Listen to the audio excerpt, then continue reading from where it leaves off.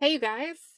Let me know what you think about the new scheduling. Judging by the law and crime feed, it looks like we have a lot of breaks to skip through already. So we're starting 2 hours late. There's always an hour and a half or so for lunch. And I figured, maybe two 15-minute recesses. We can get through the day instead of spending 8 or 9 hours. Do it in about, 6 or 7. So let's get into it. Let's see where we are. Get the screen up here for you guys. Hello, hello, hello to everybody.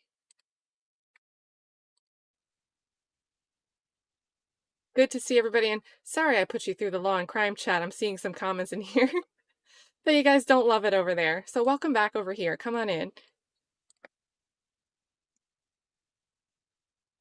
And then there's no volume here. I think it comes in like a second. I think we There we can go. move to our set of next 30 witnesses and start going through that evidence. Oh, and sorry, let me circle back. I'm looking at my notes from yesterday. Mr. Harvey, you wanted to raise something about item number 74 with Dennis. We were going to look at the CAD reports also, so we can do both of those things before we get to the next grouping of witnesses.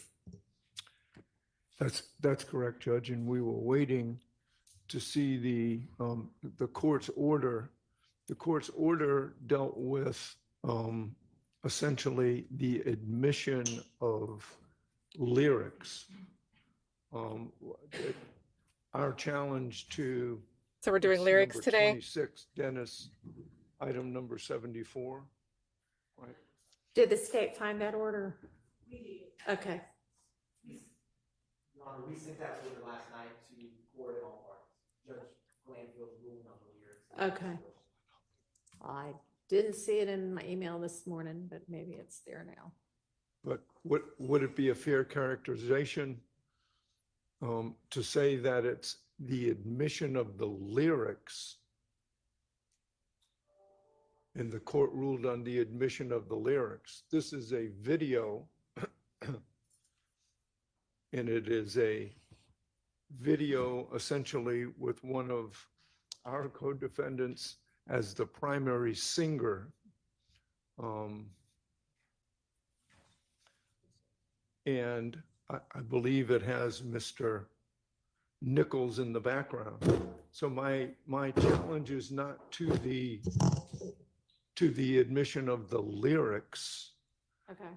but to the admission of the video. And I think the video should be admitted against, with all due respect, Mr. Jackson, but not admitted against Mr. Nichols.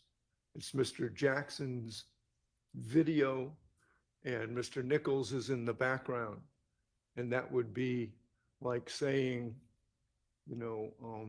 if Gladys Knight and the Pips were singing, it would be admitting In the background. the actions Look in the of background. the Pips against Gladys Knight and that midnight train to Georgia. Well, Dahlia's Ryan's too young to know the reference. Jackson is Gladys and Nichols are the Pips. The Pips, yes. Ryan does not get the Mr. context. Nichols is a Pip. Okay. A PIP. Well, I mean, I guess I don't know, let me look at the video, but I would think that both Mr. Nichols and the Pips are in the background voluntarily. Before you look at the video, can I just make an observation and a comment? No early P breaks, My FFS. client's Thanks for starting off with artistic super chats. expression, I want to put this in context. My client was arrested in 2005. The state has not until 2022, I guess, got around to trying this case. Mr. Stillwell was rapping, and he dared to say in his rap song, "I beat a murder rap, paid my lawyer 30 for that," because a reasonable person would believe that he had been arrested for murder and beat it because he had been released and no one had tried him. I have no idea how this has become some sort of admission saying I beat a murder rap, because he was arrested for murder and he did beat it. I have no idea the relevance of this. He's just stating I've been arrested for murder, which is clearly true. and he beat it because he was out on bond. So I have no idea why this is admissible against anyone. I have no idea why it's relevant. I agree with Mr. Harvey that the fact that Mr. Nichols is in the background shouldn't come in either, but I don't believe that this should come in against my client. I think that this whole ruling is out of left field, respectfully, and that's our stance on it.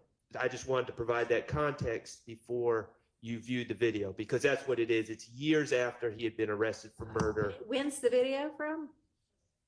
I don't 2019, we believe. 2019. So it's 4 years.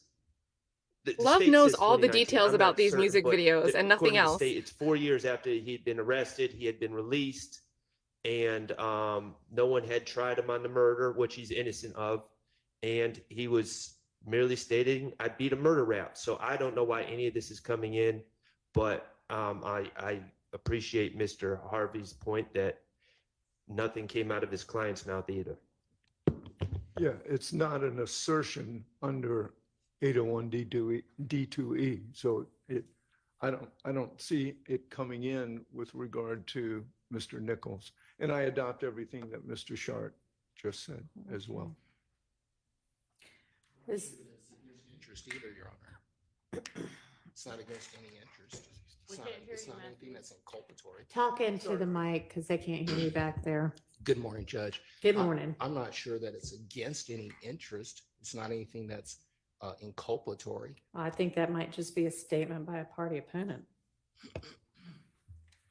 All Your right, Honor. but my client made no You assertion. know, I'm talking about as to Mr. Jackson himself. Your Honor, I would point the court's attention as well in response to Mr. Nichols' assertion to page 8 and 9 of the order. Okay, I still don't have the order in front of me, so Send it to the Your Honor, I would resend it. It was sent at 4:47 okay. yesterday. I will resend it right now. Thank you, Army Nurse. Good morning, Cat and Chat. Hit that like button. I mean, I thought I like the plaid on the court reporter.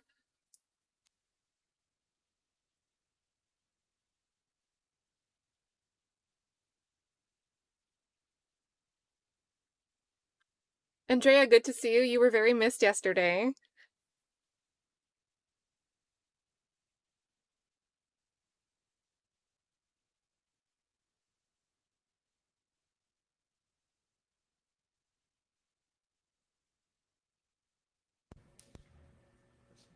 I feel like this might be like a lot if I have to go through the lyrics, because there was a lot that Love wanted to bring in. You know, in lieu of other evidence like ballistics reports and police reports and notes from the detectives.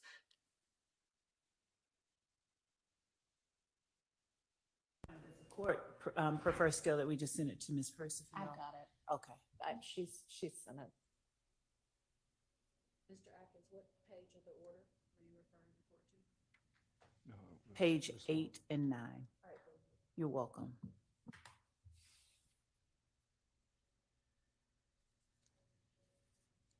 I'm not challenging the lyrics. The subsection G.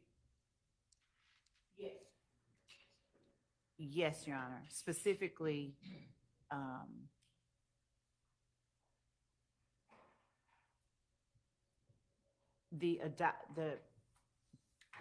the court finds that contrary.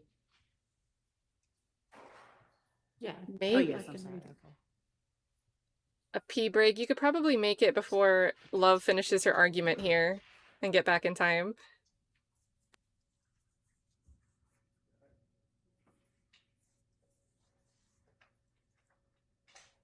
I don't have an audio glitch on my end. There's been a lot of silence since it's panned to the state.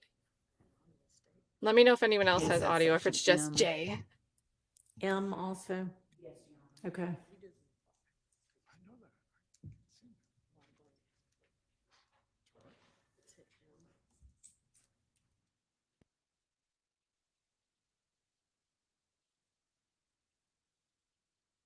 Wait, did she say don't call yesterday? Or do you mean when she said, no, I actually didn't call to check on that thing I told you that you asked me to check on, and then Atkins runs out of the room to make the call? He's like, I'll go right now.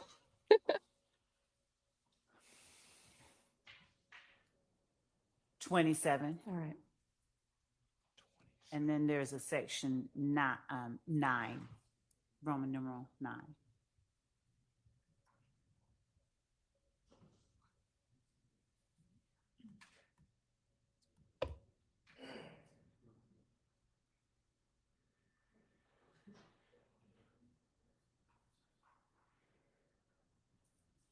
Oh, she hot mics don't call to Atkins? That's hilarious. I'm glad he went anyway. That's insane. Definitely, okay, writing in my little handy dandy notebook to go look for Finally, that. the rulings on page 41 as against Mr. Nichols.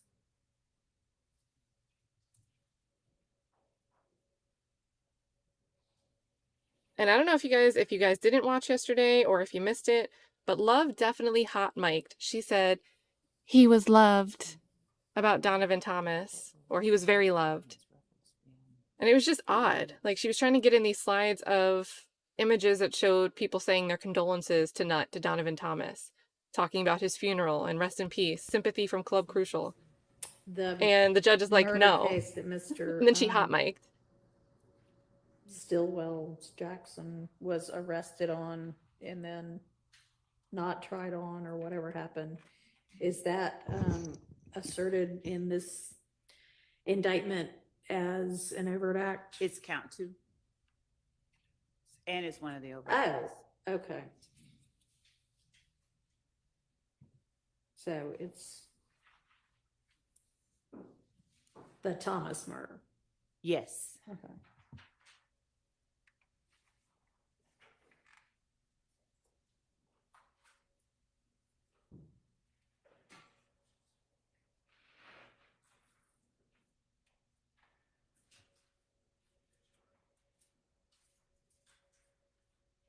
Oh my gosh. So we left 2 hours for like lunch breaks and recesses, which will probably get sped Alright. through.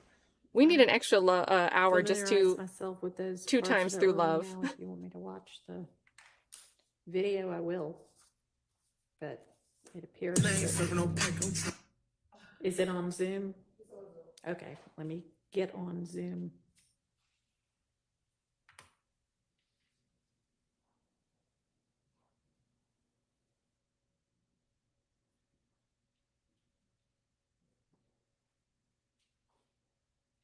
Yeah, this is crazy. Oh my gosh.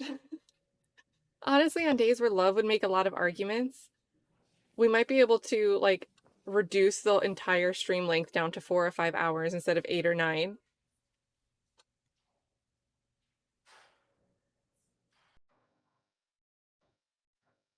All right, go ahead. Could be Scrooge McBee.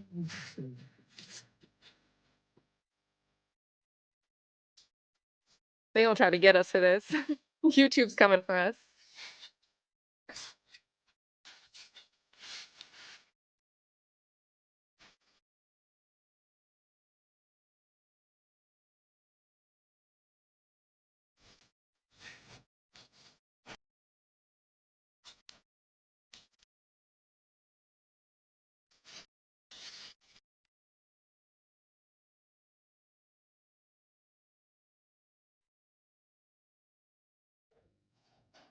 All right, I don't see any reason to revisit the ruling. Well, it wasn't, With regard to the, so. Will the if jury we even don't recognize show who's in the video, background then that quickly? I mean, the state intends for it to come in as against everybody, and there's no way for it to do that if the jury doesn't see everybody in the background. well, if it comes in, I don't think it should come in against Mr. Nichols. It should come in against Mr. Stillwell. And I would again ask for a 105 instruction with regard to this. It is again, Mr. Nichols is just a person in the background. Who chose to be in the background. So y'all can argue the same thing you've argued to me, which is, okay. Did they all sign this a waiver? is a song, Did they sign a waiver? but The state can argue what it wants to argue. I'd argue, The did they sign ruling- a waiver? I don't see, again, any reason to revisit that. And with regard to the video itself, it would be the same rulings. Okay. So how about the CAD calls? Or not CAD calls, CAD reports.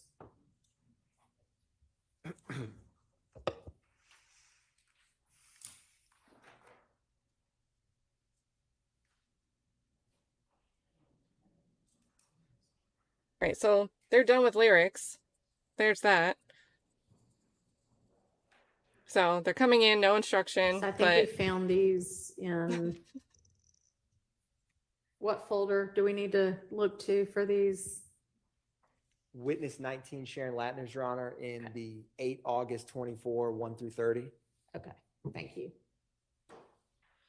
All right, do any of the defendants want to make a hearsay or other objection to any of these CAD reports or portions of CAD reports?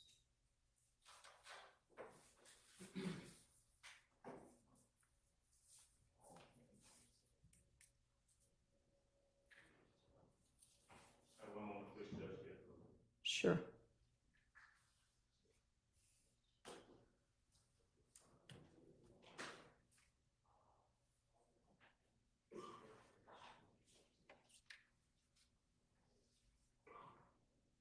thank you so much, Rooster, for the timestamp. Here is a timestamped URL where Atkins goes. And Atkins goes to make the phone call, and you do hear Love say in the mic, like, don't call.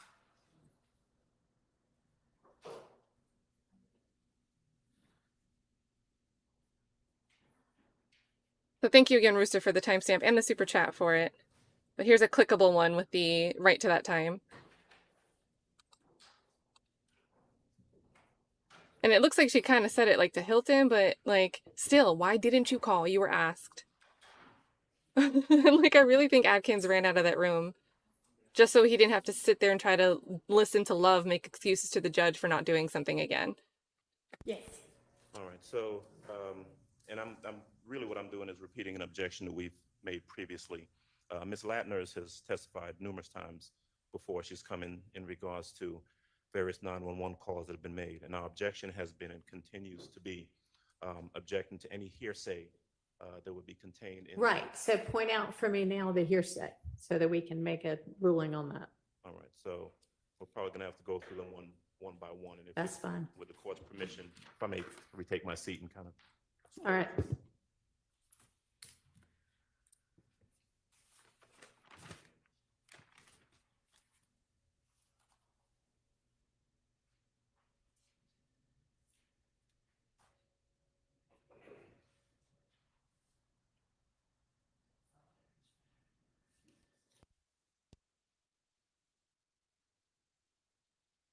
Thank you for sniping someone with a gift, Moses.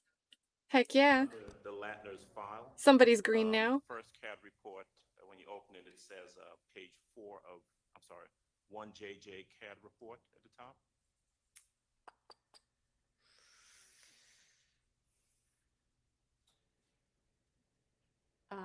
Yeah, it says that on the, It's yeah, printed date is 6/22/2022 if that. yes, All right. And so I'm going to go to page 4 okay.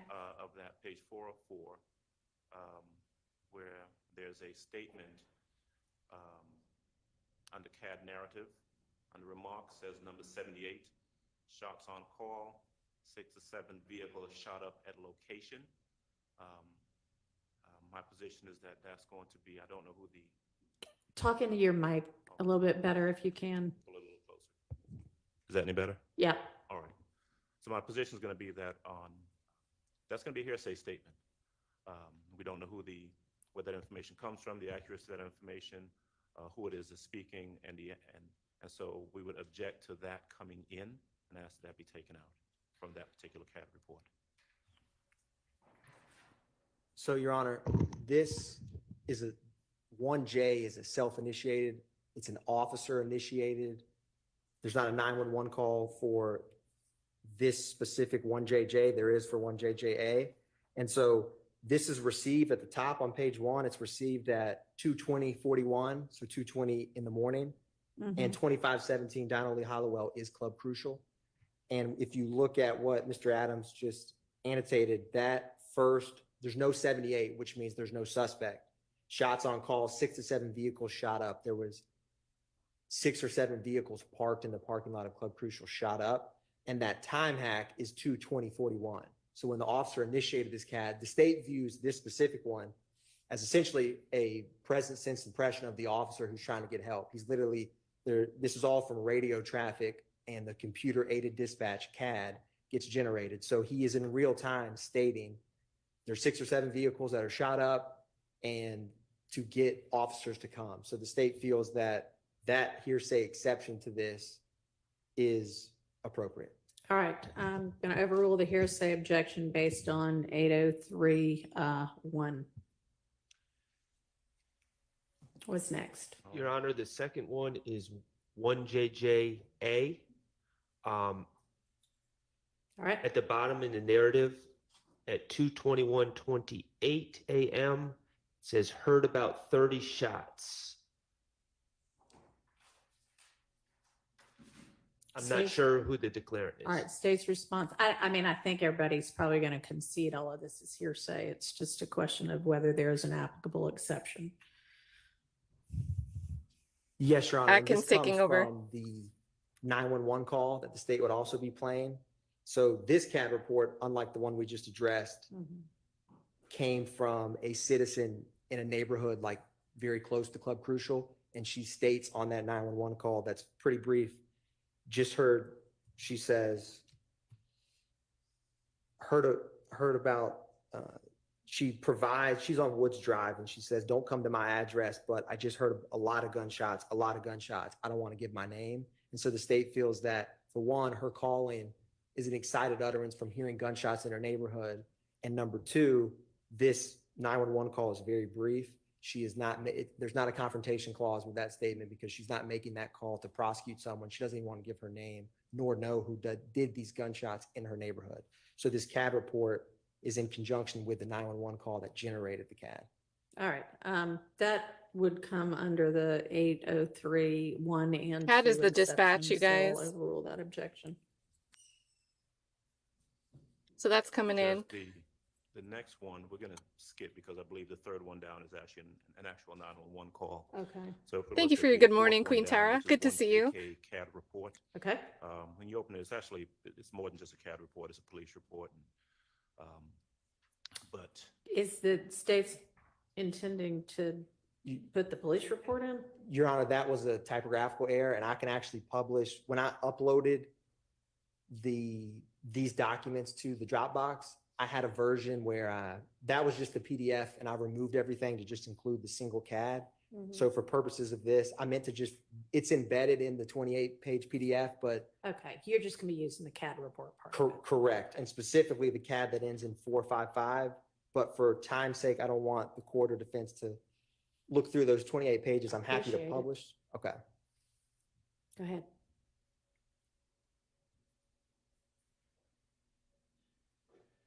I'm going to join the Zoom right now. Your Honor. Okay.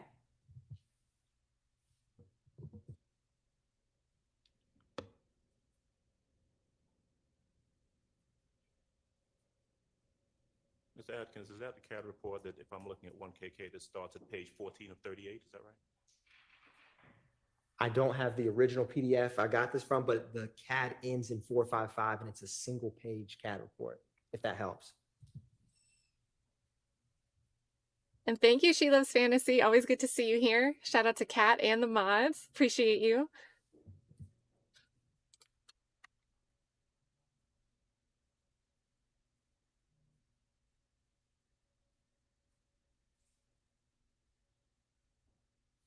And guys, we should see you guys asking about cross-examination. We should be getting cross-examination next week with Kenneth Copeland.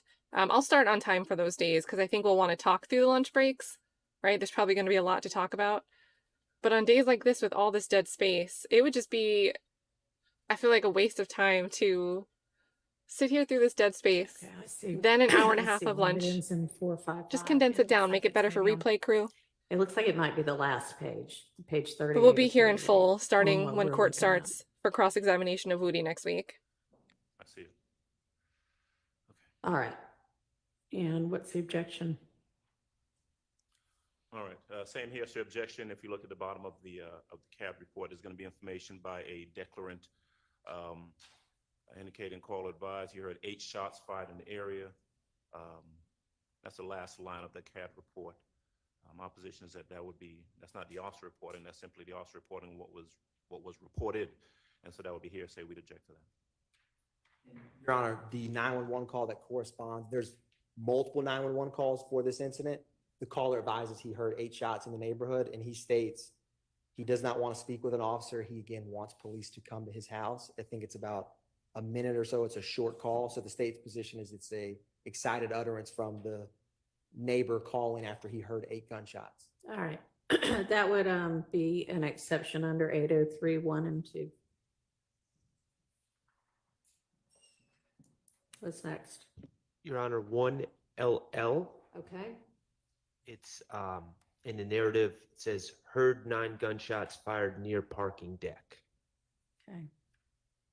At 5, and it, according to the CAD report, it's 5:52:18 a.m.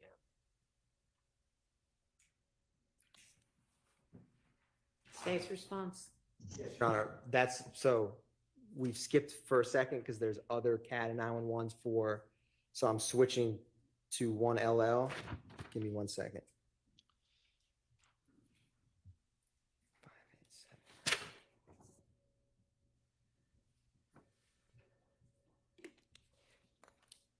Yeah, so this 911 call, the caller, so the incident happens at 1903 Drew Drive, and the 911 call that corresponds with 587, which is 1LL, she says, I just woke up and heard about 9 gunshots. It came from the parking deck. This is an apartment. She gives her phone number, the apartment, and the gate code so officers can get in. She does not see anyone. And then she says she does not have to speak with an officer, just heard a lot of gunshots. So the state's position, again, is excited utterance and not for the purposes of prosecution in terms of confrontation clause analysis, because that, my apologies, Madam Court Reporter, the heard 9 gunshots near parking deck is the CAD report automating what the 911 caller audio, which we have, states. All right. That would also fall under the 803(1) and 2 exceptions.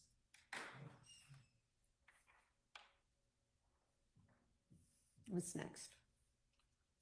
I think we're going to have to jump down a bit to what looks to be 2LL CAD report. Okay. I believe that ends in incident number 588. Yep. It's a 3-page CAD report. On page 2 of 3, there is at 4/28/2015, 5:52, there's an annotation that caller advised she heard banging on her window. Nothing further, and then a line beneath that where it says there's actually a description. I'm unclear as to whether or not that is a description being relayed by the officer or a description that was given to the officer by a declarant that we don't know who it is, where it says 78C-BF, dark skin, head wrap, black shirt. Okay. Mr. Atkins. Yes, Your Honor. And with this CAD report, the state, you can get CAD reports in present time, but I don't have the 911 audio that accompanies this. So I can't state for the court. So the state can redact that specific line because Okay. I can't articulate All right. how that came about. All right. Y'all can go ahead and redact that then.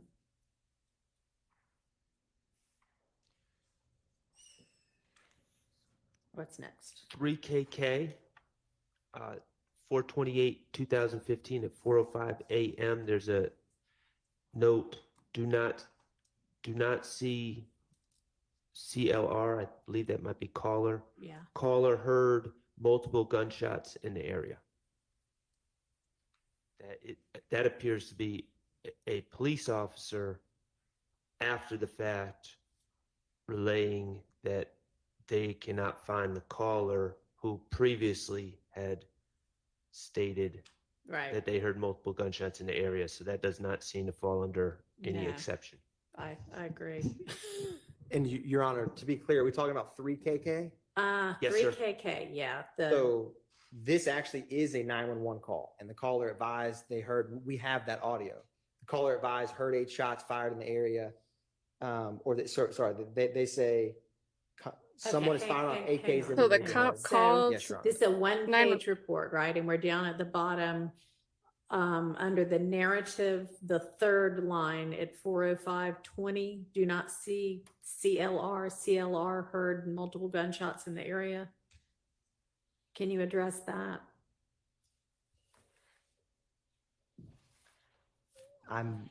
Give me 1 second, Your Honor. Sure. I may have misnumbered my 3, maybe. Let me see. Okay, my apologies. My numbers were one off. It's okay.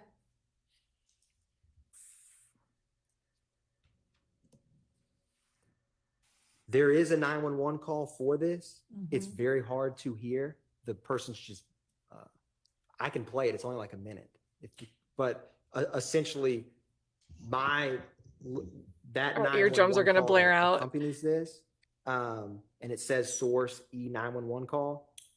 He's saying that he hears shots. It's hard to make out the totality of what he states because he's just not speaking into the cell phone very clearly. But my understanding is that comes from his call. All right, why don't we just listen to Okay. it? Yes, Your Honor. Hey, protect your eardrums because maybe this will come in a little loud. So warning, warning. And Eve, good point. They doxed the caller like they doxed Bean when he was on the stand. They love to read people's information out in court. The nation is watching. When the world is watching. Atlanta 911, operator 2091. What is the address of your emergency? Okay, do you need the police, fire, ambulance service? Okay, turn your volume up. You need the police? Okay, can you try to speak a little louder? We have a bad connection. I can barely hear you. Can you hear me now? It's a little bit better. Okay, I'm saying it seems like there's some type of fun not for other things going on in my neighborhood. Okay, and you said you're at 1469 Mims Street. Do you want to meet with the police when they come out? No, I just can just send them out. Okay, how many shots did you hear? It was like a whole round. Okay, all right. We'll send the police out to check the area. Do you want to leave your name and number? David, Okay, Mr. Moore, verify the phone number you're calling from.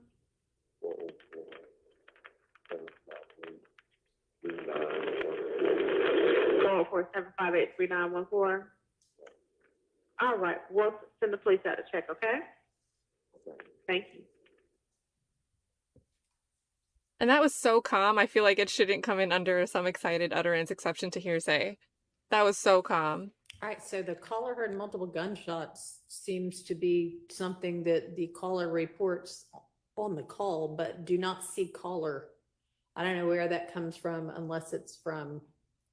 That, Your Honor, I see what the court is stating. At 4:05, so the call comes in at 4:03:37, and because there's multiple 911 calls, there's already officers heading that way, and so this isn't the first call, and so a minute and 20 seconds later almost is an officer radioing, I do not see the caller. Caller heard multiple gunshots in the area, so I think they're just parroting back the 911 call. Right. I don't have any problem redacting that. I do view it as the officer's present sense impression, but I don't know why it reparrots the caller heard multiple gunshots, because obviously he didn't speak with someone because he says he can't find him. And that caller didn't want to come outside and speak. So I don't have any problem redacting that third line, Your Honor. Okay. Thank you. Yes, Your Honor. What's next? Yeah. All right. Your Honor, the next one is 4KK CAD report. It's second to the last. Thank you, Anthony, for becoming a member. It is a 2-page CAD report. On page 2 of the CAD report, towards the bottom under a CAD narrative, there is at 4/28/2015, 4:06:28 a.m., female shot. I concede I don't know what KF08 Yeah. means. Night commander copies female grazed by bullet caller stated someone shot up house. Looks like it says Supervisor Arnold and Denson, and I don't know what the rest means, but that's obviously, and it notates that there's a female caller. So this information is obviously being, not obviously, it appears to be being relayed by a female caller. We don't know who that declarant is, whether or not the caller, it's being offered for the truth of the matter asserted that someone shot up a house, and we don't actually know. All right, maybe we just need to listen to this one. Yes, Your Honor. And I think it is coming from the 911 call. I will play the 911 call for this one. It's a little bit longer. It's like 6 minutes. Well, you can just get to the part of it that matters. Yes, Your Honor.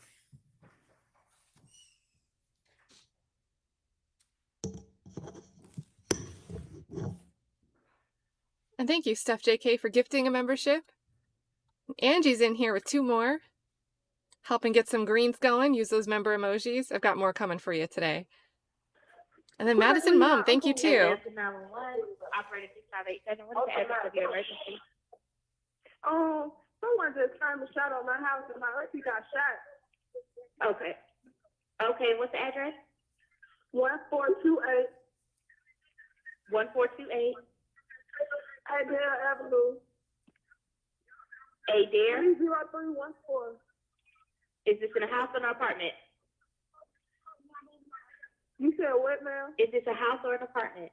A house? Okay, that's Adair Avenue Northeast? Oh, Southeast? I thought it's southeast. Okay. 1428 Adair Avenue, and that's the door 30314. Okay, it's not coming up southeast. And Your Honor, around 2 minutes and 31 seconds, this gets to the female being grazed, so I'm gonna jump to that. Okay.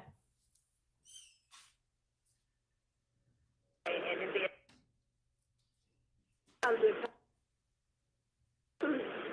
right, and what's your name? Diamond. Okay, Diamond, can you tell me what happened? I was just, I woke up to gunshot. Somebody just told me they were shooting up the house. Okay, was anyone shot? Yes, ma'am. Okay. Are you with the patient right now? She's laying in the bed. Okay. Are you with her right now? You said what, ma'am? Are you with her right now, Diamond? Yes, ma'am. Okay, how old is she? She is. The bullet didn't go through. She got straight. But she is. How you have this way? And the reason I highlight that part, she says the bullet did not go straight, which is Right. how the CAD report ends up reflecting female grazed by bullet, because her aunt was shot. Okay, I mean, other than the night commander copies part of that, that's all the caller obviously relaying what just happened. So that would fall under the same exceptions as the others. Do you intend to, I mean, the night commander copies part, can you I can redact that, Your redact Honor. that out? Okay, Yes, Your Honor. all right, what's next? Is there anything else? I believe that's it. Okay. They should have All right. redacted some of this personal information. If they think people are so dangerous, witness intimidation. The other thing I had written down from yesterday was Mr. Stillwell jail calls, if y'all are ready on that. If not, we'll just move on to the next. I'm ready, Your Honor, just thinking about the most logical way to address these issues. They're about 14, 15-minute calls. The state has, to my knowledge, not given any clear direction on what they plan to play. So I think that maybe it makes State's not more ready? sense for them to propose what is admissible, Okay. and then I can respond. All right. And Ms. Hilton, is this the one that you sent over that was like in a spreadsheet, or where would I go? What's the best way to go find these? No, Your Honor, that was the co-conspirator statement. Okay. But in this same Dropbox, these are all in the Mike Sprinkle folder Okay. under Shannon Stillwell. Okay. And Your Honor, it may do well for us to have a conversation at a break with Mr. Shardt and counsel, because there are some that we've identified that we will not use, and then there are redactions that we have. All right, I was Why hoping didn't they you do would have this already? provided that information to them before now. So We that get to could skip the get break, right that's to fine. What we still need to litigate. As there were some that were excluded as late as last night, I can address them, some of them. Okay, all right, why don't we Okay. take such a break right now then? All right. All right, you guys, I've got a Max Shardt and Brian Steele member emoji I'll upload after we get the court playing again, and then I'll work on a Bruce Harvey and Careton Matthews. Do you guys really want an Adrian Love one? Like 2 of you have asked. I can do one. I can do a Hilton one too. Well, let me know. But Chloe Albert, thanks so much for the super chat. I just love when song lyrics enter my RICO trials. Y'all remember last time, right? When they released John Gotti's greatest hits on double disc, Bad Boy remixes were on side B. And don't forget the classic It's Raining Men from the Karen Reed trial that everybody remembers listening to that song in the kitchen at the Alberts house. Nothing else about seeing someone laying in the snow in the driveway, the barely snow. But they all remember that song. And they remember looking up that song to play it. They don't remember Googling House Long to Die in Cold. Always good to see you, Chloe Albert's Revenge. And then Esquire says, salutations to Kat, the mods, and the chat from the great state of New Jersey. Reserving my popcorn for Cross. Can't wait. Yeah, you guys, you still have time. If you use Prime, Amazon Prime, you could get an air popper. You can get some popcorn kernels. You can get some of, what's that, Flavicol, the popcorn butter thing? You can get a whole little popcorn gallery set up before cross-examination next week. You've still got time. It's only Wednesday. That's the way to do it. I might literally make some popcorn and have it on stream next week. Super, super great. And we will skip this, you guys. I think we will drain the 2-hour advance that we did on this stream, because look how long this is. Hold on, wait. So 140. This is 15 minutes already. Oh my God, how long was this break? This is half an hour. They come back just before 40 minutes from this break.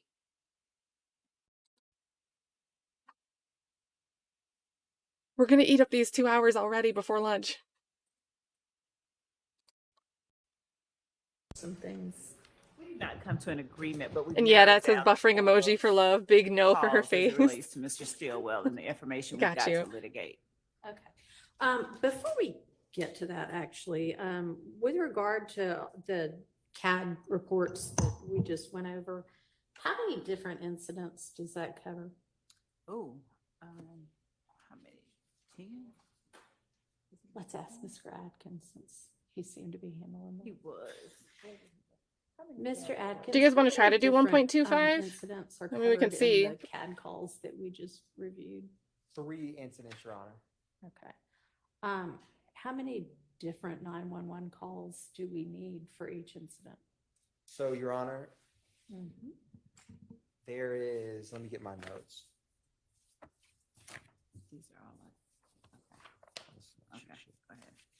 So All right, we're gonna do 1.25. for the Club Crucial shooting, which is going to be letters JJ, like the exhibits are going to have that when we introduce them. Of course, it's There's Adkins only talking, who one actually 911 speaks call. quick. Okay. So that one's easy. For Adele Drive, Mhm. there is 4 CAD reports, 4 911 calls. Okay. The state wanted to introduce multiple of these. And why is that? So, Your Honor, a couple of these is, for example, and Adele Drive is a good example of this. APD gets multiple calls from different neighbors. Right. And so in the state's mind, there's some relevancy to kind of some initial chaos of when these, because some of police work or investigation of cases. And so in real time, when it's 2 a.m. and someone's house is shot up, sometimes they get 5 calls. Mhm. And sometimes they're half a block over, 2 miles over, and it takes APD as it would anyone, some time to figure out where it happened. So I think it's important for the jury and evidence to exist to show that process, real 911 calls and CAD reports associated with acts in the case that come in real time. They come in fast, and APD has to decipher and figure out what happens, which leads to investigations. So are we going to need to listen to 4 different 911 calls? I mean, it's easy enough to say, are these the 4 CAD reports? Yeah, they are. They're admitted. Your Honor, specifically with the 911, we will not have to listen to 4 911 calls. Okay.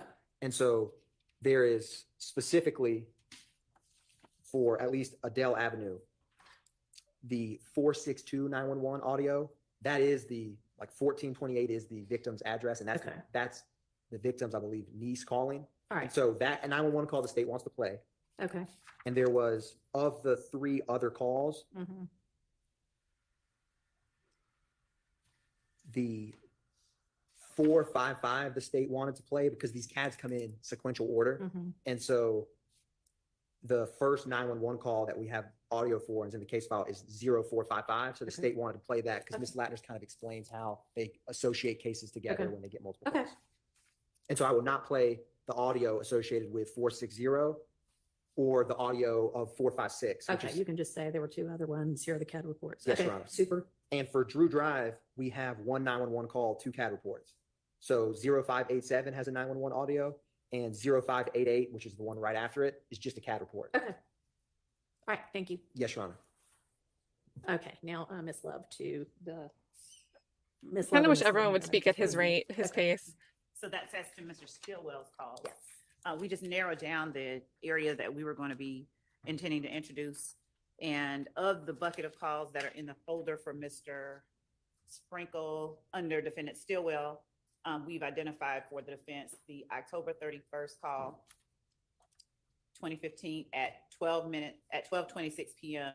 from 1 minute and 10 seconds to 2 minutes and 5 seconds.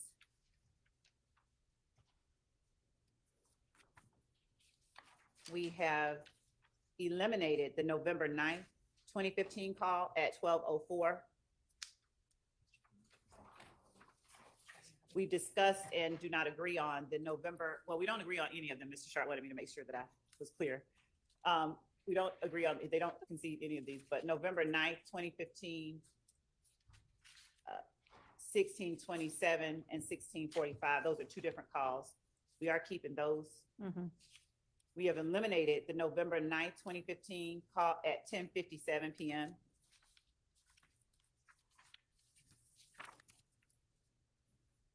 The November 10th, 2015 call at 16:41. We are introducing the portion starting at 1 minute and 50 seconds to 2 minutes and 30 seconds. And then the portion at 5 minutes and 51 seconds to about 6 minutes. Okay. Then the November 13th, 2015 at 16:58 call. We are introducing the portion from 12 minutes and 40 seconds till the end, which I believe is about 15 minutes.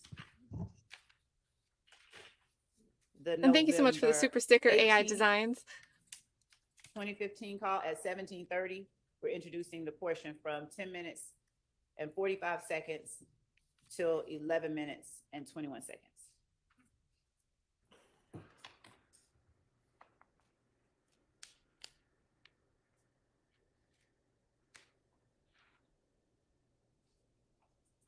See?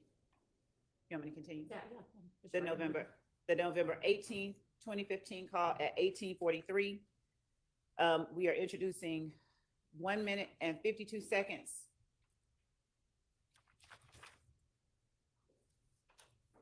till about 4 minutes and 35 seconds. So 152, the call starts, and then 320 to 435 is a specific portion that we have identified to Mr. Shardt, but we may have to back it up a little from 320 just for context, but 320 to 435 is the portion that we identified. Is that all of them? No, there's a couple more. Okay, go ahead. So November 19th at 17:26 from 2 minutes and 15 seconds to 3 minutes and 50 seconds.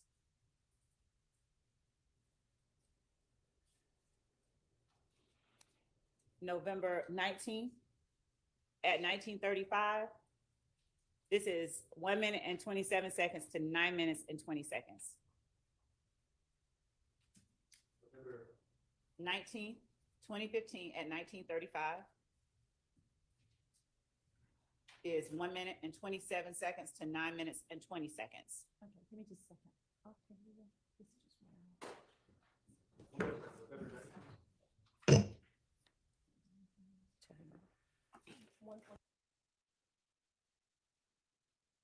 And then FFS. Can we not say drain? It reminds me that I have to pee. If you guys missed it yesterday, Drea, you might have missed this. They got a preschool, elementary school lecture from Judge Whitaker. Like, when we do a bathroom break, even if you think you don't have to go, just try to go anyway. Because we're not going to keep doing potty breaks. Okay, I'm going to repeat for Mr. Shardt. November Thank you so much, 19th, FFS. 2015 at 19:35. We will play from 1 minute and 27 seconds to 9 minutes and 20 seconds. Then, for the call dated November 23rd, 2015 at 16:08 p.m., the state will play from 8 minutes and 50 seconds until the end of the call at about 15 or 16 minutes, 16 minutes actually. So it's about 7 minutes. 8 minutes, 7 minutes. Then December 4th, 2015 at 15:48, the state will play 11:57 to 13:15.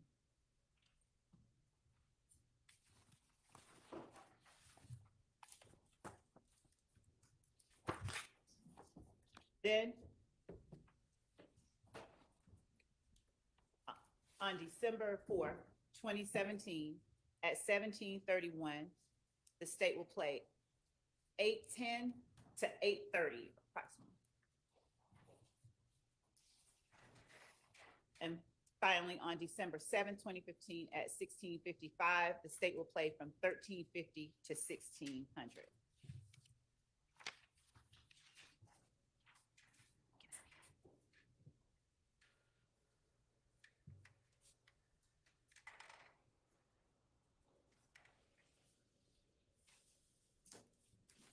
Okay, so do we want to just start with the first one and I'll hear what the objection is, or hear the tape and then hear what the objection is? Maybe hear the objection and the tape. So, Your Honor, I think that's a good way to do it. Maybe hear the tape and then the objection. Okay.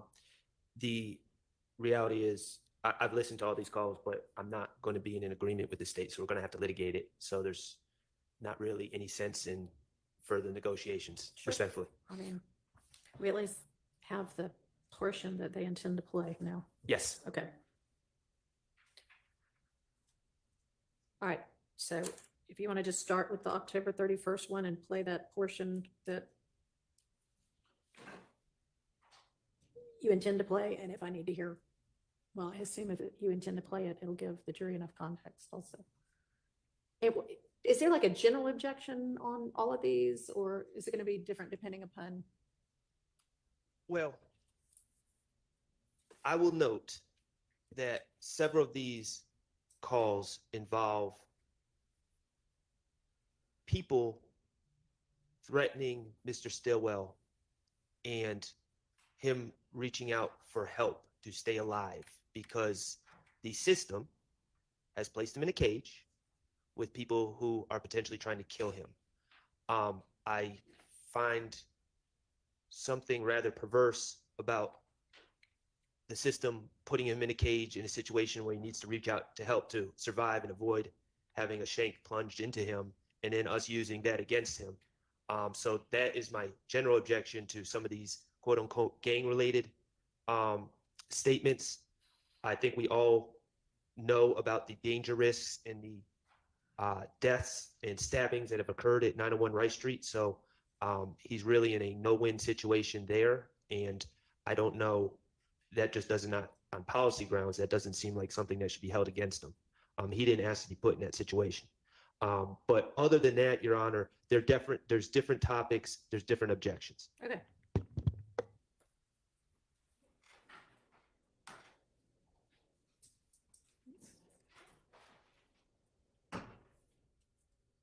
Give me just a second. And heck yeah, Chloe Albert's Revenge says, talking about Karen Reed trial, they selectively remembered the oddest details in that dumb trial in Canton. After that, I declared I would never date a guy named Brian. And after this trial, no Ricos either. And nobody that's like initials would be capital R-I-C-O. Stay away. I wonder if this was a long break. This is your pee break, guys. Even if you think you don't have to pee, go try to pee. All right, this one's short. This one's pretty short. Let's do there. October 31st. Uh, All right, so we're going to listen to the October 31st portion that's at issue. Or go to www.visitfromhome.net to learn more. Thank you for using Securus. You may start the conversation now. Hello. What's up? Hey. What happened? I had to talk to the lawyer. Oh, okay. Listen. I need to let him know he behind me, everything good. Lord sent him down there so I can interview him to see if I want him. I was like, feel like he hunted the cake. Your Honor, I'm gonna double check to make sure it seems unusually quiet. Okay. So I'm gonna make sure the volume is back. All right.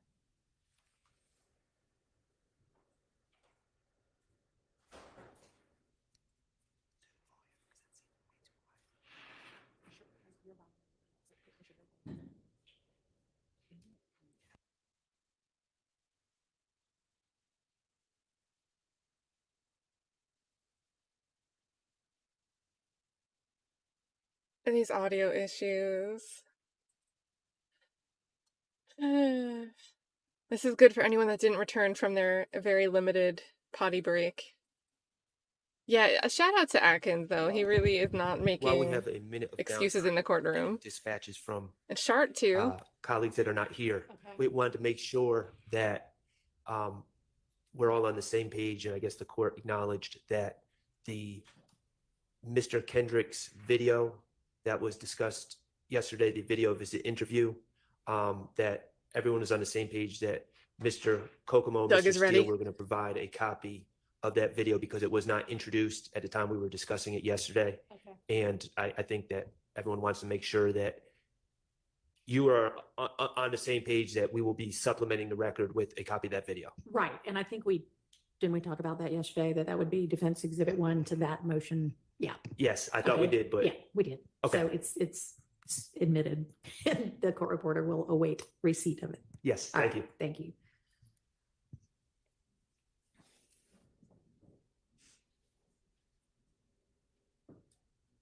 I feel like Max is afraid to come off like love. Overprepared. What happened? Lord sent the lawyer down there. I had to talk to the lawyer. Oh, okay. Listen. I need to let him know he behind me, everything good. He said, Lord sent him down there so I can interview him to see if I want him. And I was like, feel like he hunted the cake, and I want him. If you feel like you can't, then don't waste my time. Oh, okay. You want him? Well, he talking like he can handle like everything. He handle everything. He say he been working with all type of stars, on all type of murder cases and all type of cases. Mm-hmm. I'm sorry. It's Okay. can't hear that at all. Your Honor, we're bringing over a Bluetooth speaker. I'll give the court what is being said so that at least we can discuss it. Okay. Mr. Stillwell says, when asked how he's doing, that Thug sent the lawyer down for me. I went and talked to him. He let me know he's behind me. Everything's good. Thug sent him down there so I can interview him to see if I want him. I feel like he can handle the case.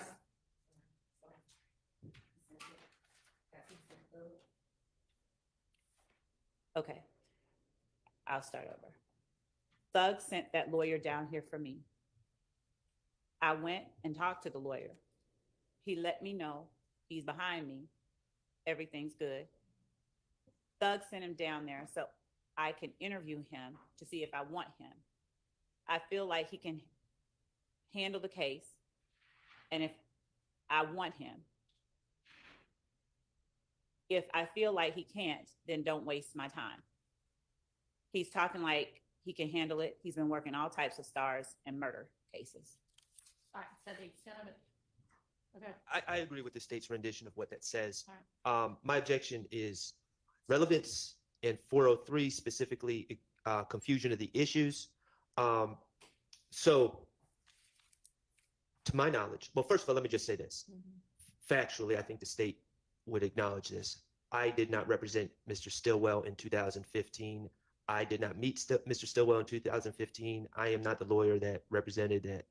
I beat murder cases all the time and have represented all sorts of stars. So factually, this creates an impression to a jury that, and I know I'm not a party to this case, but I am linked inextricably with my client. This creates an impression to the jury. A reasonable deduction of the jury would be that he is talking about me, that Jeffrey Williams sent me, and let me just be clear, I have no information that Jeffrey Williams sent anyone, but Jeffrey Put a one in the Williams chat sent if you me agree to, if to you don't talk think to Shard's making Mr. a good Stillwell, argument.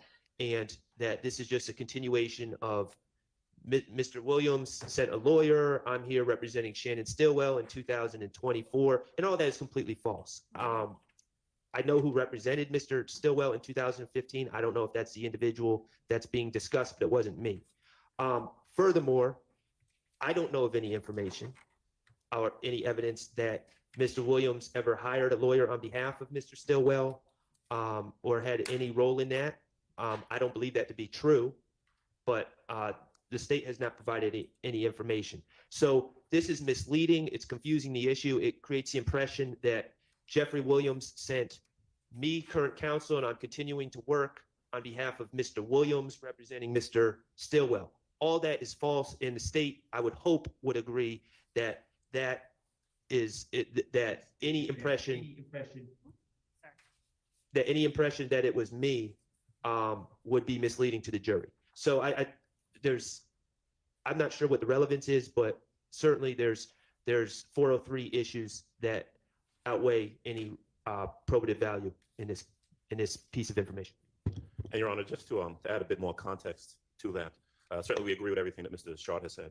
We're going to have an objection as well, of course. We don't believe that that conversation that you're about to hear is, number one, relevant, that it advances any issue specific in this case. But more importantly, and the state knows this, I'm sure they do, there is no indication, and there, in fact, was not any attorney hired by Mr. Williams for Mr. Stillwell, Mr. Jackson.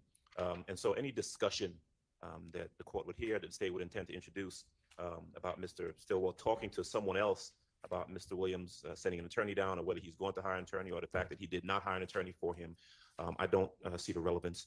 And so that's just adding a little bit more context for the court. right, thank you. I'll hear from the state.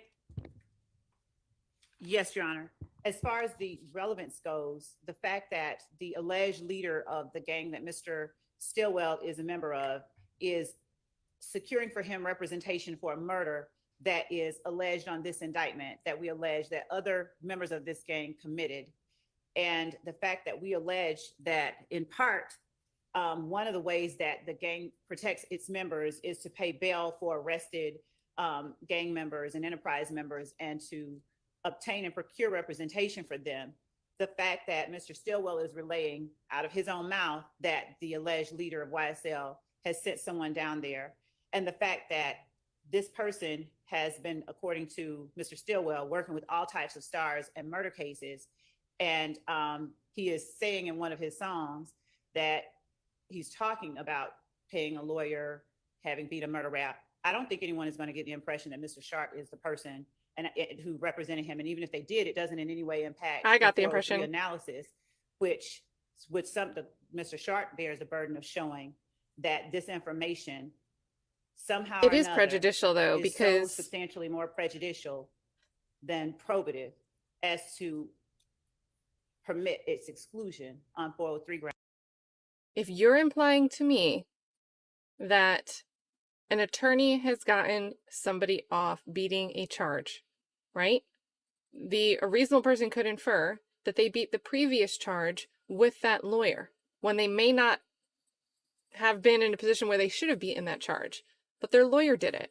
So if you then, as a reasonable person, could conclude that this same lawyer sitting here in this room with this co-defendant in this trial where you're a juror is that same attorney, you're going to be looking at anything he argues for his client as, oh, that guy gets guilty people off all the time. He gets paid and he does something good. I don't like the way that works. I'm going to keep my eye on that attorney. That's why it's problematic. Grounds, and he hasn't done that except to say that they might think that I'm the one, but Mr. Shart's not the person or the proper inquiry around which to make that analysis. All right.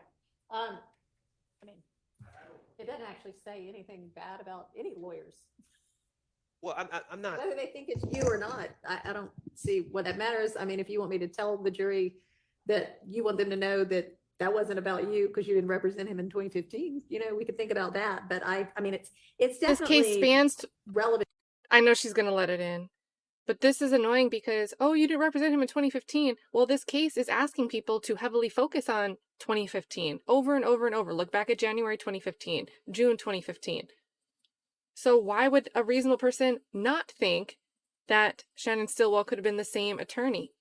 Especially if they're a juror that doesn't understand, maybe they've never even had one attorney for anything in their life, let alone having multiple attorneys.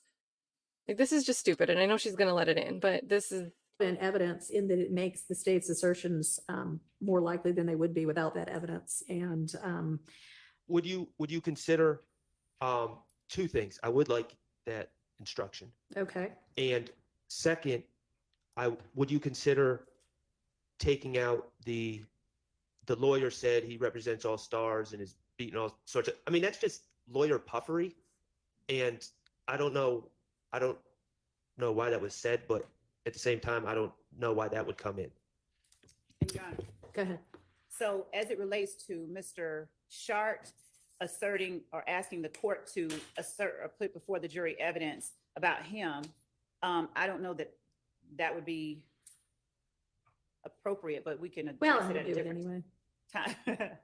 And as for whatever the lawyer said about him representing all types of stars in murder cases, the fact that Mr. Stillwell made that assertion is the part that we believe is most relevant, because that means that it was important to him, and that's his belief.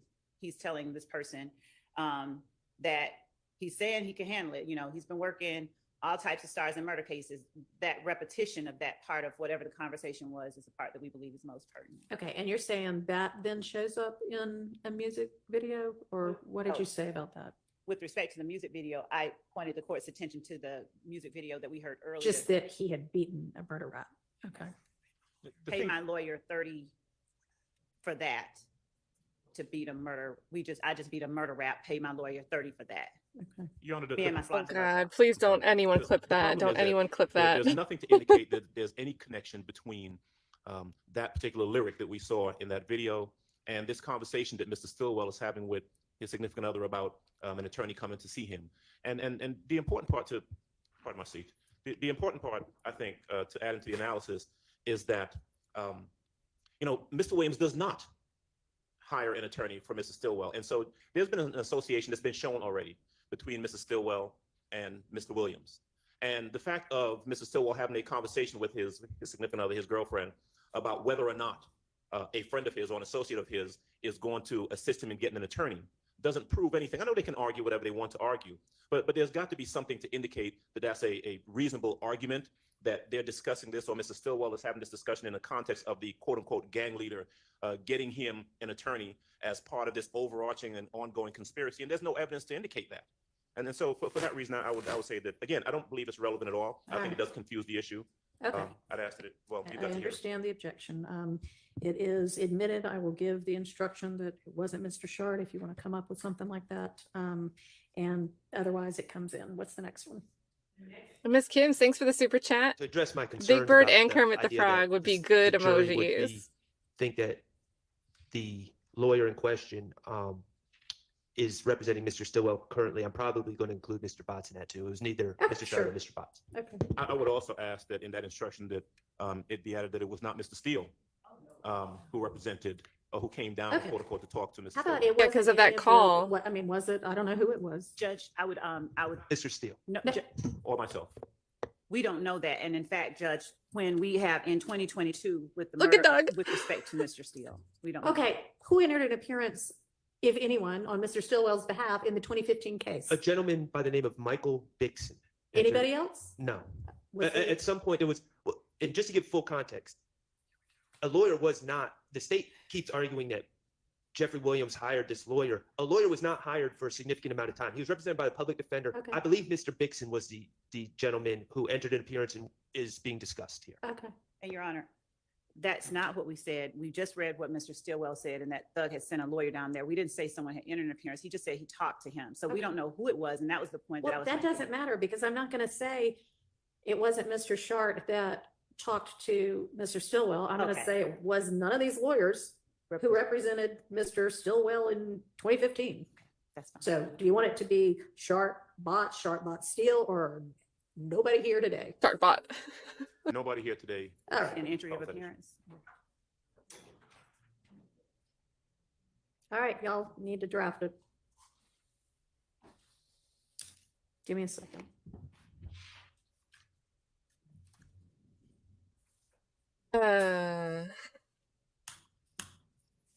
And Leah's dad, this feels right.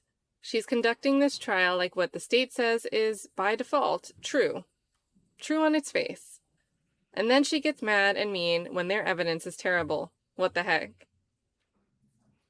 I agree. I mean, and look how much time we're wasting on this one line about the attorney. All right. Like, it's like that 17-second video all over again. Next. Well, not as bad as that. Judge, I'm going to try and play it through a Bluetooth speaker rather than. play Okay. it through the-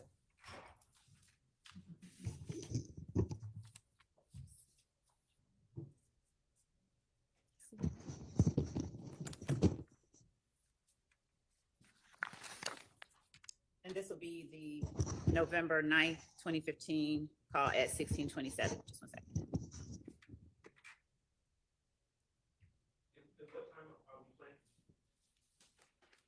I didn't give it's the call, the whole call. Whole thing.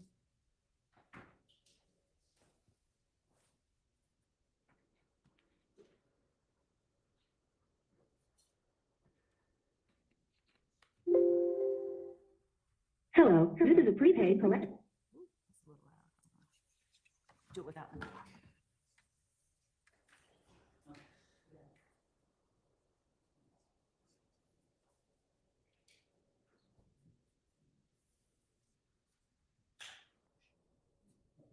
I'm going to start where the call.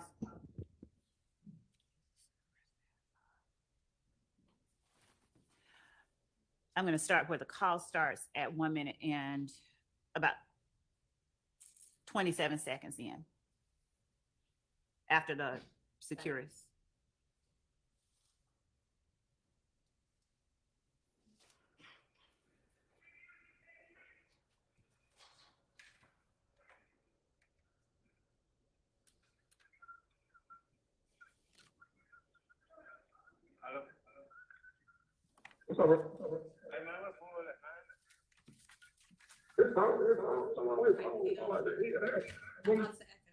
It is. Maybe it is better going through the microphone. I'm gonna try one more time if you had a microphone on. If it does do that, I will play it. Okay.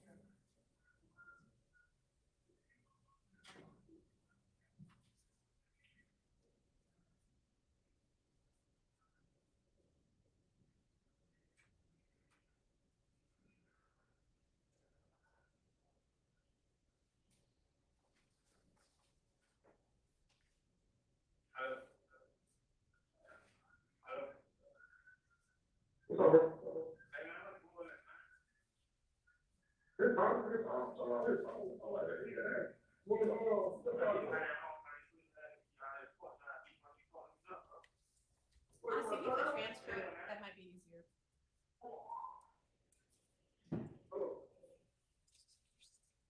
I mean, it was better once you moved that away, but.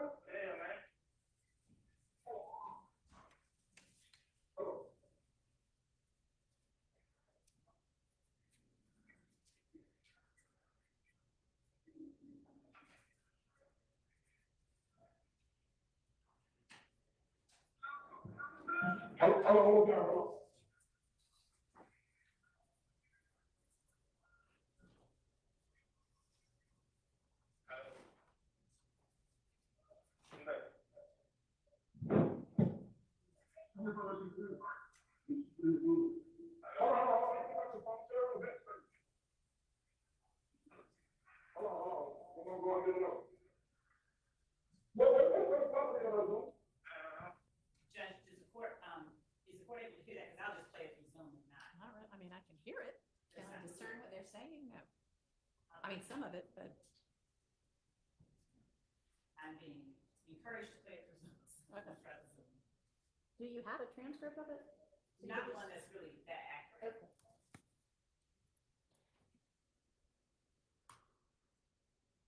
Another inaccurate transcript, so they probably don't even know what they're saying. Boy, y'all need too much. You on hold and all that. Man, y'all just stop playing, bro.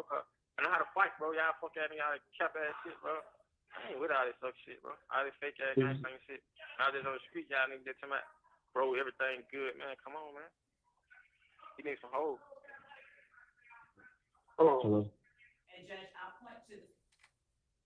I'll point to the right of the screen where the court sees the lines indicating talk. That's the transcript that's coming up. It's sort of closed captioning. It's not the best, but that's what I was talking about. Hello. Boo. The Junior, he on the phone, Junior. Hey, boo. What up? Man, what's up, man? You fucking nigga come out of this suck ass shit, bro. You shine, nigga, bro. For real, huh? I don't know what paperboy had going on out there. Out there like he kicking like he's there with a lord or film or whatever he's doing. Man, Who said that? Paperboy, these niggas, they don't know nothing about paperboy, man.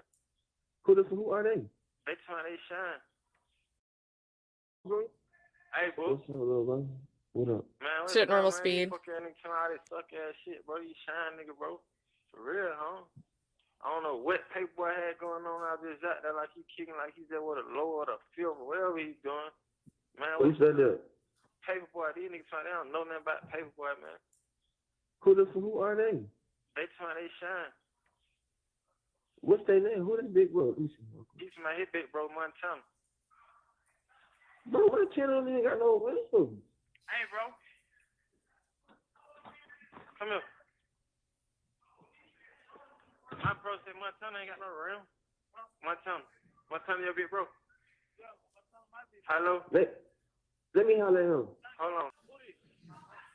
Stay pause it just a moment.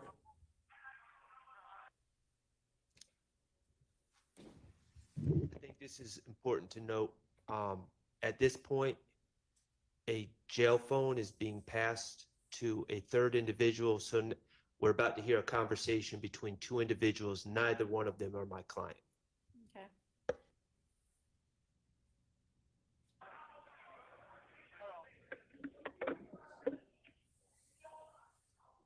Hold on, boy. He trying to have that something near the door. Hold on.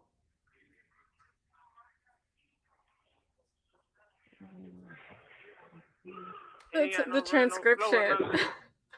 What you say, Bro, shit, bro, a green light and a floor is different, man. Hey, I said here. Bro. Hey, yo. I'm here, bro. Bull. He He scared to get on the phone? I don't know, man. He talking through the door to another nigga, man. These niggas monkey, bro. Tell the nigga get on the phone. Man, these niggas monkey, bro. I beat one of these fuck niggas up, bro. I ain't playing, bro. All that lame shit. Come holler at my bro, man. Hold on. Hey, yo, homie. Yo. Rise and shine. I shine, you shine, we shine. Hey, who your big fool, bro? Yo, my big fool A1, dog. A1? Yeah, that's the big bro over Georgia, my nigga, behind the G-Wall, 5. Listen, son. You talking about behind G-Wall? A1 is behind. Yeah, A1 behind the G-Wall. Listen, 5. Listen. But we just had a 5 on 031 day, dog. My channel don't even have no rims, 5. Hey, look. Busy. Hold on, bro. My handle is busy, 5. You can ask any nigga about me, bro. My name Busy, 5. Your My name who? channel don't got no what? Busy. My son got the green light. Joe Shine gave him the green light over the whole right street, dog. I'm telling you, I'm telling you, out the Joe Shine out. Bro, hey, look, you can three-way Joe Shine right quick. Hold on.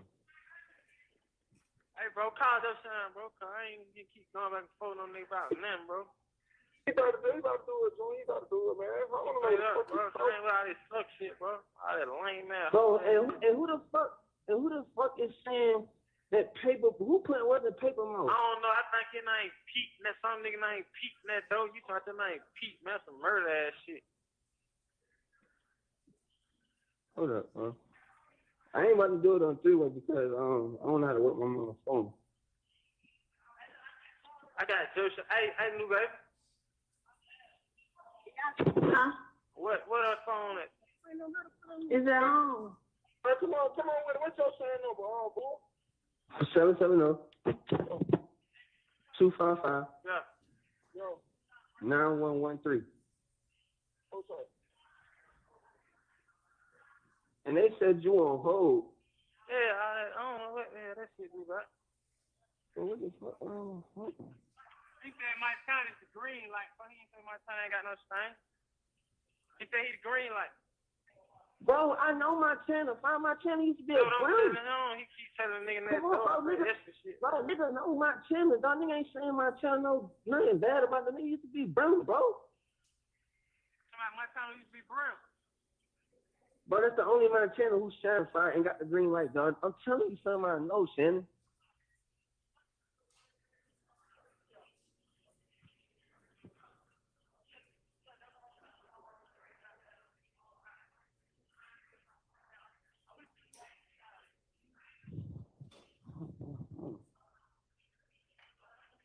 Hey, boy, he ain't picking up. Where the other man? Where the other straight now? Hold on. There's a Kermit emoji now, you guys, to help get you through this. Hey, yo, call his number. Hey, who over Georgia, boy? Hold on. 44 632 6586.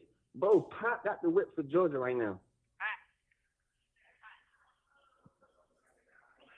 Bro, these niggas asking questions and they don't even fucking know who the fuck is these niggas that say niggas on hold and they don't even know shit. They don't know what's going on, man. You be fine. Hell nah, man. Fuck these niggas, bro. I don't know that. Who they saying got it? Joe Shine? Who got Georgia? Who y'all saying got Georgia? Who he saying got Georgia? Hey, yo, Robin Shannon, fine. I say, what's up? Bro, listen, you know Shannon and Rice Street, he just went upstairs, right? Yeah, right. Listen, bro, these niggas talking about 5 is on hold and all that kind of shit. Who this is right here, boy? This buckshot. This buckshot. Hold on. Hey, yo. They talking about what? They saying that there's 5 is on hold and all this my channel shit. Bro, tell these niggas my channel don't even got no fucking room. My channel don't got no fucking rims, nigga. That nigga's a slap, nigga. That's what the fuck I just told these little niggas. These little niggas don't even know shit. What the fuck? What he saying? He got the same. Hey, he said his name. He said his name Finesso and another bro named Pete. Bro, and then on top of that, these niggas want to tell me that Pop not running the whip. Pop pushing the whip, nigga. That's what I'm telling them. He said Pop. Georgia. Pop, man. Pop. Yeah, he know Pop pushing. Bro, Pop. Pop just running the whip, G. That's what got the rims by now, G. This shit Hold goes on, hold on, like that, bro. Yo, Hey, yo, yo, hey, yo. yo. Who is saying that Shannon is on hold? Huh? Who's saying Shannon on hold? My the green light over here, Lil Pete. Look, Cause look, let me tell you what the situation going on right now. Joe Shine gave him the green light over on 6th floor. Goddamn, Montana got the green light over the whole right street, right?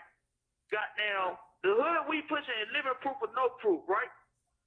Y'all say the high is hot. No, pop. The high is not pop, bro. The high is Dub, bro. Dub Ski, bro. Bro, Dub is not. He's inactive right now. Five. It's a bunch of policies going on with Dub right now, G. But them niggas Hold on. See, look, we've been in Right Street for a good minute. See, we ain't been pulling up at no jewelry shop. You feel me? Yeah. But fine, look, yo, you right on paper. Dub is the high, but bro, this nigga's inactive right now, fine. You got a three-way with Joe Shine? But call this nigga Joe, fine. So they just so fixed on this nigga Joe. I'm bar Joe right now. Tell Lil Pete they following Joe right now. Tell Lil Pete they following Joe right now.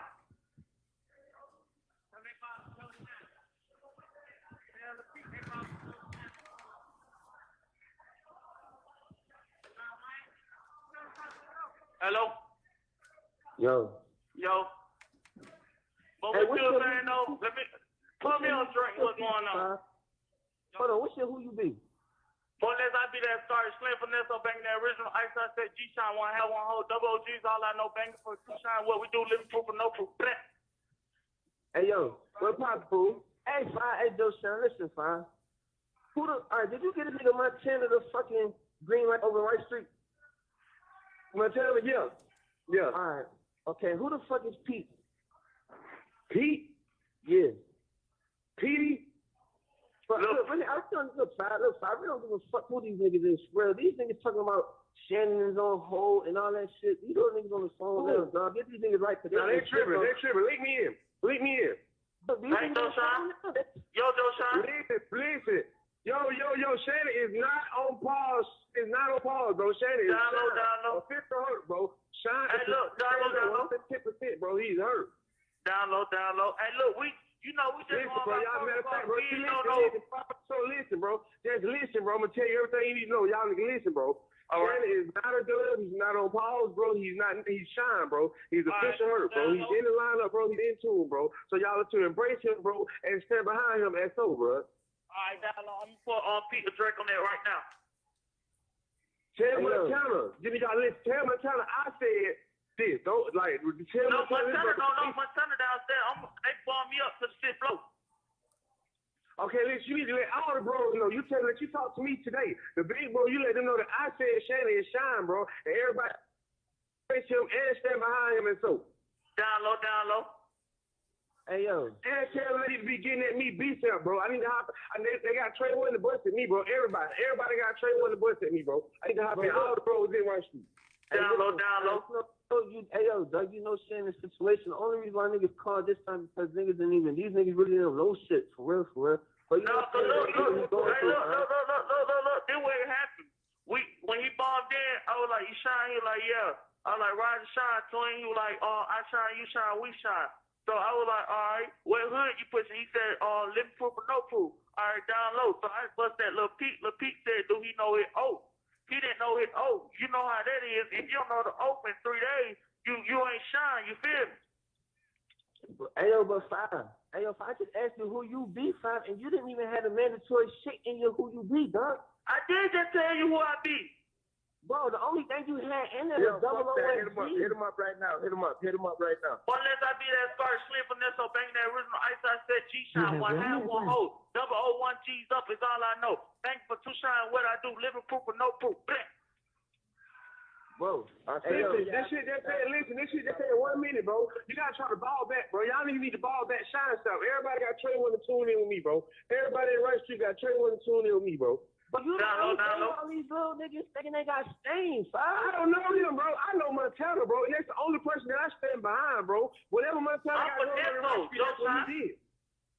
Oh yeah, they good brand. All them come from Montana, bro. They good brand. I agree like the Montana do that, bro. They great brand. With everything else, bro, they just need to tune in with me, bro. Y'all, bro. Everybody in Right Street got to tune in with me. Hey, yo, part of my soul, who the heck is that's on the line that's in Right Street right now? Here's your little dude. Old Chase, man. Yeah, we got to get him the ball back. Hey, look, what the fuck y'all at Buckshot and Young? I need to have a dog niggas bad about some more shit. Shut up. All right, look. Thank you for using Securus. Goodbye. So if the state doesn't ask pointed questions about So, what we're supposed to take from this, the jury's just going to Before I be get like, started with the facts, I do not accept Miss Love's assertion that I bear the burden of proving that prejudice substantially outweighs probative value. I believe that they bear the burden that it doesn't. They're the proponent of the evidence. That being said, what we have here, just in context, Your Honor, in November of 2015, Shannon was in a car on University Avenue. People shot into the car, tragically shot a young lady in the face, causing the car to crash and flip over several times. Shannon and the mother of his child were sent to the hospital.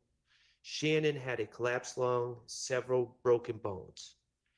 While at the hospital, Detective Thorpe took out a warrant for Shannon for the murder of Donovan Thomas.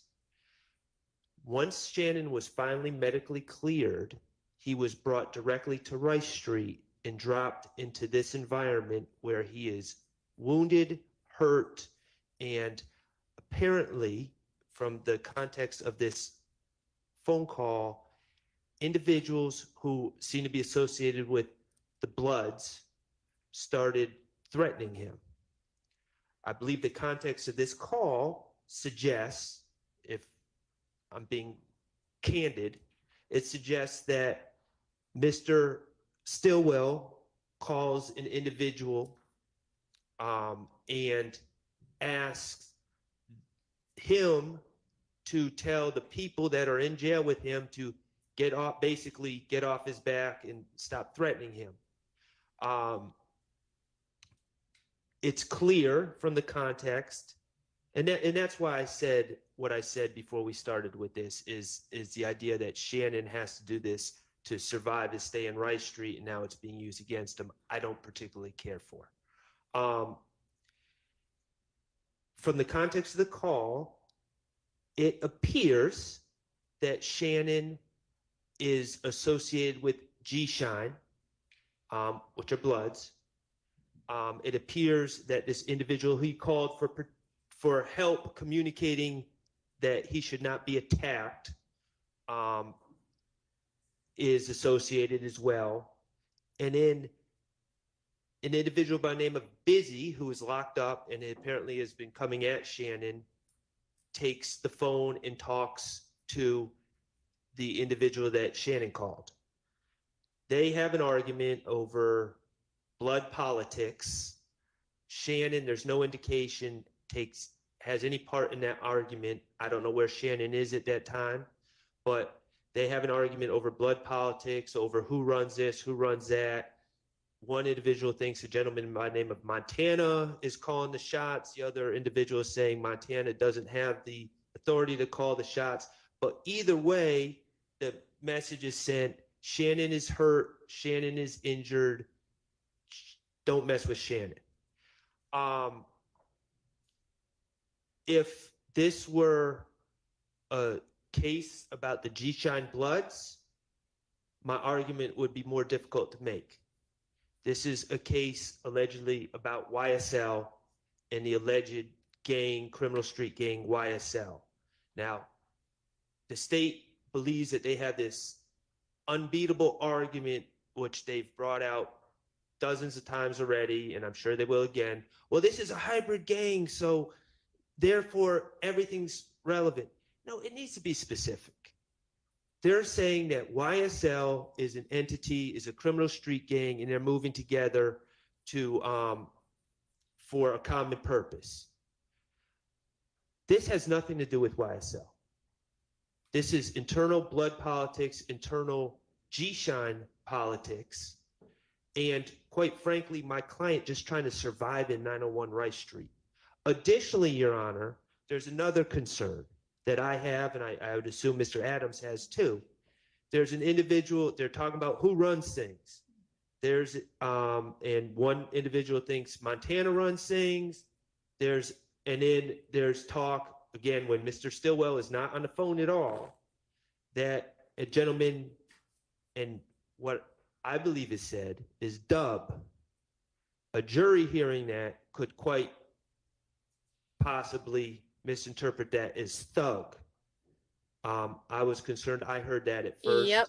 But that is not the case. So that's another wrinkle into this, but I don't believe any of this is relevant. Probably what the state highly heard. prejudicial. It's not relevant to this case, I should say. It's highly prejudicial. It confuses the issues. And for a substantial amount of time, I did not note the starting time, but from a time till 8 minutes, Shannon is not even a party to the conversation.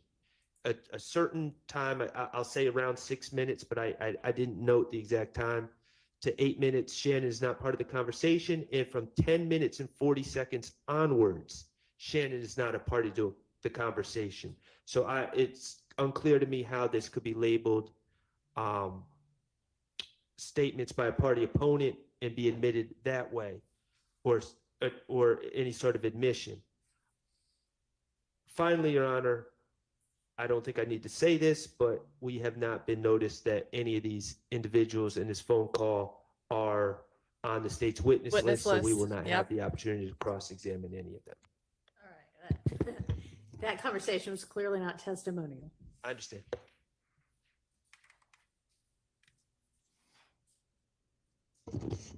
Your Honor, with the court's permission, I'll address the issue of burden in a moment, but I'd like to just start out by talking about the relevance.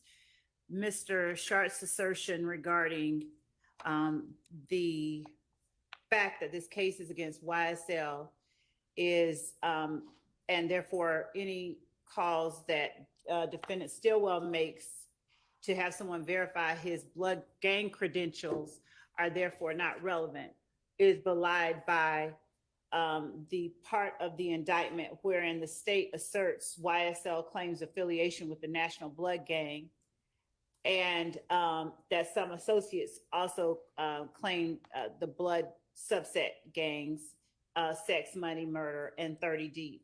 We also go on within the indictment to discuss that YSL, as Mr. Shardt correctly stated, is a hybrid gang, that they actually have members of both Bloods and Crips.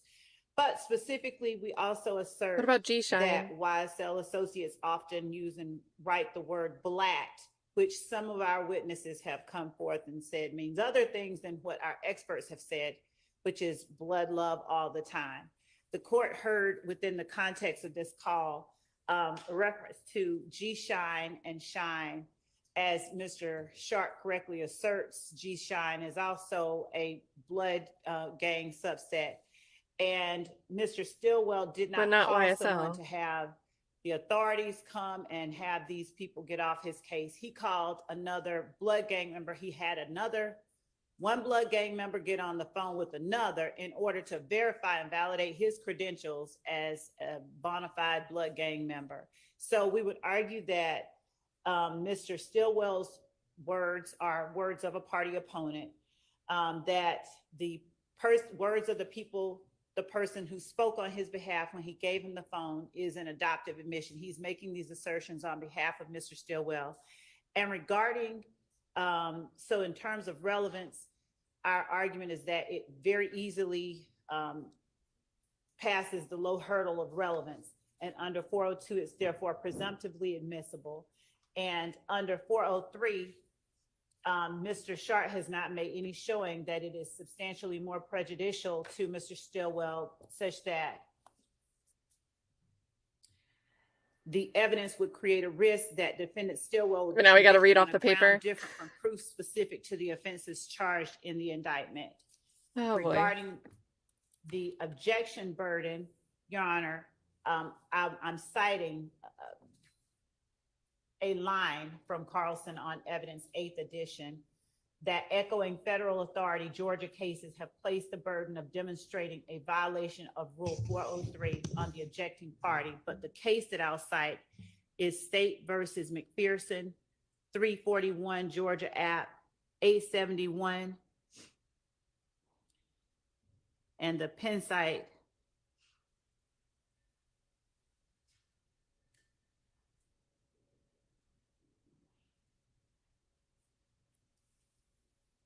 is at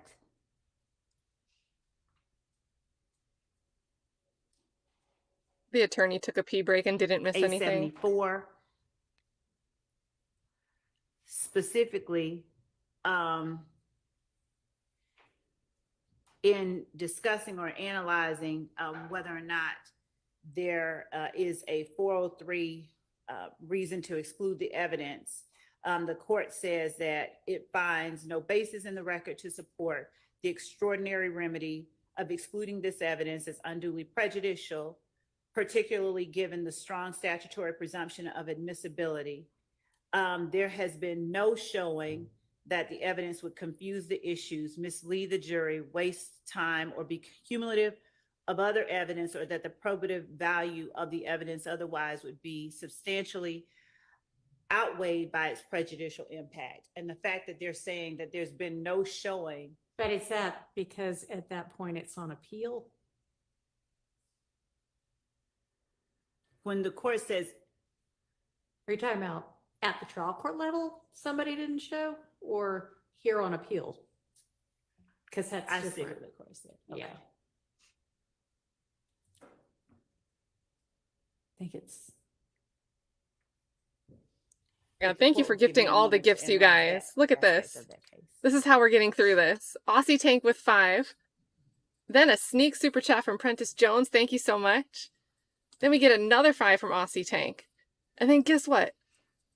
Another 5 from Aussie Tank. So everybody show some love to Aussie Tank in the chat. I think there's a tank emoji. I'm pretty sure. And then all the way from Australia, another 5 from What, Why, and Who's. What, Why, and Who's likes chickens. So if you want to say thank you to What, Why, and Who's, drop a little chicklet, duckling, or a chicken in the chat.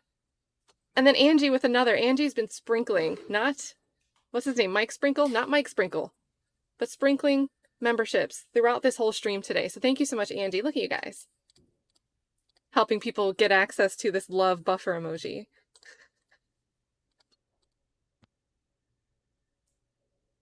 And it's still been silent this whole time I've been thanking you guys. I was like, oh, I gotta hurry it up.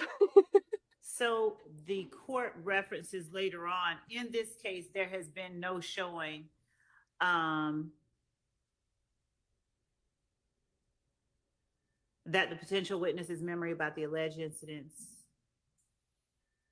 is either impaired or patently unreliable.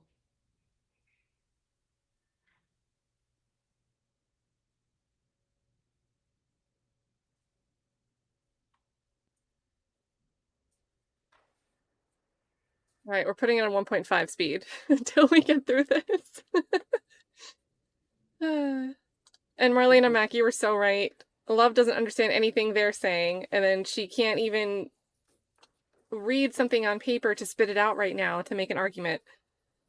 Like,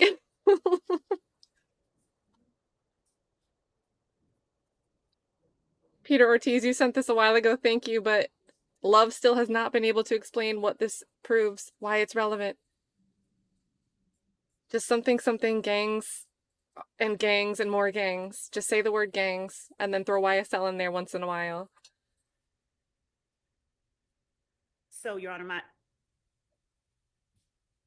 my reading of the case is that in this particular case, in the record that they're looking at, the record below, that there was no showing in that record that the evidence would confuse the issues, mislead the jury, waste time, or be cumulative of other evidence, or that it would be substantially outweighed by its prejudicial impact. All right, well, Board's question. be that as it may, 403 is a balancing test for the court to apply. So Ms. Love, are you done? So. You a done? little bit more, but if I may see the floor to Mr. Shardt for a moment and come back. Okay. All right. Two things. The state thinks it's relevant that Mr. Stillwell called someone else for help because he didn't call the authorities. He's in jail surrounded by the authorities, put there by the authorities. I don't know who he's supposed to call. He's around law enforcement. He's not being protected. As far as adoptive admissions, there are 2 phones. There's not an ability to have a party line in the jail where you can just pick up a 3rd phone. there's not supposed to be an ability to have any kind of cell phone, but I agree. anyway.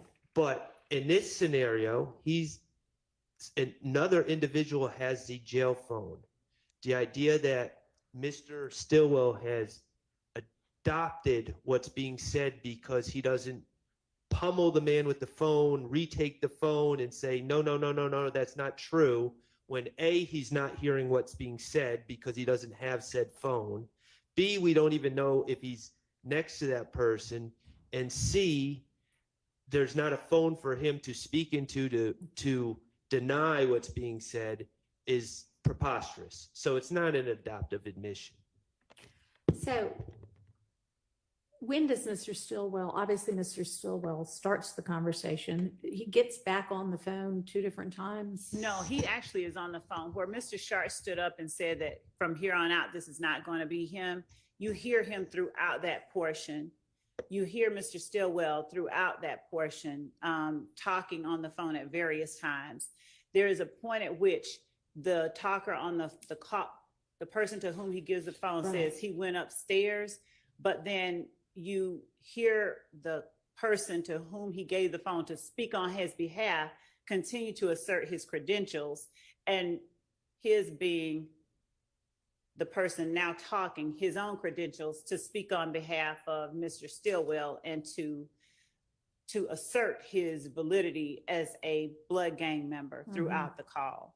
So it's at various points, and I could go back and, obviously I could sort of demarcate those specific times where you hear Mr. Stillwell's voice, but there is not a point at which you stop hearing his voice 3 minutes in, and now it's only these 2 people calling or talking. And it's certainly not a point at which you expect Mr. Stillwell to pummel this man because he's making these assertions, when Mr. Stillwell placed the phone in the man's hand precisely to make those And it's almost like he's an agent for Mr. Yes. Stillwell at the time. Somebody speaking on his behalf. I mean, I'll make the argument for I'm the gonna state. overrule the relevancy and the 403 objection. I find these to be either admissions by a party opponent or adoptive admissions. And it also probably, if to the extent neither of those covers it, I think both of those cover it. So. Well, that's frustrating. I think they should trim that Will down. you grant I'm me, not clear I heard for Shannon all of the time. these, rulings that do not go my way, will you grant me a continuing objection? Yes. Thank you. I'm going to presume that we're under the Harvey rule. So I'm going to adopt everything. Haven't taken that back, so you go. that's what we're. They need to operating stand up against right. that dub that might sound under. like Move to the next thug. one. Yes, Sean. Thank you guys so much. 5 more from Aussie Tank. Thank you so much. We also had 5 from Sherry. Good to see you, Sherry. I haven't seen you fly by in the chat yet. Good to see you today. Thank you so much for gifting the memberships. It's such a cool feature on YouTube. It's helping us survive this. We had Emmanuel McRae, a really nice super chat here, said, super huge shout out to Catnat Williams for waking me up to The next YSL one inconsistencies is going to without be using November taser-infused 9th, mimosas. 2015 at 16:45. What does that taste like, a taser-infused mimosa? Appreciate you. It's always good to see you. I always love your commentary, Emmanuel.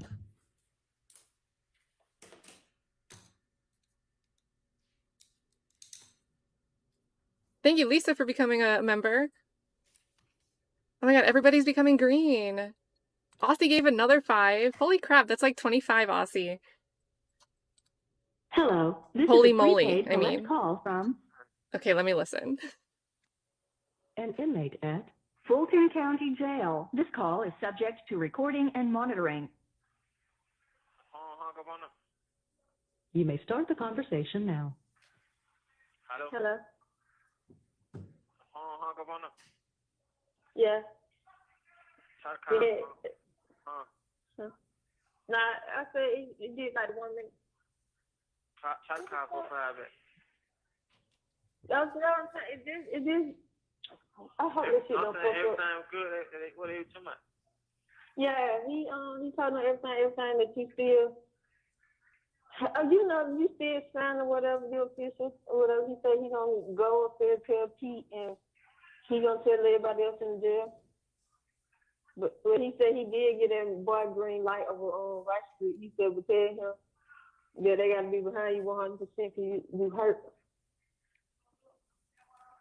I'm trying to see if that, what's it? I was saying, see if that bull call 678-908. So I remember when people text me from that number when his phone broke.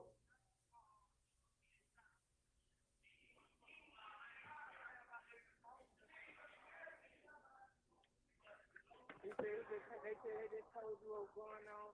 They said nigga supposed to be behind you 100% on my situation. Hello? Yeah. Hello? You want me to call them back? Yeah. Which one, bull? Well, I'm calling so fast, and I don't really know what bull is. Hello. Because I think I don't still on the phone because they were still talking. I just hung up because you weren't on the phone. All right, they call for private.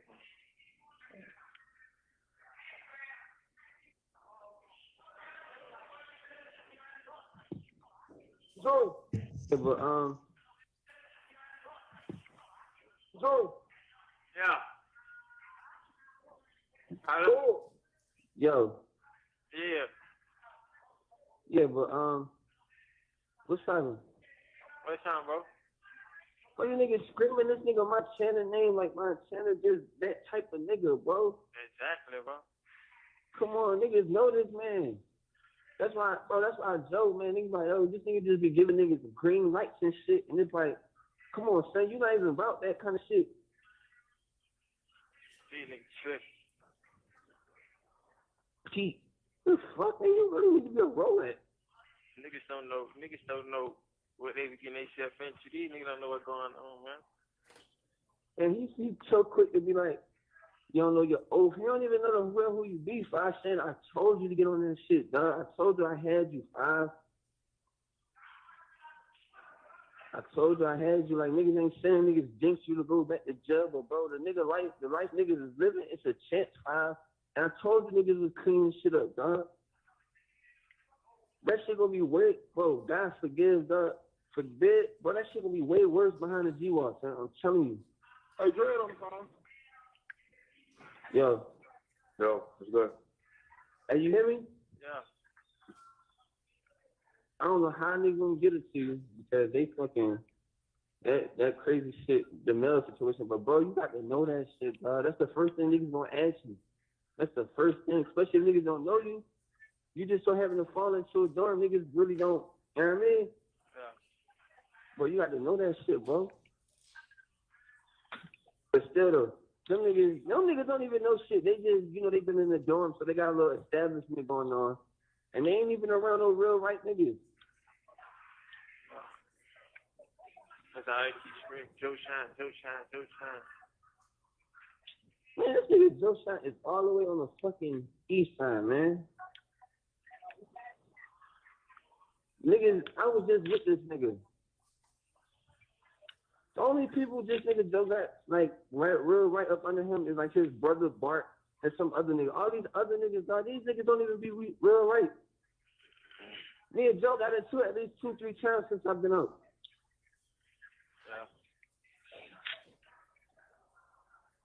So what the real nigga doing now? Talking to the other niggas, though. What's their handles? What's their handles? My nickname is Vanessa. Vanessa. Where they from? I don't know where you much ass niggas from, man. These niggas,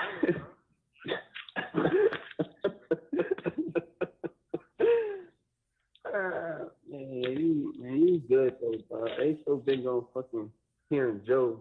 Nigga Joe say you good, so I mean, they too big on hearing Joe. That's why I know them niggas on those shit. Is that how the, I wish you was over here with me on this side. Man, fuck y'all nigga, bro. Straight up. And I'm with that same shit when I was well. I don't give a fuck about these niggas, bro. Straight up. He ain't better know how to hit you on the phone. He just shake. I can hand that shake. Bitch ass nigga, you gotta stop playing, man. And then on top of that, who the fuck is y'all niggas to say niggas on pause and you gonna come out your mouth and say you ain't been in no jury shot? These niggas, man. Finesse me or whatever. Hey, so where my chin at? I don't know. I think he said my tongue downstairs. This nigga got the whole right street, not even on the 6th or 7th floor. So crazy, man.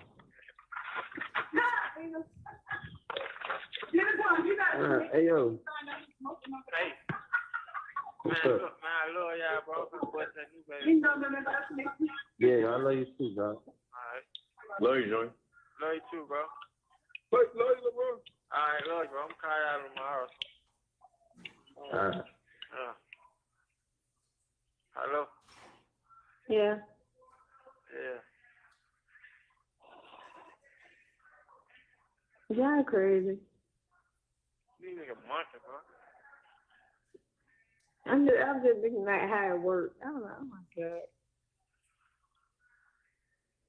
We gotta get this shit straight before the situation gets situationized. Throw it in third green. So stupid.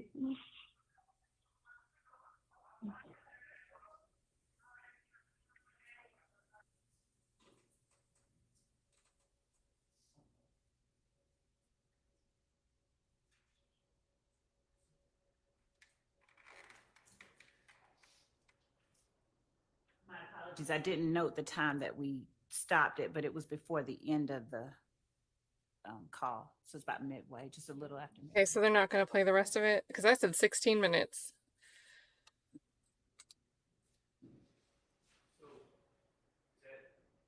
I think that's all they. I'm sorry, yes, that's it. And those are both, just so you know, those are both from November 9th. Love leaning in on the Obviously, camera Your view. Honor, I won't repeat myself, but I'll incorporate my argument from the previous call regarding this being evidence that Shannon is G-Shine, not YSL. YSL has nothing to do with this call. And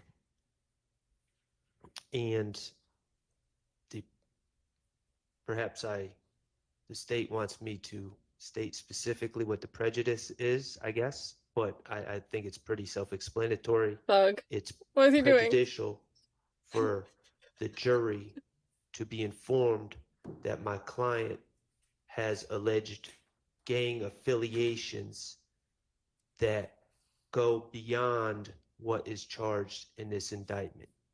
And so it is prejudicial to the evidence of my client's gang membership, to the extent, obviously, my stance is if it's evidence of membership in YSL and shows that YSL is in fact a criminal street gang, I understand that would be evidence in this case, but evidence of gang membership outside of YSL is prejudicial. That's my argument. And really, Your Honor, this call is just a recap of what had transpired 18 minutes beforehand in the previous call. So I'm interested in you addressing, is there anything additional in this call that's not covered in the other one?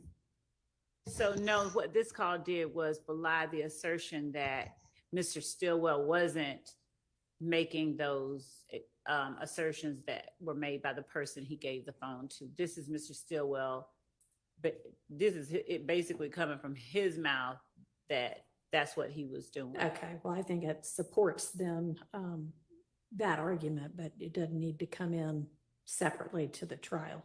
Yes, Okay. Your Honor. All right, next. Your Honor, so are we saying that that's coming in or not coming in? It's not cumulative. Thank goodness, because that was like, they played about 8 minutes of that, and I guess they were supposed to stop at 7.5, but still, like, Is a short one. It's November 10th, 2015 at 16:41.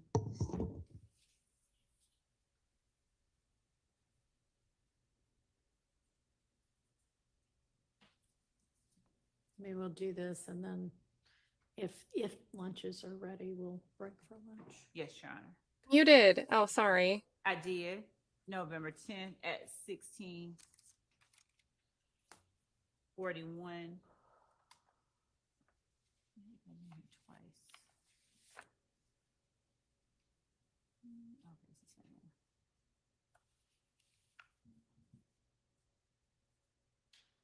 We got I'm a gonna start, Your Honor, sticky at note. around 1 minute and 30 seconds to about 2 minutes and 30 seconds, which is 1 minute. And then I'm gonna go from 5 minutes and 51 seconds to 6 minutes, which is about 9 seconds. And Kiri, I thought about a peanut emoji, but now that PowerPoint's dismantled, it's gone. So I should have had one yesterday. Because that would have been great yesterday. Could have had the peanut and taken it away once they took away the PowerPoint. Thank you so much for the super chat.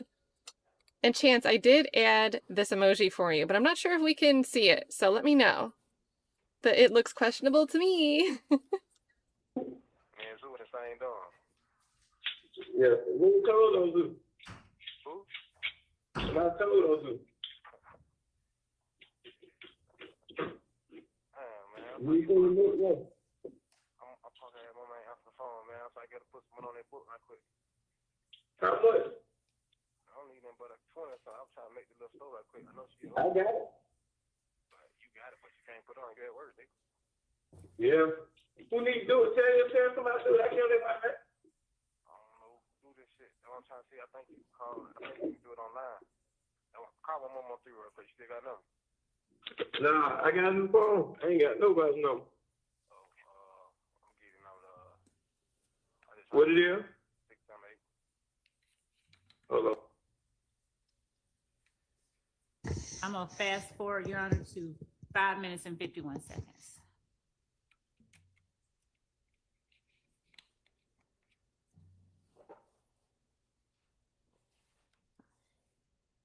Slug and DK on third floor. Yeah. We trying to come in. Yeah, man. I'm good, really. I'm chilling. And Your Honor, that call has to be, the pertinence of that call has to be, is realized when it's played in conjunction with another call that I'll play with the court's permission whenever it's time to play the next call. Okay. Your Where Honor, they. maybe I can help us out. Okay. That's not my client. And nor is the other call. The state is attributing calls that are not my client to my client. Okay, well, that might be an issue you'll need to sort out at lunch. Let's go ahead and take our lunch break. What? Because hold on, did the header say Stillwell in that, or just because the other one said Stillwell? Yeah, because it says Shannon Stillwell in the little folder at the it's up here. It might be tiny on your screen, but it's in his folder. We trying to come in. Okay, so let's make sure they're going to lunch and don't say anything important. But yeah, they have that file to Shannon Stillwell, so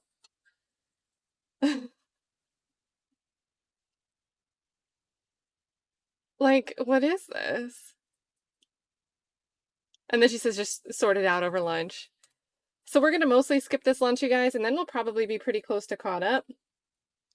Oh, they might not even be back from lunch yet. So see, guys, we started 2 hours late, and because of a different recess and love speaking slowly, 2 hours starting late. We've caught up 2 hours worth already. Like, that's crazy. That is good time management for this trial. So thank you so much. Let's get caught up with this, and then we'll fast forward and see where we are. Peter Ortiz, thank you so much for the super sticker. and for coming to hang out with us today. Definitely good to see you. I always love a fellow chat member in a hat.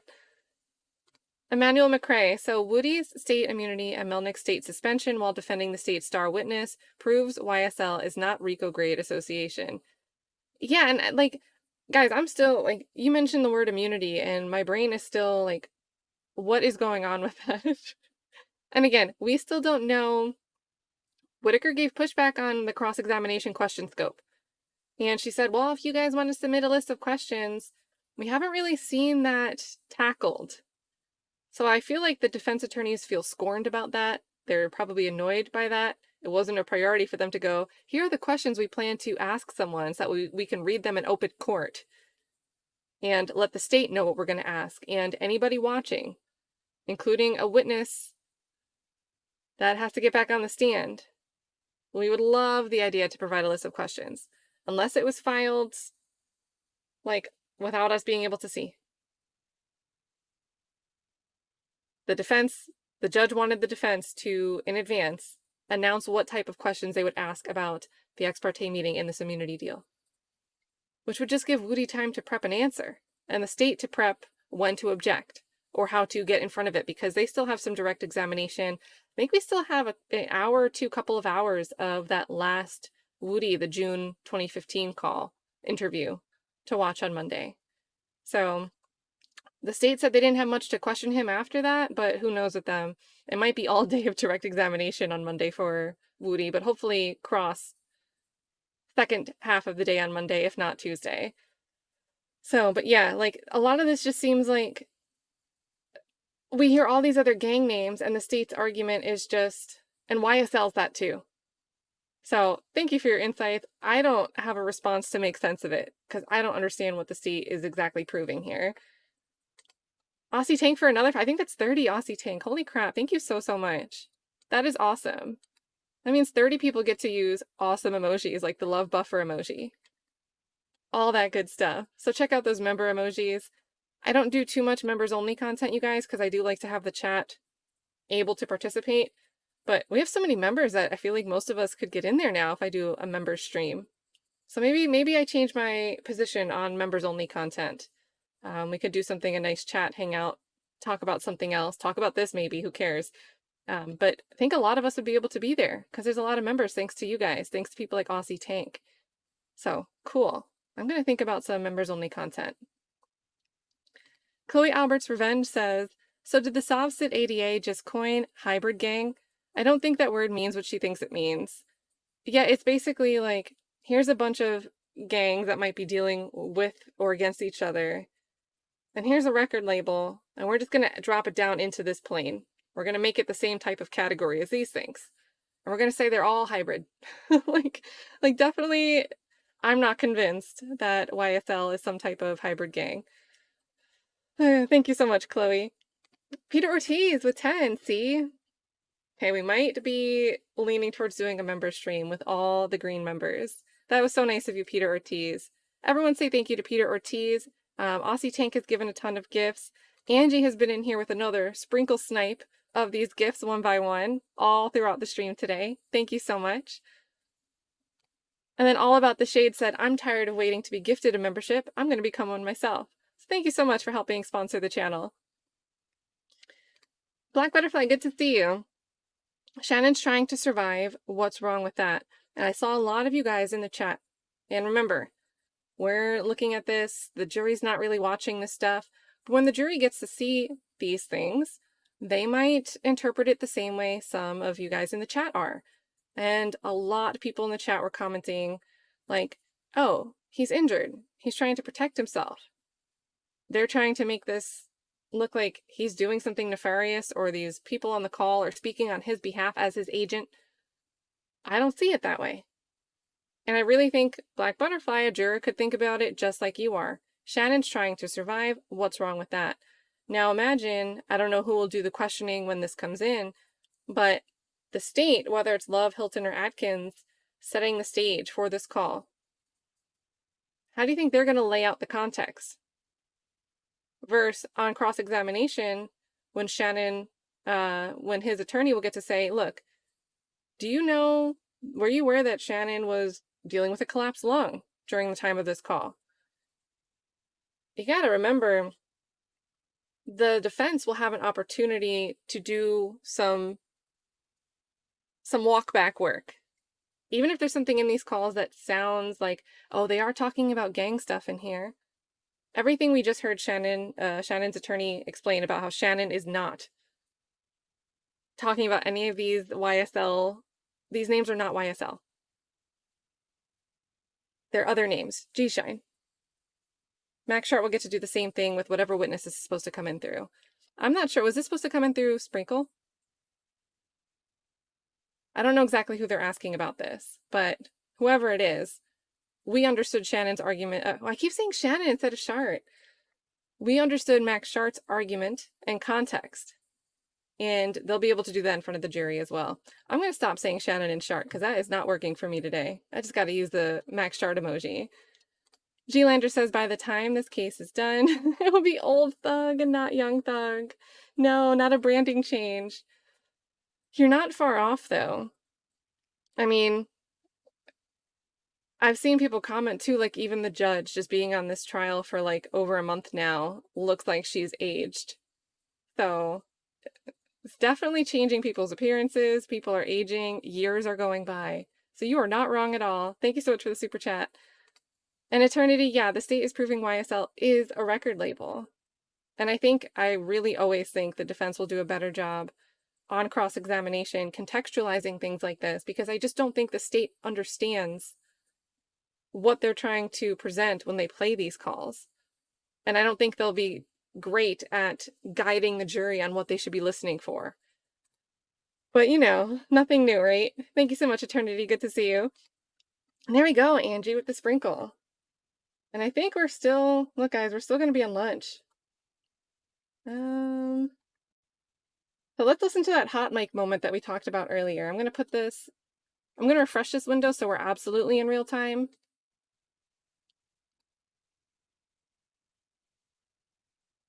All right, doesn't want me to.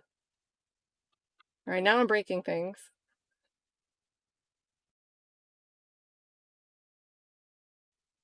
There we go. And let me go find that timestamp. Rooster came in with the timestamp earlier. We're going to listen to a clip from yesterday, day 115. I'm going to start it a little bit earlier than the timestamp we talked about yesterday, just so you get the context of it. But Love, as usual, had homework. She was supposed to make some calls, find out if there were reports or not, and get back to the defense with a final answer. Judge Whitaker instructed her to do this. She didn't do this. Atkins ends up saying, I'll just go make the call right now. I'll go handle the business. Because Love didn't.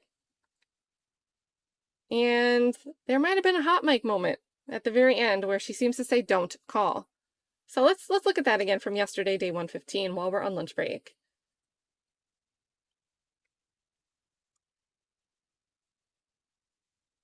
An hour ago.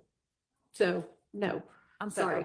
Okay, I apologize. Mr. Atkins is reminding me that you're talking about gang expert reports and things like that. Yeah. And yes, we don't have anything extra. We will go back again because I've gone over and asked homicide. I've asked gang. I've physically gone over to the gang unit, physically pull out boxes of stuff. I will continue to inquire. All right. Well, I don't know that, the best use of your time is to pull in boxes and look through them. That ought to be what the police are doing, but you need to direct them to do that. Yeah. And so with regard to the gang experts, did y'all go back and say to somebody over at APD in gangs, hey, we need anything there is, even if these detectives are now retired? Well, we had done that before the court ordered us to. I know, but then I ordered you to, so did you do it again? Okay, so. Because I ordered you to. We have not inquired a second time, and I apologize to the court. We're gonna do it again. I will do it. I pretty personally. clearly told you to do it again. That's what he's reminding me. Yeah, well, So- Mr. Atkins, you could have done it. Yes, Your Honor. I'll go make a phone call now. Okay. And can I mention something? It came out during trial, during a motions hearing, that there is what I'm going to call a black book.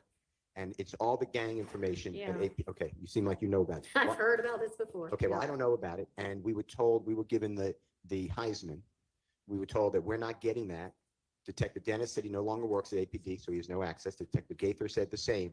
Detective Belknap, Look at Yak. Look at who Yak. continues work there, says that's not for public information. Well, I would imagine it is not. I echoed myself. However, if such a thing exists, do y'all know what Mr. Steele's referencing?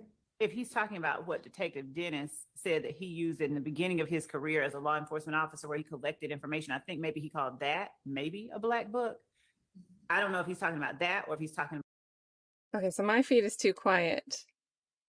So yesterday the feed was all wonky. It was really loud and then it dropped off. So I thought, like, to me it was the stream that was quiet. I think we were using 11 Alive for a while, but this was Law and Crime already. And they were all just suddenly halfway through the day, they just got quiet, all of them. And then I don't know. So you guys are saying in the chat that, you know, lunch was coming back at 1:15. I had missed when she said. So it doesn't really give us that much time.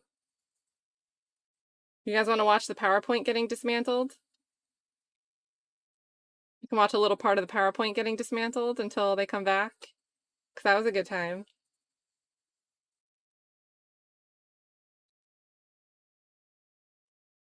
We can circle back to going through the evidence that's going to come in with the next few witnesses, including Mr. Sprinkle. If y'all are ready on that, we can move on to the wiretap evidence that the state intends to use. We can, the PowerPoint maybe is. I mean, we can do the PowerPoint. Would the wiretap evidence come before the PowerPoint? No. Okay, PowerPoint. All right, yeah, we can look at that. So everybody should have the kind of revised PowerPoint, I guess, that the state provided over the weekend, I think. We displayed on, you're on the board allowed. Displayed on the screen, so easily run through it. Yeah. And Your Honor, if I may just turn it back, you'll give a thumbs up to Chris Griffin. Yes. And so what the state sent over at this point would be, y'all have taken out everything that you don't intend to use. So the hope is for y'all that all of what you provided is usable, and we'll sort that out. All right. Yeah, so if somebody wouldn't mind, I guess, just giving us kind of a slide by slide.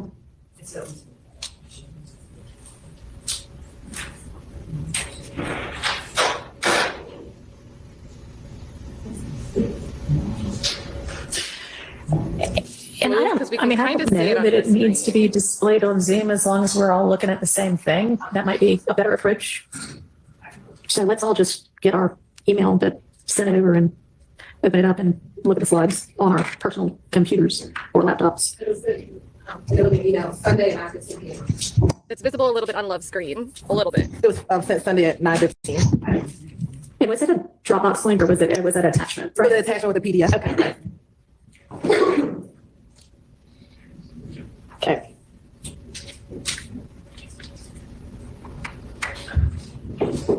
All right, is everybody ready? Everybody got it up?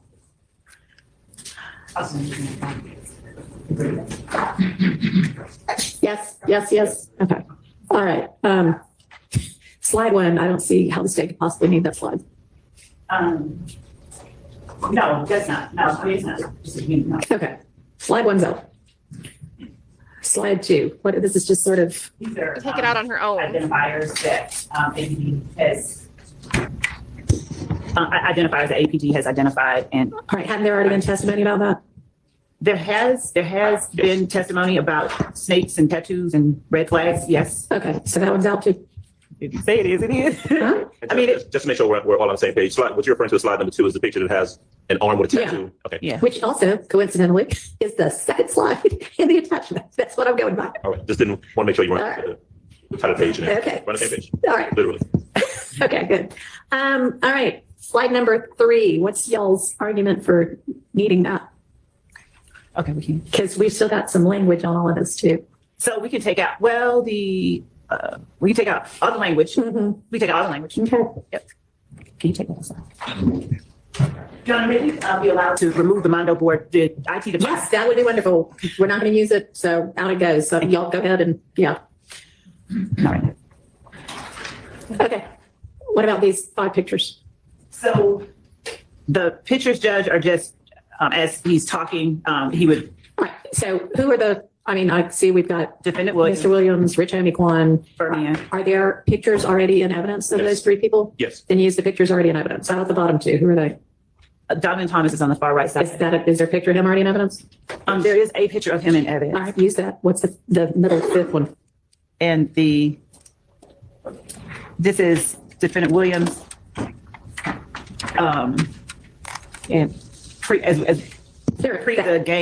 the dispute, the war. Okay. I mean, is there a picture similar to that if he needs to identify people or a group of people he could use? Yes. Numerous. Tell him, Keith. Hold on 1 second, Your Honor. Hilton. We have videos of the groups. Of So you could do a still from a video. Okay. All right. How about slide 4? This is just, Your Honor, and our position regarding the displaying of these pictures is that they're demonstrative as he's talking about them. Of course, they've seen Mr. Copeland for what feels like ever. So they sort of know who he is. They haven't seen as many pictures, just face shots of Mr. Watts. So they're not, we would just put forth that there's. Is there a picture of Mr. Watts in evidence? Yes, But they're demonstrative. Looks kind of similar to this. So the reason that we would ask that the PowerPoint photos be allowed to be kept in is they're demonstrative. These are clear face shots of who they are talking about. There's nothing that is inherently or substantially more prejudicial due to the cumulative nature of these photographs.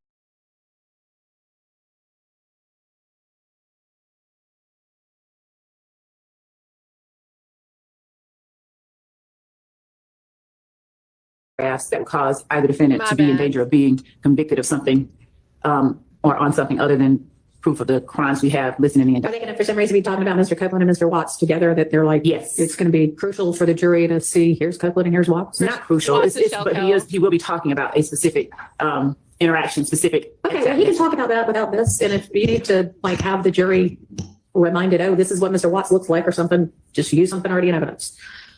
All right, what's this picture of St. Phipps?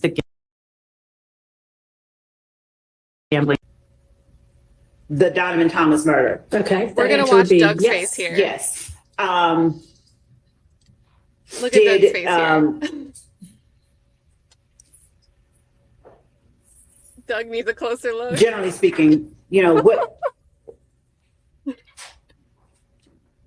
Let me ask you this. Do you think that it's relevant for the jury to hear that, Mr. Kendrick said, well, here's what the story on the street is right now?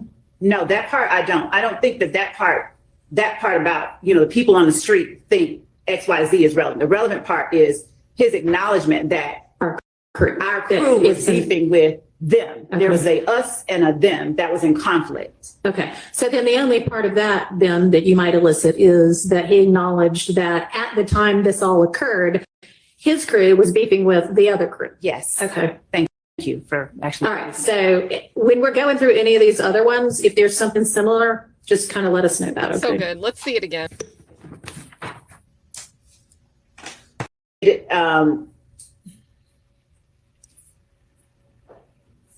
Doug needs a closer look. Generally speaking, what? Let me ask you this. Do you think that it's relevant for the jury to hear that, Mr. Kendrick said, well, here's what the story on the street is right now?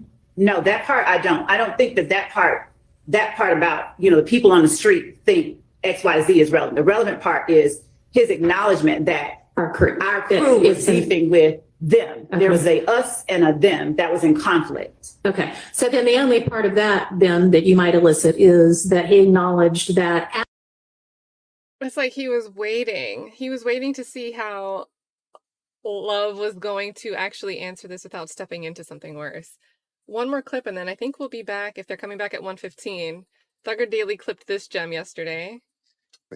This is, in fact, I told him something different. This is all to me like I have a bag over my head and I'm getting smashed with a baseball bat and I have no idea where to hit because I don't have anything. And I've asked for reports. In fact, I told him something different. He's like, why did he use this reference? This is all to me like I have a bag over my head and I'm getting smashed with a baseball bat and I have no idea where to hit because I don't have anything. And I've asked for reports. In fact, I told him something different. This is all to me like I have a bag over my head.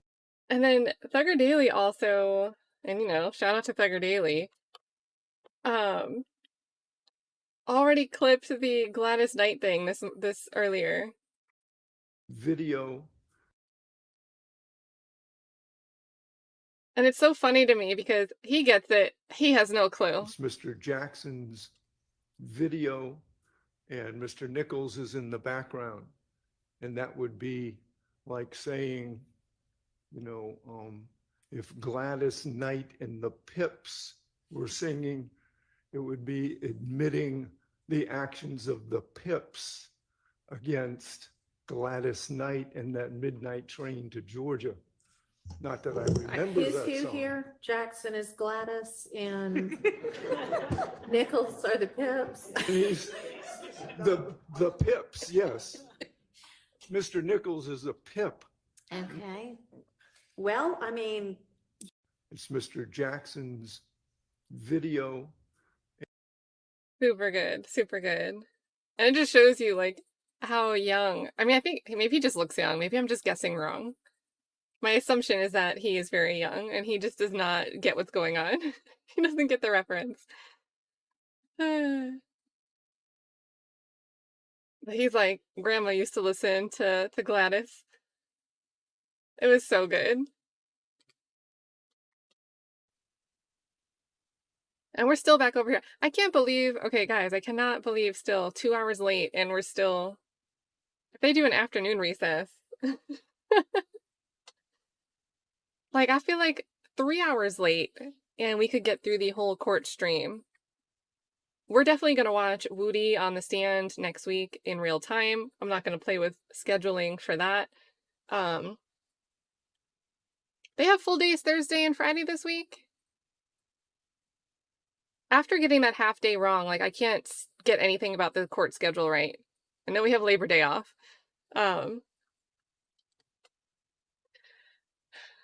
Or is it half days before?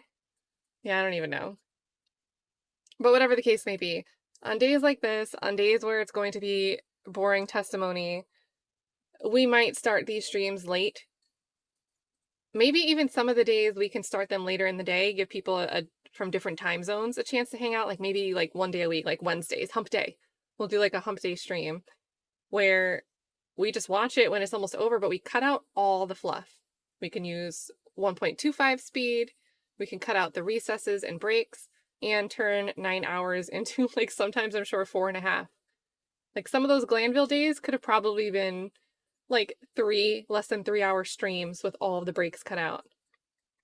And Whitaker, honestly, there's been breaks with her too. It's not like she's been all that much better. She's just been starting at 9 and ending at 5:30ish.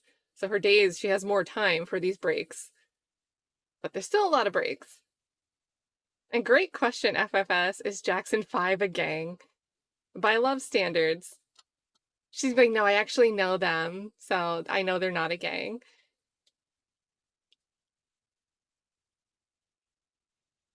Okay, so you guys are saying full days the rest of this week. Thank you. And then Nancy New, good to see you. Can't wait to see how long it's going to take to argue jury instructions and evidence. They should be working on it now so they're prepared. You know the state won't even start. Hide my banner. Thank you, Nancy New. But I would not want to have to write these jury instructions. And you kind of have to like work with all the co-defendant, all their attorneys to do it.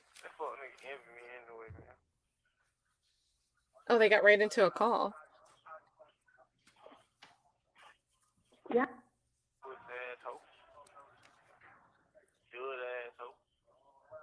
Shut the hell up. You don't know. Wait till you get your package.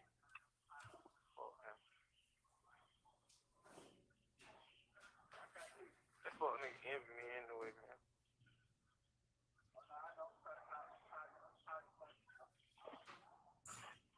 Yeah, I got one crazy relationship. Fuck nigga envy me. You hate this thing I had. Yeah, I'll be back rocking with all over. Crazy fuck. I don't know, bitch, I really gotta shoot myself in the face. When y'all go back right, I don't want to fuck that nigga, man.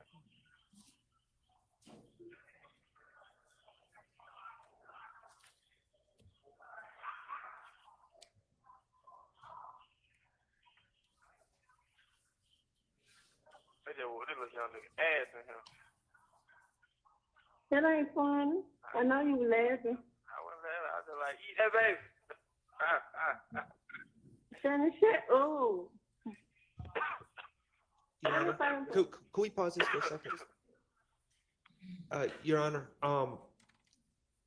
I understand that this is going to be a statement about my client speaking about Woody, who is Kenneth Copeland. I would just ask for context if we could just start. I believe that they started in the middle of the conversation about Woody.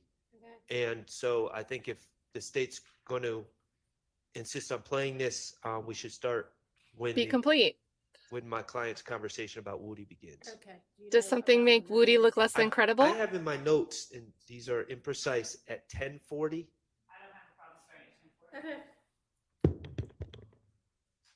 Let's see what was left out. Today, that's I did see you. 10 days. I might get about next Friday. Huh? I might get about next Friday. We can talk. We can talk.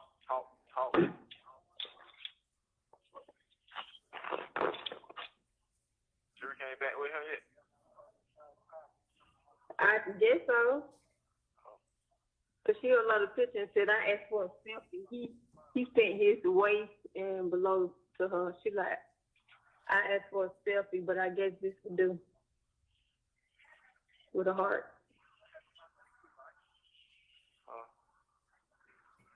That's what the whole world about. Yeah. Right. I go put my boot, I go to jail back.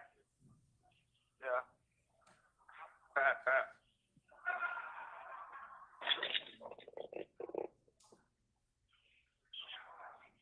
You know what?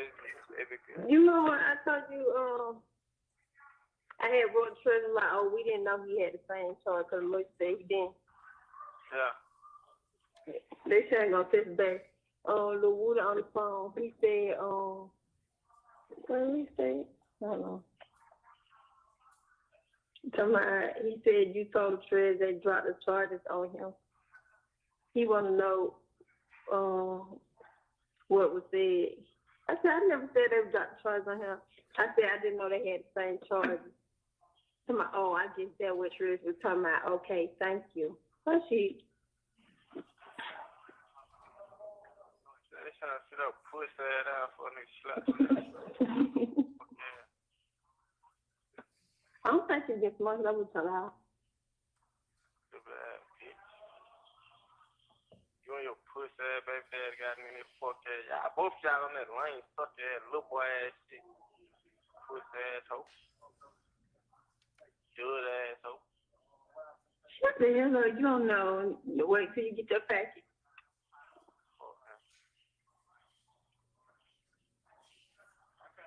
That fuck nigga envy me anyway, man.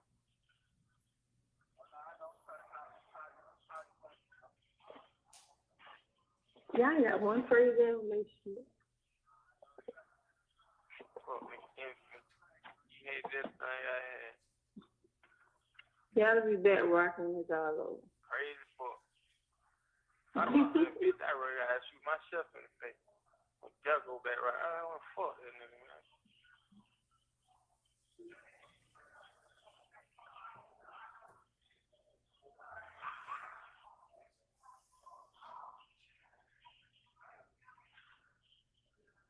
They just whooped this little young nigga ass in here. That ain't funny. I know you were laughing. I was laughing. I was just like, eat that baby. Shannon, shut up. Let me find him for you.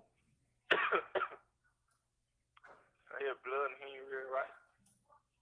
He what? He ain't real right, fucking blood. He what? He ain't real right. What? Shit, you know your own? It be different shit. Like, nigga push up on different niggas. And the wrong way. Nigga pushed up on me the right way. Nigga pushed up on him the wrong way. Like, hey, bro, you got to go and do this. Why we finna goddamn gonna get at you, man?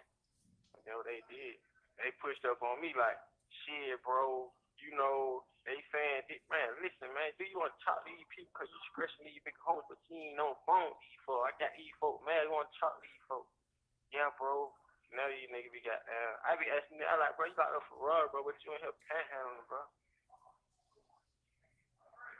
Y'all niggas is big. Hello. But hey, man, that's y'all did. Y'all choice. Y'all business.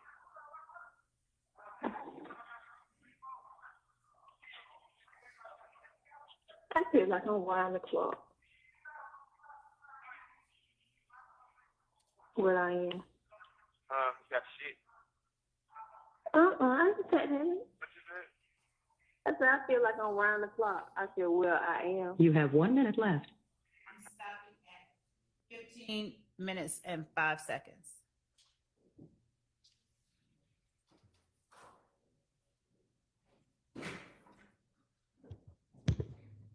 I think, Okay.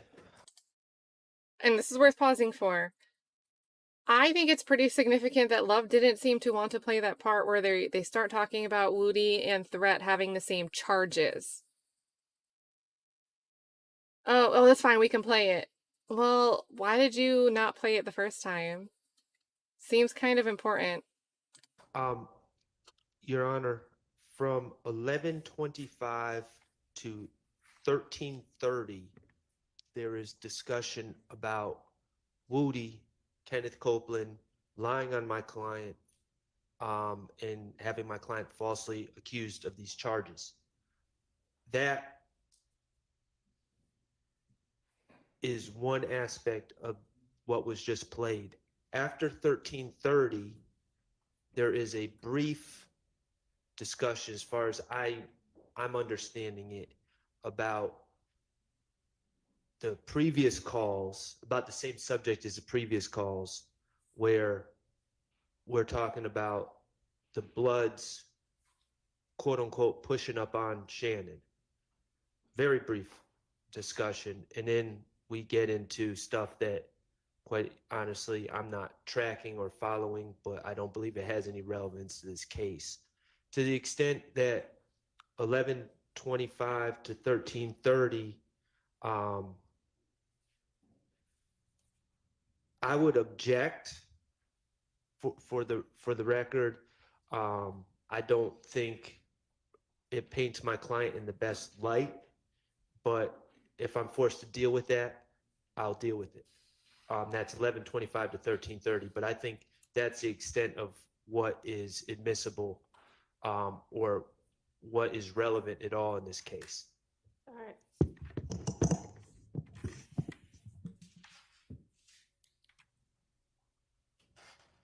So, given that Mr. Shardt concedes that Mr. Stillwell's commentary about Kenneth Copeland and Kenneth Copeland telling on him and his expressed feelings about Kenneth Copeland are relevant.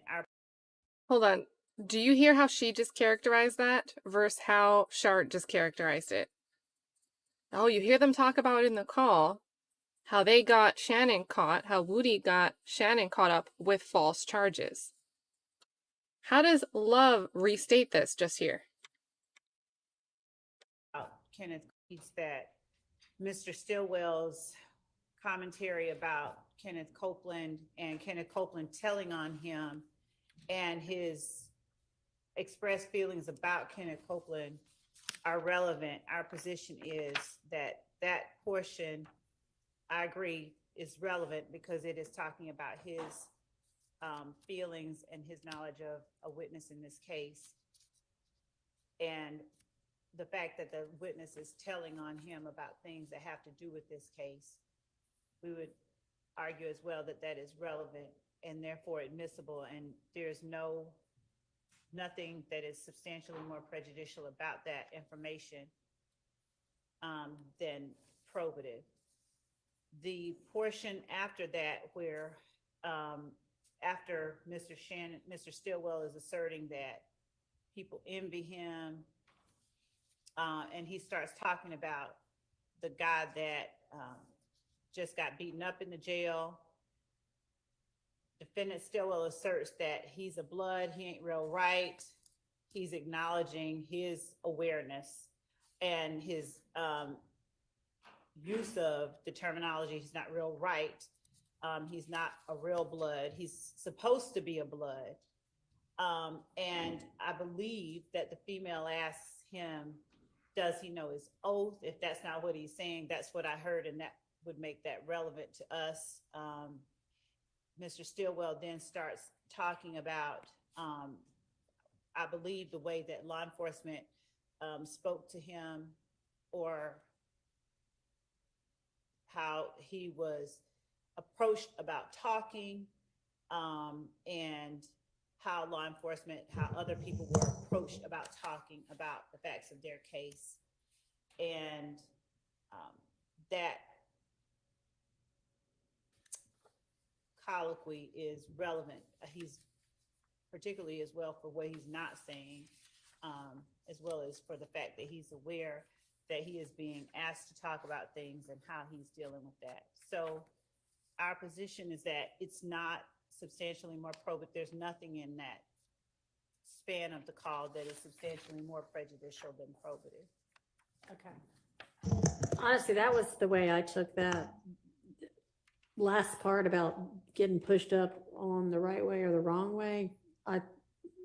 My impression was he was talking about law enforcement as well, wanting to have him say whatever he was going to say about the case. So I think that would be relevant. And I mean, if you can shed more light on it, go ahead. But that appears to be the topic of it. I mean,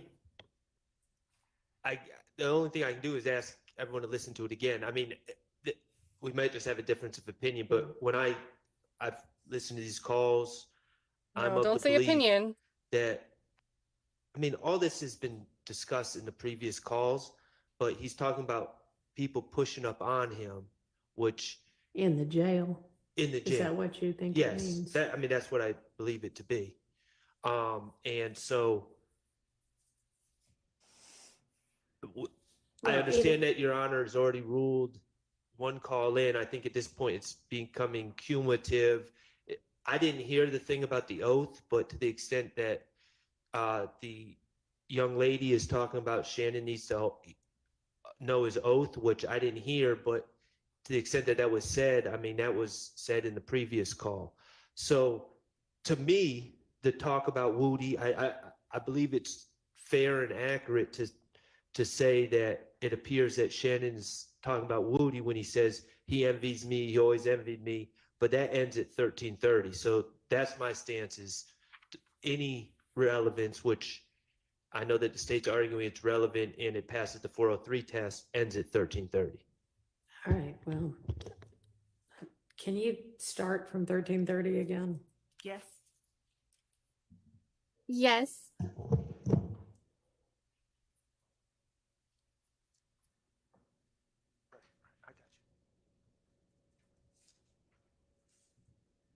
I know you were laughing. I was laughing. I was like, eat that baby. Shannon, shut up. Let me find for you. I hear blood and he ain't real right. He what? He ain't real right, fucking blood. He what? He ain't real right. What? Shit, do you know your own? If he did shit like nigga, push up on different nigga. And the wrong way. Nigga pushed up on me the right way. They pushed up on him the wrong way. Like, hey, bro, you got to go and do this. Man, we're gonna goddamn gonna get at you, man. And that's what they did. They pushed up on me like, shit, bro. You know, they saying, man, listen, man, do you want to talk to these people because you stressing these big hoes, but you ain't on the phone with these folks. I got these folks, man, you want to talk to these folks. Yeah, bro. Now these niggas be goddamn. I be asking me, I like, bro, you got up for Robbery, bro, but you ain't help panhandling, bro. That nigga had to big. Shut up. But hey, man, All right. that's how it is. Whether it's about how people are treating him and other people in the jail or law enforcement, I'm certainly the part about How did she not catch it that was not about law enforcement? Like, I'm not crazy, right? Well, certain people being bloods, but not being real right. But I think that's all relevant and not excludable under 403. So I'm gonna allow this over objection. Thank you, Honor. The next call is November 18th, 2015 at 17:30, timestamp 10:45 to 11:21.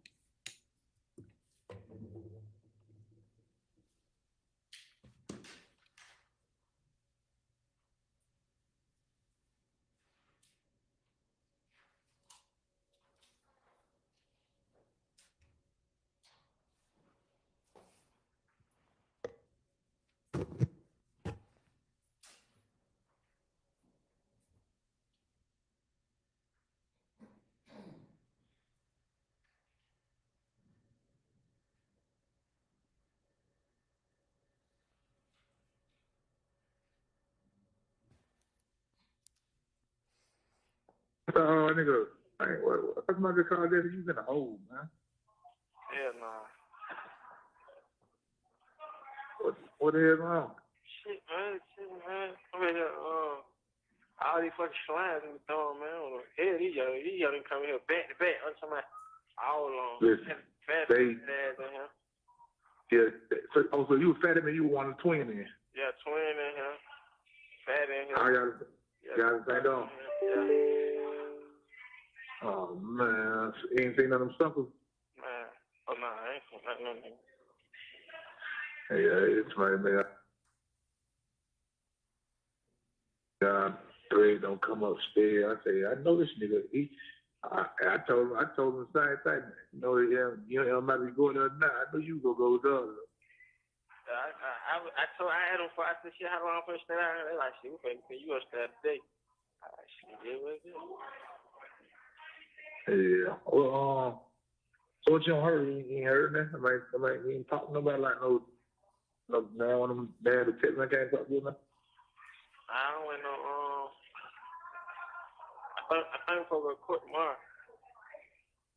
Yeah, I heard it was on Thursday. I think, yeah, somebody said Thursday. Yeah. You just went on that. So that would be your first time saying Mounk Tounk all the money. Nah, I think Mounk Tounk last week on the 12th. Yeah, what? On the 12th. We went to court on the 12th.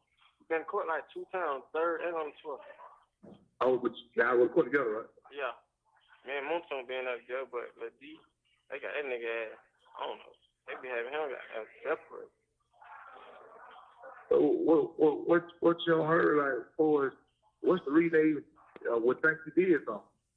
Shit, they keep coming our 4 names will come common names keep coming up like on some shit like, oh y'all did it. Everybody like keep stressing like we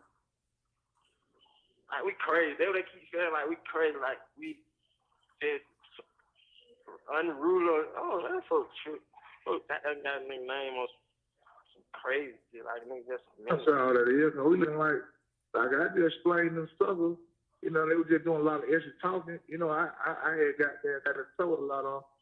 So I'm like, I can't just vouch and say that a nigga ain't been beefing. But I said everybody had eyes on everybody when it was time when they said the boy got killed. Nigga had eyes on these folks. These folks was, you know what I'm saying, around a nigga. You know what I mean? Yeah. So how the hell they can leave in 10 seconds and go do shit like that and be like that around us all. You know what I mean? I'm like, shit.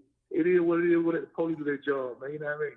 Yeah, I mean, just saying it because it was on some shit. Well, I told the nigga y'all outside something to do with it. Whoop, whoop. You know what I mean? And, you know, shit. I got there. I had that. What the nigga name? I don't even know that name. He a lawyer. I had him just looking through it, just through the hell going on. He like, man, so much shit just going on. He said, man, that shit real. He stay, she stay. Yeah. Yeah. So I was like, man, these folks, they'll be back. What a nigga soon, man. You know what I mean? Fuck these men. Yeah, the nigga thug shit down here. He was just like, he was just telling me, he was like, the shit that they saying, it like, shit, like, yeah, I can go for it. I can say he had something to do with that. I can say Yeah, I can say that, this and that. You feel me? But he said, motherfucker not saying, I seen home do this. You feel me? So they can't say that anyway because, come on, bro, look at his name, they said. Look at these there. I ain't never seen these. You gotta see these fed, boy. Huh? They out there? No, look, boy. I'm past the federal penitentiary. Yeah. Man, like 18 marked out car, like he didn't go bust them out of their jet lead, man, and never like vans, explode. Man, them folks deep as a motherfucker. They been go hit somebody in jail, hit somebody. They leaving out the federal penitentiary. You have 1 minute left. Man, they need to be hearing me, let me know what's going on, man. I be and that word about you, they be asking everybody shit I don't know, man. Yeah, I be chatting. New baby tell me she be talking shit. I just be like, man, I be so down, bro. I be like, man, I don't want to talk no more. I just be. I know, but you know, down, like I told a nigga, man, it's a process. Man, y'all coming home, man, y'all ain't did shit. That shit dead, man. And the niggas just so long. I mean, man, you should have seen the date that they hit all y'all with. All the suckers come out to my, oh, they were there having it. Next thing you know, that nigga goddamn week, they pick their ass up. Hey, new baby, somebody go to my shit. I was waiting on Shannon to get locked up. That's why they call new baby. I can't wait to get new baby. I was waiting on Shannon to get locked up. This nigga suck. They came out, leave out 30 that day they hit y'all with that shit. All the brothers and all. Thank you for using Securus. Goodbye. We need that. You have 1 minute left for love. 10:45 until the end of the call at 16:05 instead of at 11:21.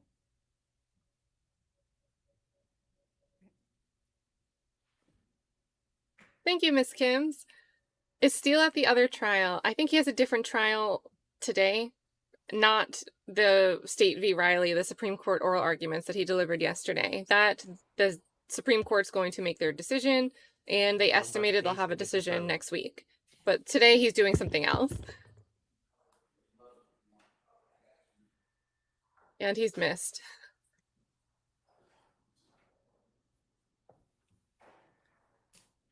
So the next call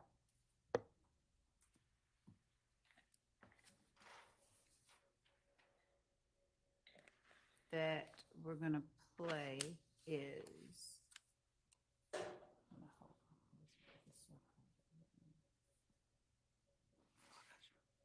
Oh, he's working from home today. Okay. November 19, 2015 at 19:35. And this one will be played from 1 minute and 27 seconds to 9 minutes and 20 seconds.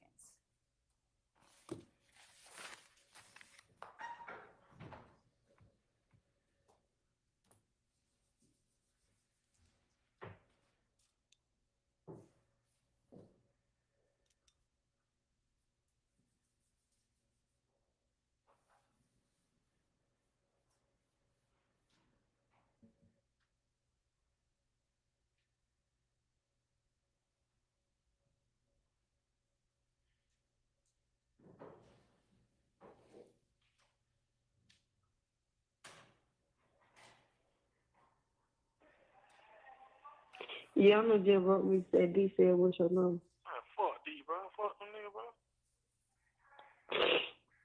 Oh, just like that, bro. Fuck you. Straight up, huh? All that fake friend shit, bro. Fuck you, folks.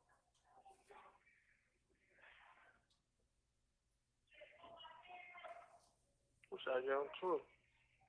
Fuck all y'all pussy ass niggas. I wish I get on tour. So all these fuck niggas. Fuck all y'all rat ass niggas, man. Fuck that nigga, man. I didn't know able to be on the phone. He said, what happened to XB in court because they just need Mounk Tounk. They didn't even take on the court. That fuck nigga, you know what's going on. Pussy ass nigga. Shit like that. What fuck?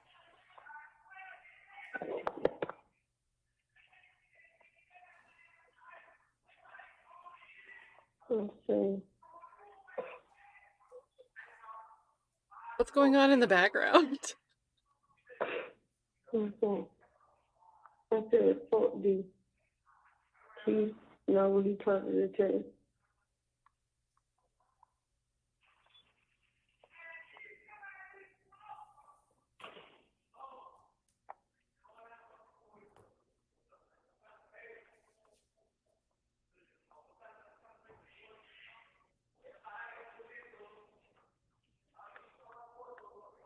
I just said,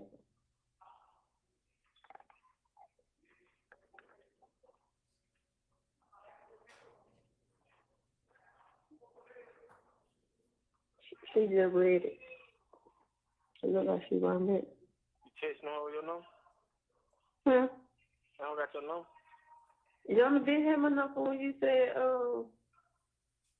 what you say? I don't know. Some old shit now. Wait, what happened to baby? That fuck nigga rat. They just went till I had went to court and they just let everything got. Tell that fuck nigga rat him and Wood and the other people. I don't keep going with folks. That fuck nigga know what's going on. Bitch, you in love with a rat hoe.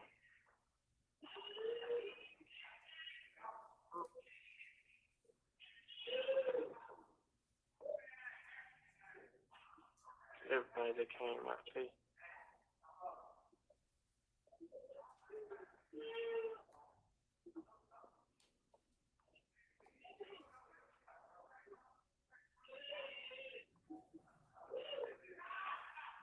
So I don't even qualify for that house arrest, 24-hour house arrest. Sure. They say I don't qualify for a fucking bond. Huh? Say I don't even qualify for a bond. I can't even get a bond. You said it in court. Yeah. So I can't even get on house arrest. I have a 24-hour house arrest. Still trying to know. So my record, my history, bad. Your Honor, just so that I can ease the court's likely concern about this portion from about 450 on, we're not going to include any part about his bond and house arrest. But we're going to keep playing it just to get beyond that point.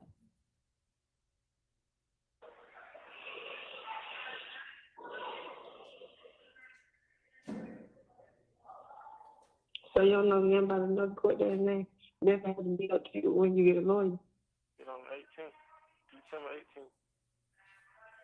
Okay. She'll be another time. Just run up.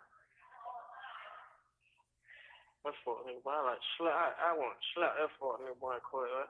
Yeah, keep. These in court with you? Nah, I'm somebody down. Fake ass private attorney nigga, man. Fake ass lawyer, man. I want to slap that fuck nigga, bro. God, Mounk Tounk lawyers just get out there eating them folks' ass up. I'm just like, bro, why the hell you ain't doing that, bro? Cause the shit they bring up, bro, that shit was just weak as fuck, bro. Mounk Tounk lawyers. Unless there is an objection, we'd also take out the part about the way that he wants to do his lawyer. But you know, we don't mind playing it, but I wasn't going to play that part, but it doesn't matter to us either way. So there'll be objection if they redact that part. No objection. All right. Thank you. Like, eating their ass up. Well, do not leave her in here. This is not the time right now. Everybody get out. Everybody get out. Mom, can you get out too?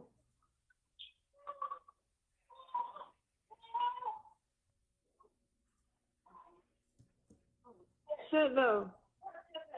I'm not calling phone.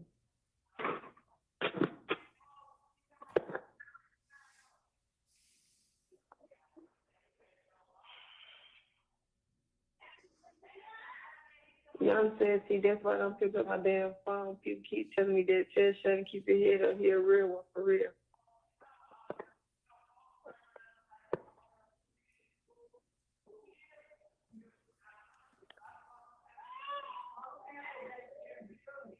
That's all you hear. Oh, you're real. Man, that shit don't do nothing for a nigga. That shit don't make a nigga feel good. That shit don't do nothing for a nigga.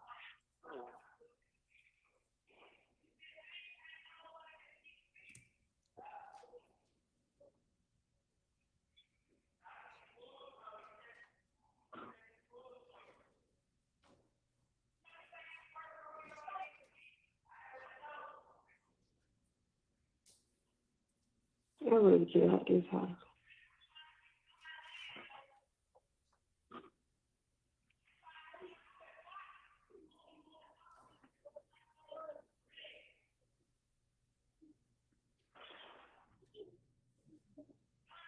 Oh, hell.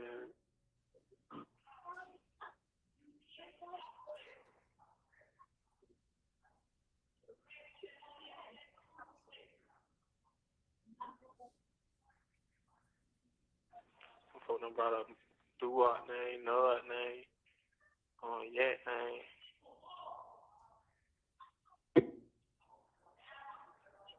So-called Yak, Yap. Give that shit a name too. Yap. Okay, Yap, Nud, Duwop.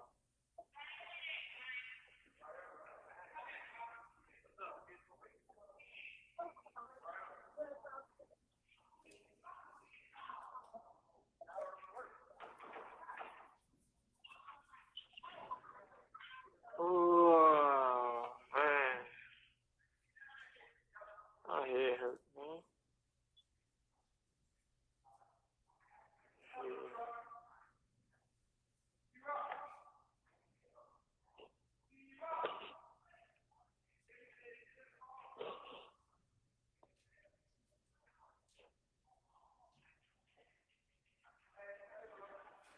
You all like that, baby.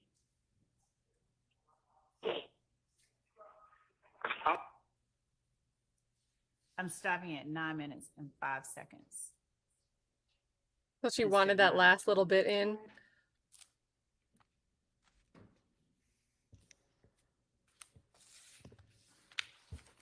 So, Your Honor,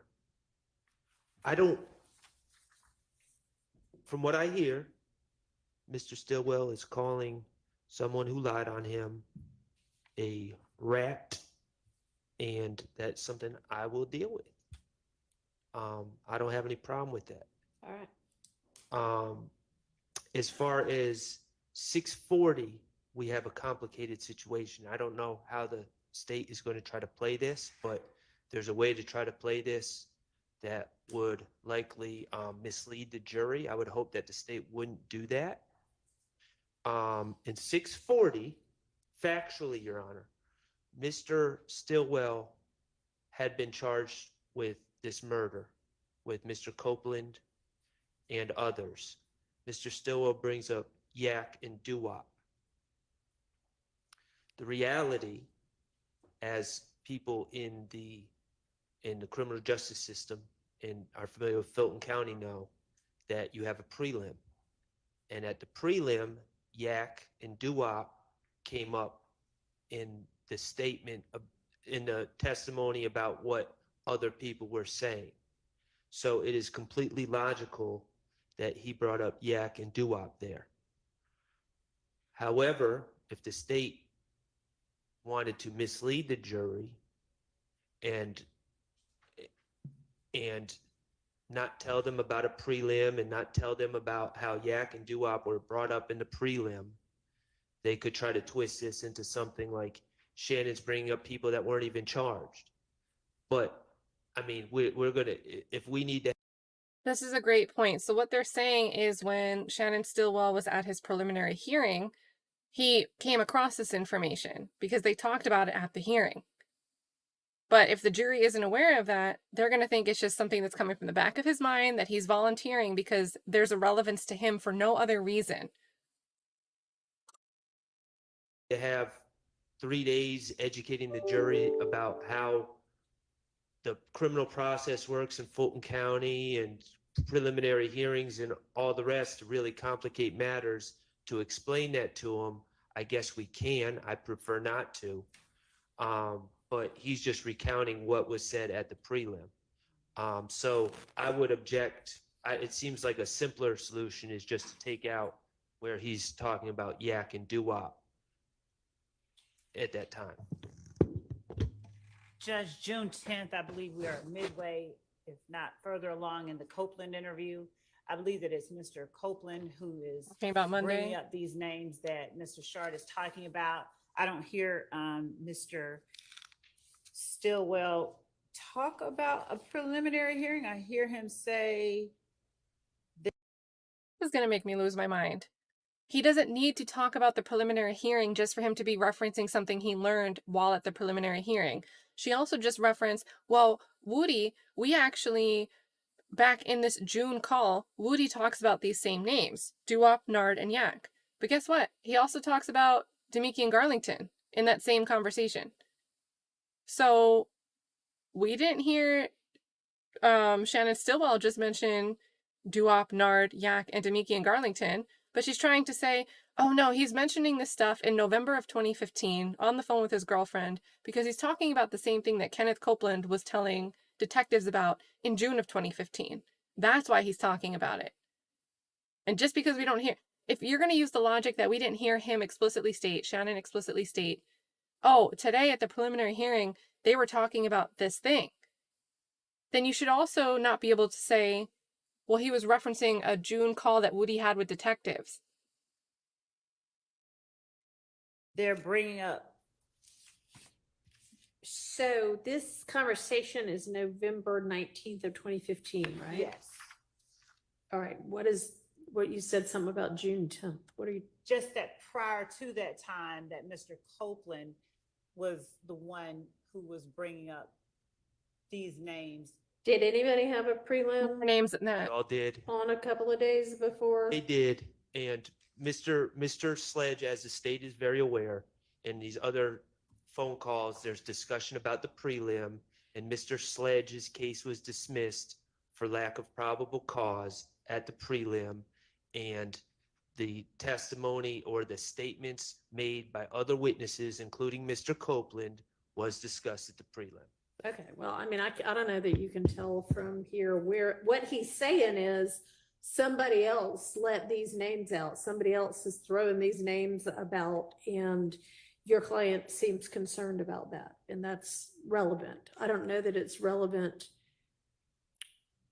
how he heard that was going on, but it doesn't sound like, I mean, it sounds like as long as they play the whole thing, he's saying, whoever this is throwing these names around. It doesn't sound like he comes up with that on his own. He's talking about this other person is saying these names.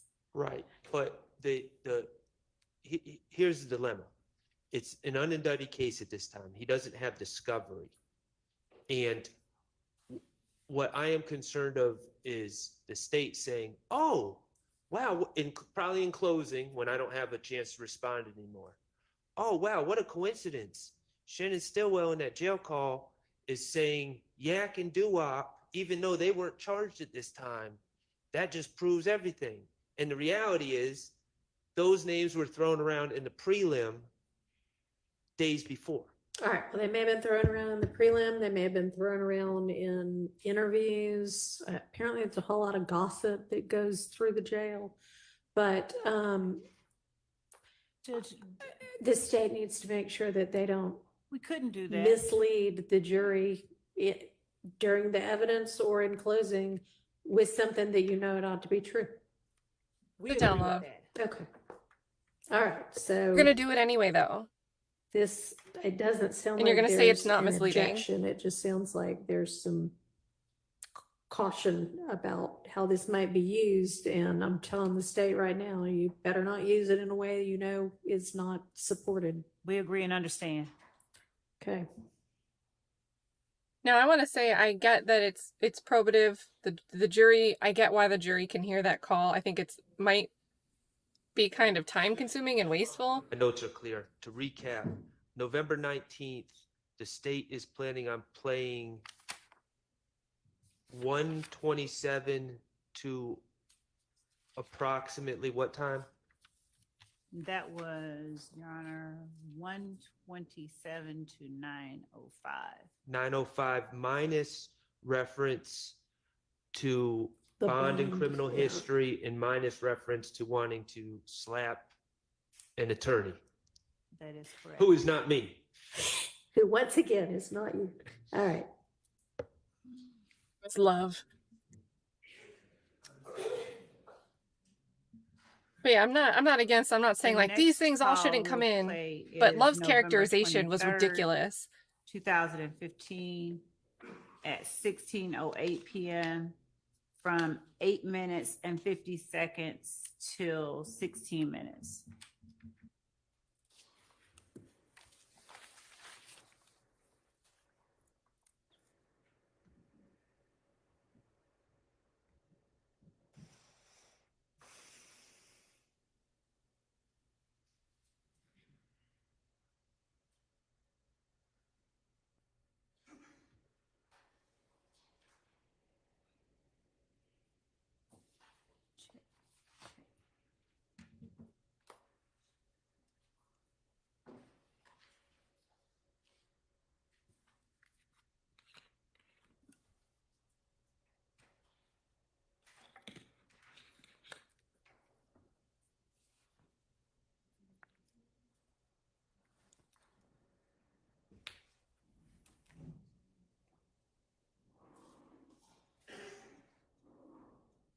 What's your book look like? You straight?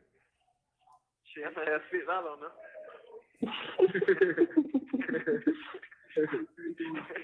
So when y'all go back to court? On the 18th. And what they say, a hearing? Nah, I just did the preliminary hearing. So ain't nobody get no bond? Nah, they tried Mounk Tounk trial because Mounk Tounk had a lawyer. They said the same thing about both ways. They tried Mounk Tounk trial. They did only thing different was the little nigga name, D from Cleveland. He told me, I told him I did it.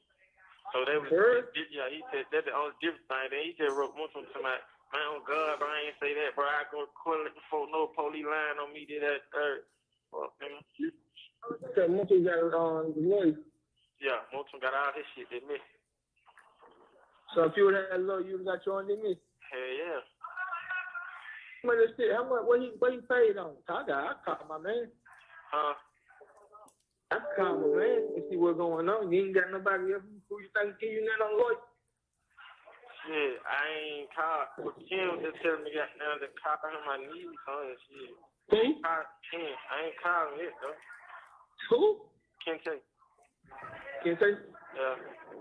Man, them niggas that be talking, bro. Yeah, that's what I be saying. That's why I ain't really just put no like that fucking stuff was been sent the lawyer down here. That nigga he keep coming down here, but he just like shit, dog keep telling me he ain't got all the money yet. The fuck you money yet. Who's saying that? Oh, that was the lawyer. Like the lawyer keep coming down here though, but he just like shit, I won't go and represent you, but he keep saying dog saying he ain't got all the money together yet. How much they charge? This nigga, he ain't telling me the price. He just like, I told Young Thug he gotta give me everything or nothing. It's everything or nothing. That's all he kept saying. So he want all his money at one time. He don't I want believe down. he doing that because of Thug. You feel me? 'Cause he knows home got money, so hey man, I want all my money. You ready? Yeah, that's what I'm saying. Cause most lawyers they do a payment plan, bro. Yeah, exactly. Knew they talked to some lady and she was like 4,000 some shit. She was 4,000 for what? Schardt. Man, that nigga I had, he want that money, bro. Yeah, now nigga who beat my brother on murder case. You know, I'm cool with him. He don't even want that much. 4,000 Schardt, that's too much. Yeah. I probably give him about 2,500. He probably put me on a payment plan like every 2 weeks. Probably pay like $350. Right, well. That's cool, no? Mm-hmm. Hold on, cuz. Well, so what you got out here? What you got now? What Mounk Tounk? What you got now? Most of they got now, they got all them aggravated assault shit that they had. Aggravated assault, aggravated batteries, all this shit, them gun charges. No, they had so what part of that truck? That murder charge? Yeah, they just dropped the murder charge off him. Man, that ain't shit. That's aggravated assault. Just like that. Yeah. That's how he got like, they got like 9 charges apiece. That what they'll try to do, bro. Drop that murder and stack some on the aggravated assault. Cause they're like 20 years. Get what the lawyer said to me though. He was like, what? Man, listen. He was like, if everything go bad, he was like, you'll be looking at 20 and Mr. Schliz will be looking at life without parole. I said, God damn. Who is? Mounk Tounk, he was saying Mounk Tounk will be looking at life without parole. I said, God damn, why the hell you gonna do that? He like, shit, that man record's fucked up. Then the other charge he's facing. I said, good God. That's what I'm saying. The aggravated assault charge and all that shit. That's it. And that we need to say this part we would not be keeping in, the part about the sentence and the punishment for those charges. All right, thank you. Because I have from 12:15 to 12:40, there was discussion about likely sentences. According to the lawyer, whomever was advising Mr. Stillwell, apparently, according to him, this lawyer said, if everything goes bad, he's looking at 20 years and Mounk Tounk's looking at life without parole. When you say we're not getting into the sentencing, we're including what Mr. Stillwell's facing, correct? All of whom, all of the sentencing for all of the charges, this portion that mentions sentencing, we would redact. Okay. Okay.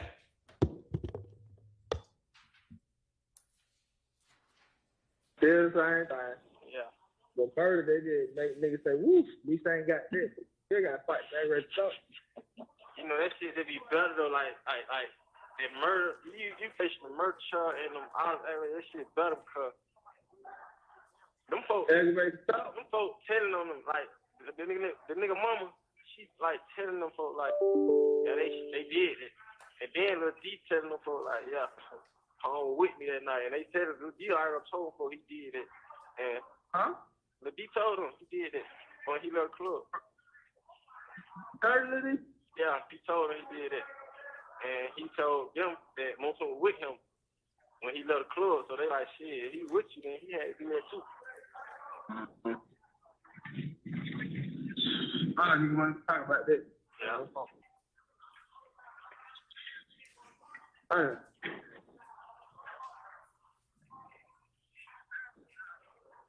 No, you take pictures. No, the Fed. Oh, yeah. No, baby. I told you a proud investor. See, so we pull up. See, y'all talk. Damn, hey, how you doing? I'm not gonna do it like that. Give her an oh, Lord. She gonna say it. Why they? Should I let her go now?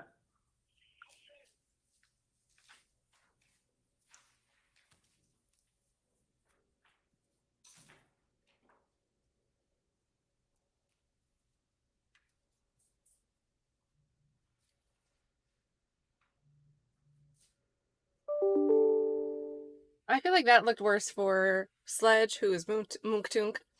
Sledge will be apparently taking the stand. It seems like he might be a difficult witness.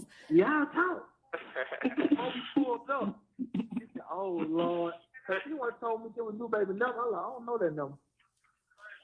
He said, that new baby, what you doing calling your phone? I'm like, I tell you? He checked real quick. He's trying to check.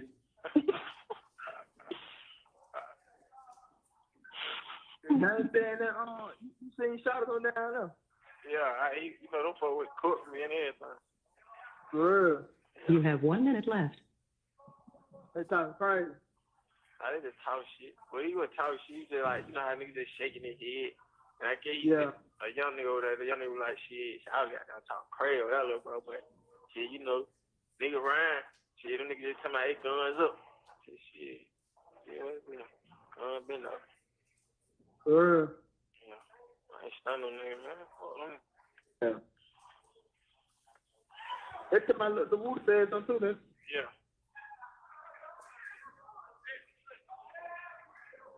Nigga say anything, try to say they ass, but.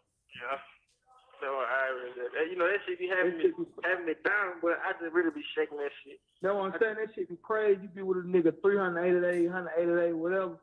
2 years, 5 years, and situation pop up, and you're like, boy, he did. That be fun. That's what I'm talking about. Exactly. The nigga sit right there. Thank you for using Securus. Goodbye. Just ended it on him.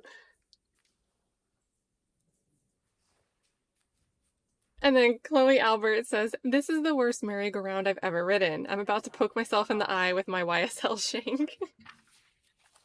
It feels like that. I mean, some of these calls are at least talking about something sort of different. Like, they're easier to understand, sort of. They're audible.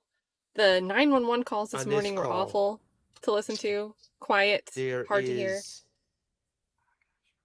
Extensive discussion about the issues Mr. Stillwell is facing hiring an attorney. I don't believe that that should be relevant. That's A. Regarding 13:15, approximately at 13:15, as I hear it, Mr. Stillwell is saying that Mr. Sledge told him that someone, and I think it was Lil D, said that he being Sledge was with him during a separate incident, which is, I believe, to be the 428 incident shooting up houses. But in that segment that starts at approximately 13:15, we have Mr. Stillwell passing on hearsay from Sledge about what Lil D supposedly said about Sledge in I'm not going to say non-related because it is on the indictment, but non-related to, it seems, the Donovan Thomas case situation. So that seems to be hearsay wrapped into a statement by my client. I don't believe that should be admissible. And that's 13:15. I don't have an end time. And then, quite frankly, after 13:15, there seems to be a lot of kind of laughing and giggling that don't really have a lot of relevance to anything that I can ascertain. Okay. So we've got the discussion of the lawyer, the kind of hearsay from what Lil D said, and then the sort of end of the call. Sorry. Yep. I just was summarizing what Mr. Shardt said. Okay. What I heard in the court summary was the discussion of the lawyer, the summary of what Rudy said, and then the end of the call. Right. Okay. So in terms of the lawyer, as I said earlier, with respect to what the lawyer is saying about sentencing and all that. Yeah, no, I know. We all know that's out before that. But the part about defendant William, or Thug, as he puts it in the call, getting him a lawyer, I'll point the court's attention to over at number 97, wherein there is in the lyric of the song Just How It Is, the assertion gave the lawyer close to $2 million. He handles all the killings. We don't speak about shit on wax. It's all my business. We know how to kill the biggest cats of all kittens. And so our assertion would be, hide me.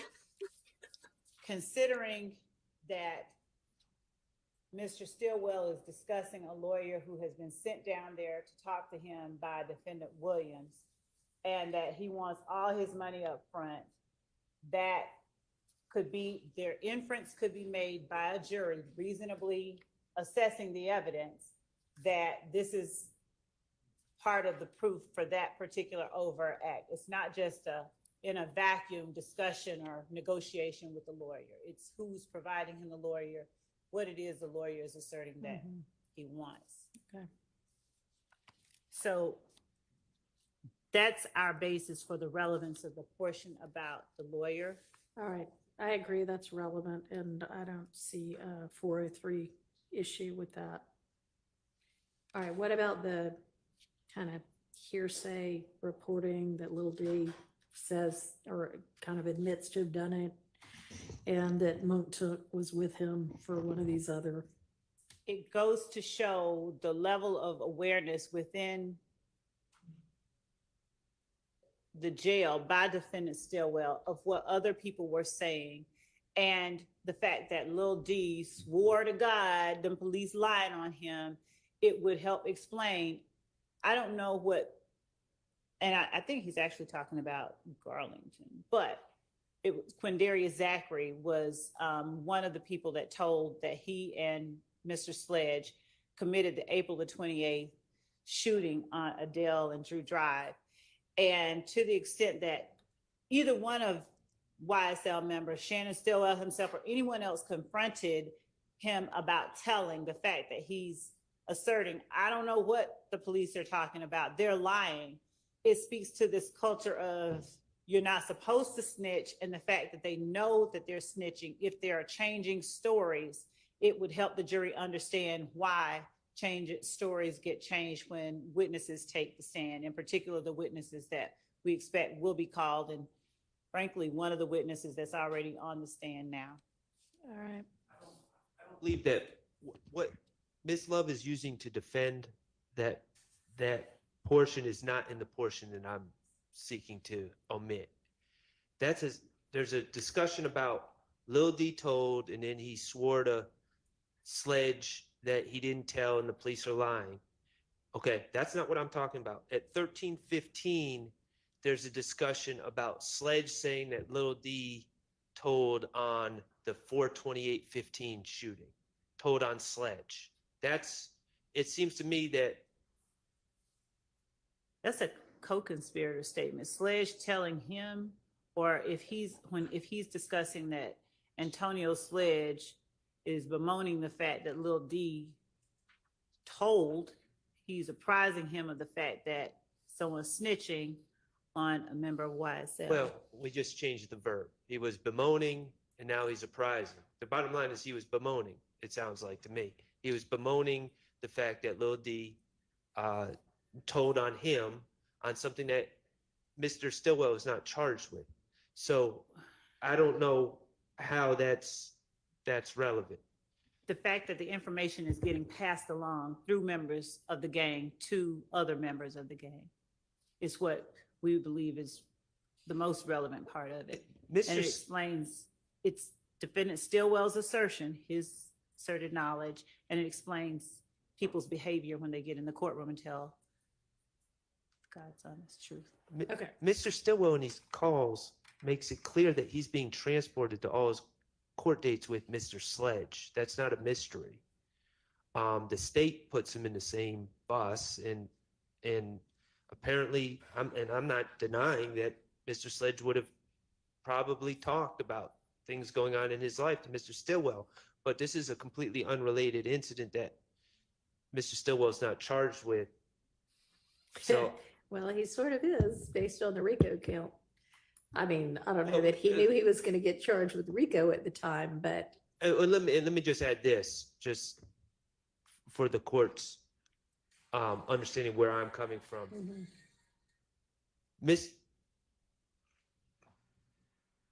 Mr. okay, do not come back in here with that if that's going to go off again. Mr. Stillwell, Mr. Sledge and Mr. Garlington pled guilty to this Right. incident. So. Okay, and Stillwell, Mr. Sledge and Mr. Zachary, I should have said, pled guilty, and Mr. Garlington. right. And so how is it a co-conspirator statement, I guess, is, I think, the gist of, are you just saying relevance, or are you saying something beyond that? The state is always saying it's in furtherance of the conspiracy, and I'm just failing to grasp how Mr. Sledge bemoaning about that someone's telling on him is in furtherance of any conspiracy. Okay, so yeah, that's the issue on the floor. So it's the statement of Shannon Stillwell about what Mr. Sledge has said, and it's showing Mr. Stillwell's awareness of what is happening with other members of YSL and these charges that each of them are facing. Right, and how is Sledge's having told him that in furtherance of the conspiracy? Well,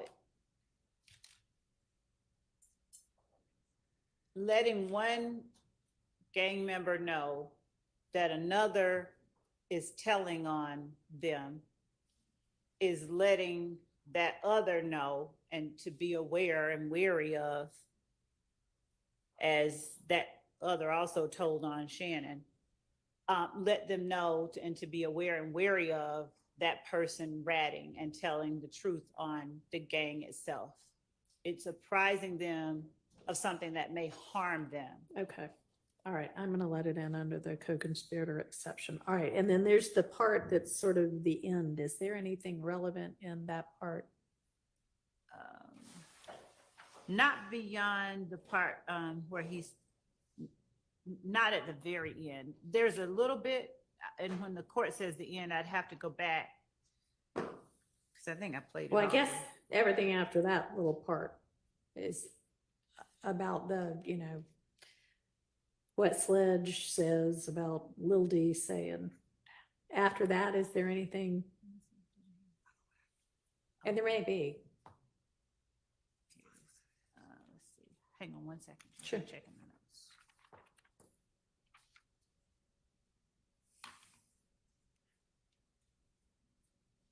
This is it right here. Whisper, whisper, whisper. And FFS, let's go back to this. Ben Franklin would roll over in his My grave. recollection is there's not, but to be safe, I can just start at the about a minute before the end and replay it.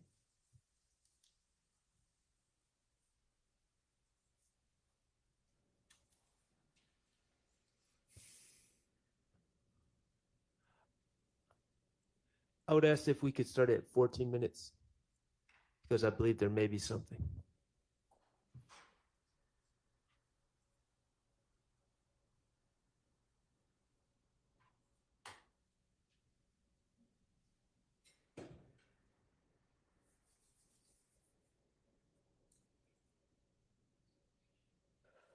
And then also shout out to Iron Rabbit, who sent me a Cash App for snacks and drinks. Now I gotta think of some snacks.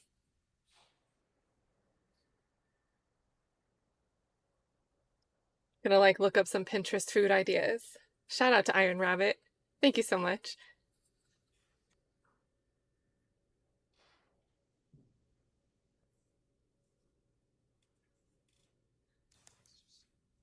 We're starting at 13:35. Him, when he left the club, so they like, shit, he with you, then he had to do that too.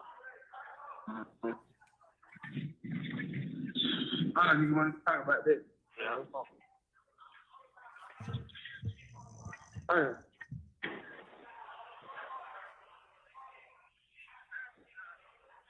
No, no. Jose. Yeah, Jose. He take pictures. No, the Fed. Oh, yeah. New baby. I told you she a proud investor. See, so we pull up. See, y'all talk. Damn, hey, how you doing? I'm not gonna do it like that. Give her an oh, Lord. She gonna say, why they, should I let her down? What'd you say? Y'all talk. Oh, pulled up. Oh, Lord. She once told me there was new baby number. I'm like, I don't know that number. She said, that's new baby. What you doing call your phone? I'm like, a Shannon? She texted. Really? Look. You thought she checked.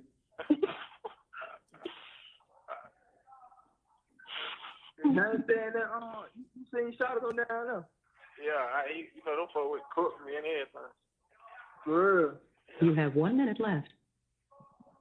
We need that sound clip. We really do. Well, he would talk shit. He was just like, you know how niggas just shaking his head. And I gave you a young nigga over there. The young nigga was like, shit, I got down talking crazy with that little bro. But shit, nigga Ryan, shit, them niggas just talking about their guns up. Shit. Yeah, guns been up. Girl. Yeah. I ain't stunned on niggas, man. Fuck them. Yeah. They took the Wu says on too, then. Yeah. Nigga say anything, try to say they ass, but. Yeah. So that shit be having me down, but I just really be shaking that shit. That's what I'm saying. That shit be crazy. You be with a nigga 380 days, 180 days, whatever. 2 years, 5 years, and situation pop up, and you're like, boy, he did. That be far. That one be fucking nigga, bro. Exactly. The nigga sit right there. Thank you for using Secure. Goodbye. Hello, this is a prepaid collect call. So to answer the court's question regarding the portion after that snippet, there's a minute of between 14 minutes and 15 seconds and 15 minutes and 15 seconds that we do not need to play. Starting at about 15:15. I want to hear it. I want to hear it. Going down, we think that portion is necessary to play. Why don't you think it's necessary? A couple of things. They're talking about Woody they're talking about, the little N saying guns up, and I'm saying guns stay up. We believe that that's a reference to Peter Rolak, sex, money, murder, Bloods. So for that portion, we believe it'll be relevant. I mean, those seem relevant. That other part in between, you can redact out. Yeah, I don't know what the state's talking about with the guns way up thing, but I would ask that the last minute be played. I'm sorry, you would or you would not? I would. Okay. Got it. I think they will. Right? Yes. Okay. That's what we were saying. From 15 minutes and 15 seconds Okay. to the end, Okay. we were playing that. All right, let's move on to the next part. Or the next call. The next call is December 4th, 2015 at 15:48, starting at about 11:57, but we'll start at 11:30 to be safe to give context.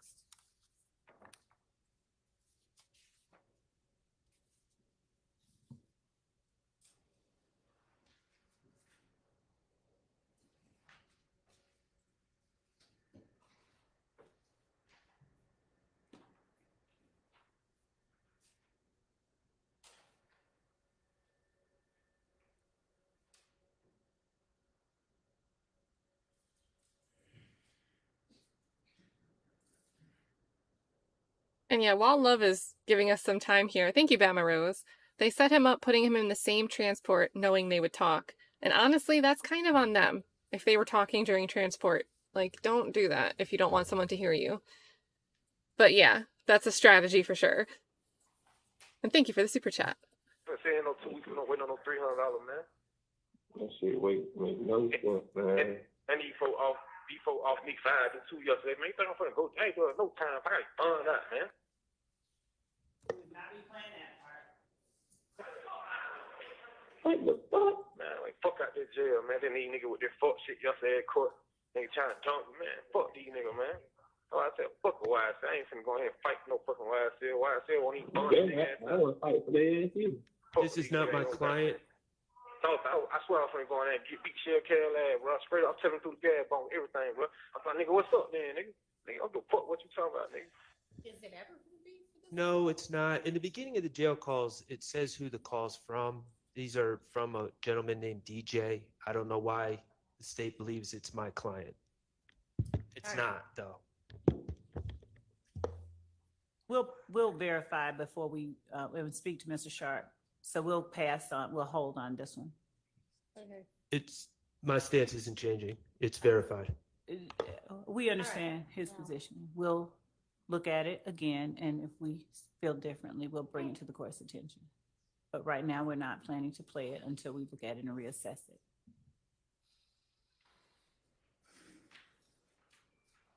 That is so funny. Oh my goodness. And FFS, I heard my name. Someone snitched that I went to pee. Yeah, we're on like limited pee breaks, you guys. All right, was there another one? Whitaker put us into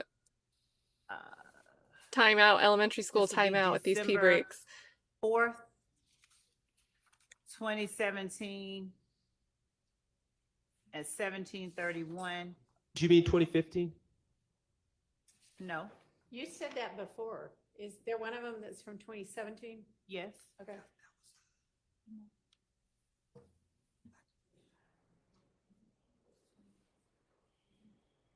I know.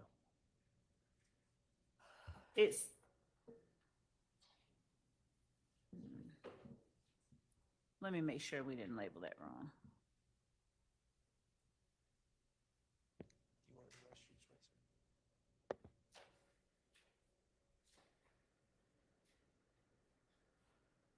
If it is 2017, it is definitely not my client. I'm jail call.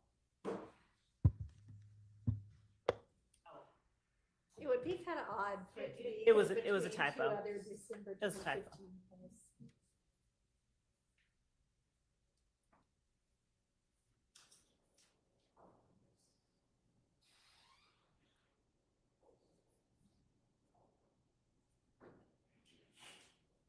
It was, I'm sorry, it was a Okay. typo.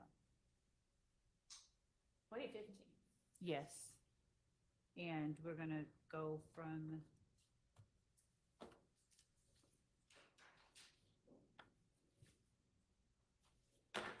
eight minutes and 10 seconds to 8 minutes and 30 seconds. It is, for the court, it is December 4th, 2015 at 17:31. And it is going to be from approximately 8 minutes and 10 seconds to 8 minutes and 30 seconds. Thank you.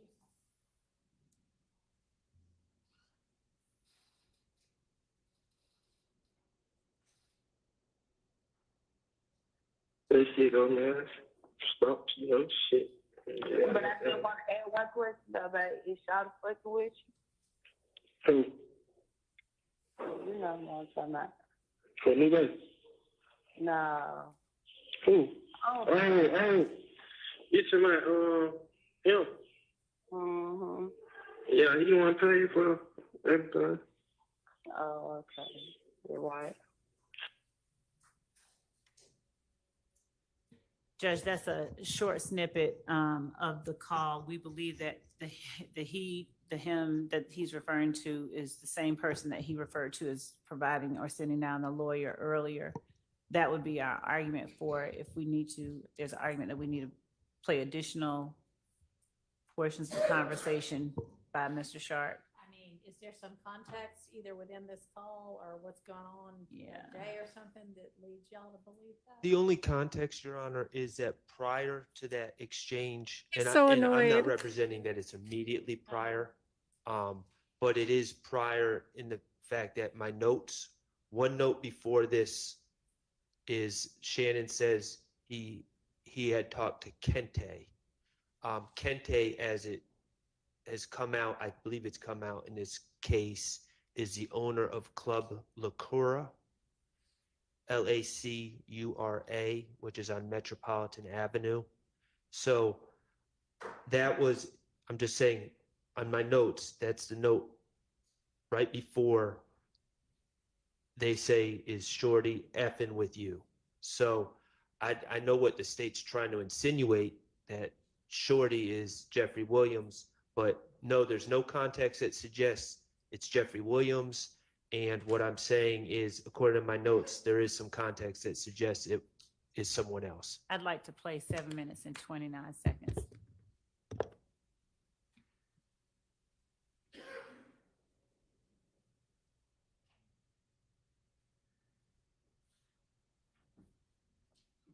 Hey, too much. Yeah. Yeah. I love you, boy. Man, come on, man. You know what's up. Don't nobody know what's up. You know what's up. Oh my God. Jordan, best my heart back in my life. Yeah. Yeah. This shit gonna be over, though. Real soon. Oh, you gotta come home. We gotta get on the real grind. We gotta get on the grind. That's how I've been telling him can't take everything. He like, man, what the hell? How the hell you get into this shit? Like, you know how this shit go, man. Stop, you know, shit. Yeah. But I still want to add one question though, about is Shardt fucking with Who? you? You know what I'm talking about. For me, then? No. Who? Oh. Oh. You to my, him. Mm-hmm. Yeah, he want to pay for everything. Oh, okay. You're right. I was saying, you my bitch, my nigga. Man, I don't care nothing about no hoe. Yeah, Shardt, he doing all right, though. Yeah, I'm gonna be hungry, that's all. I ain't gonna never stop that. You know, that's how we all told each other. I know, exactly. I love you, though, babe. I love you, too. Home. Huh? I want you home. What we got? So Judge, what I did was, They're talking about somebody else when they start that conversation. Because at first he's like, oh, who do you mean? Oh, you mean him. So they're not talking about the person they were talking about a minute ago. Now, it's an argument that the state's gonna have to make. Sorry, it's an argument the state's gonna have to make. I don't know whether the jury's gonna buy it or not. Y'all can argue differently. But I think it's certainly a reasonable inference, so I'm gonna permit that. Thank you. The next call, the last call that we have, outside of the ones that we have just said we're not going to do for now, All right. is the December 7th, 2015 call at 16:55 from 13:30 to 1600.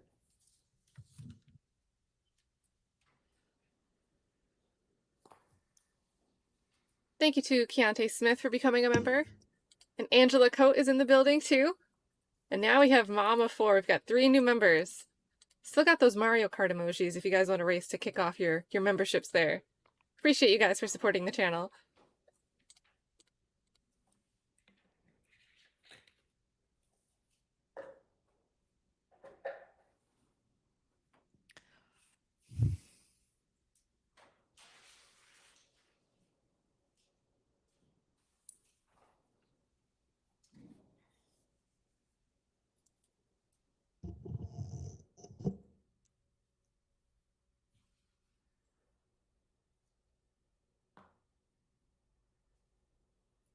Man, I already know what the fuck nigga want.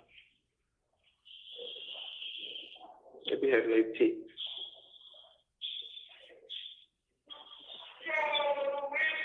I know that like right?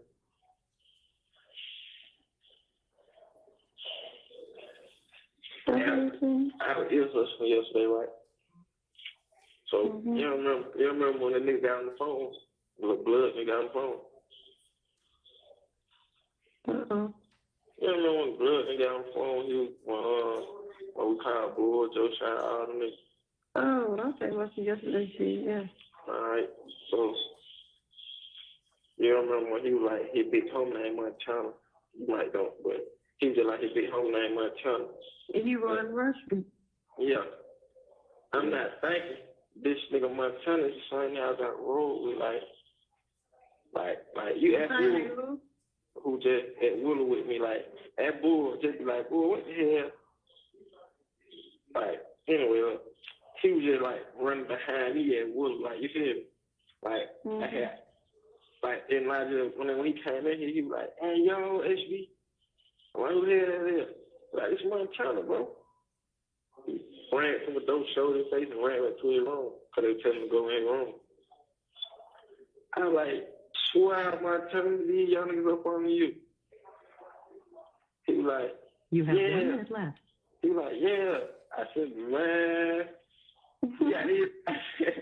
I said, you got these little ass niggas pushing up on me like that, bro? He like, man, look, bro, I heard about that shit. I was telling niggas, like, you my personal, this, that. I'm like, yeah. But this shit crazy. But like, okay, but I was listening yesterday, and the nigga who I tell you who was slick, Hank, downstairs, he pushed up. When I was like, man, these niggas being like fit, these niggas some hate, these niggas hate, these niggas people YSL pointing at my door. Oh, yeah. All right, he walked over to my town door. I didn't know each other on the street. So I guess he was just talking. And I just heard my name. Now I just heard Lil Bro. And I heard my town say, man, that's not personal, punk. Anything went home, I'm going to hate shit about it. So he like, yeah, I fuck with bro. He here real right nigga, but I be sick. Thank you for using Securus. Goodbye. And then thank you also, Angela, for gifting a membership to someone else. That is very nice like of you. Recap of the whole Montana situation. Yeah, of this just cumulative. rehashing the jail call that the state's already going to be playing.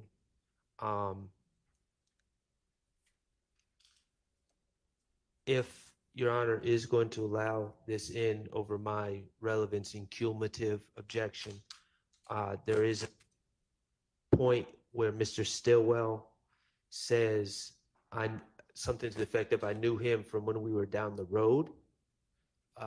That is common parlance and for being in prison, and so that reflects on my client's character. Okay. We agree that will come out, the part about prison or being down the road.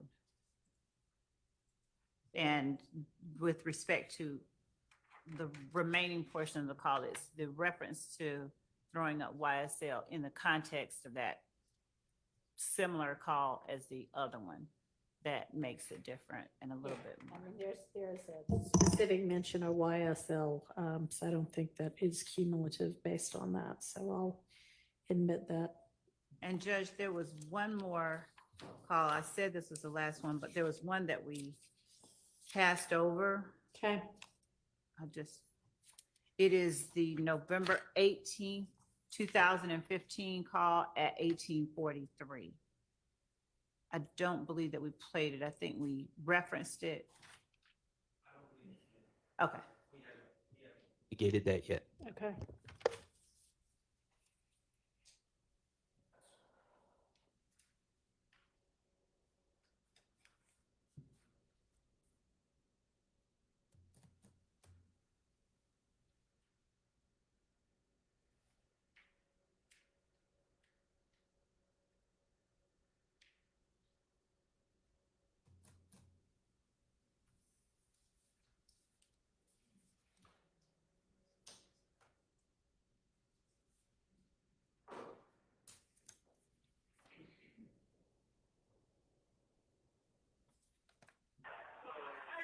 He's so funny.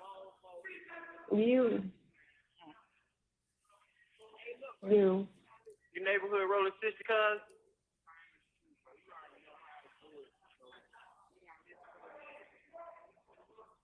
Hey, Nut.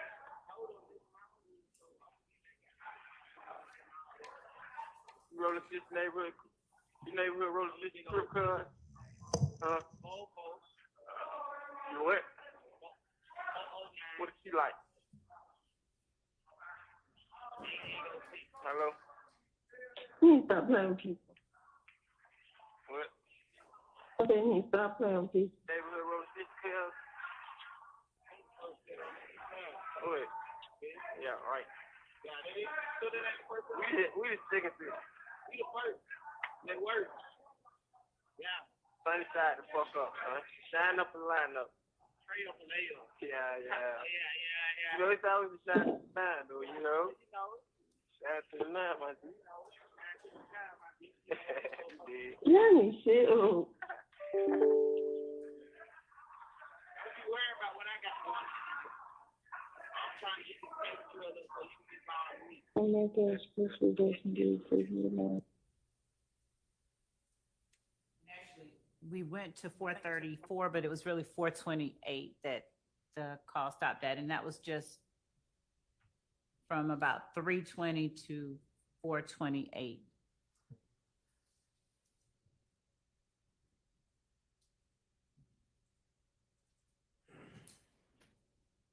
Is that the entirety for that call? That's the only part that we were looking to get into. I don't understand the relevance. If it, yeah. What's the relevance and how is it not cumulative? The first call with respect to Shines and G Shine and the defendant Stillwell was dealing with his blood credentials. This call shows him interacting with who he believes is a Rolling 60s Crip. Martinez Arnold is a Rolling 60s Crip who we also allege is a member and who has pled to being a member of YSL, the criminal street gang. During the course of this trial, there have been repeated efforts on cross-examination to disprove the state's assertion that YSL is a criminal street gang. And that it's hybrid? Yes. Okay, so this goes to that? Yes. Okay. And I will allow it. All right, that's it for these. Sorry, Mr. Harvey, that's it for these this set of jail calls? Yes, for Mr. Okay, Stillwell. for Mr. Stillwell. All right, let's take a break. Not quite sure what we're going to tackle next. But You hear that, something. FFS? You get a break. All right, let's take 15 minutes. And remember, we are caught up, so I mean, we could technically speed back up for anything we replayed. We're like a minute off here. But even though we started 2 hours late, we have been in real time for the last hour or so. hour and a half. So that's a good time. But yeah, remember, this is your limited pee break, you guys. Take advantage of it. To kill some time, I don't know if you guys were following it, but Mel, she has the channel I'm Not a Lawyer But. She's been a panelist here. She has great content on like all different platforms. She had just tweeted out that Dwight Howard, he had a lawsuit filed against him a couple years ago. He had moved to dismiss it. It was declined. The dismissal was declined back then, but today it was just dismissed with prejudice. So that is done. That is done. So just dropped a link to the update there from Mel. I'm Not a Lawyer But. There's a little interesting story. I'm still looking for updates with the Marcellus Williams case. I can double check right now. Marcellus Williams, he's on death row. He's scheduled to be executed on September 24th. Talked about him a couple times in depth, about 8 hours worth of deep diving into his appeal. Today is the very first day. The very first day. I think his trial started back in 2001. He's been appealing since 2003. This is the very first time today that a court allowed him to have a hearing about DNA evidence that exonerates him. Actual innocence. And I don't know. Let's see if we have an update on that. Because they started court this morning.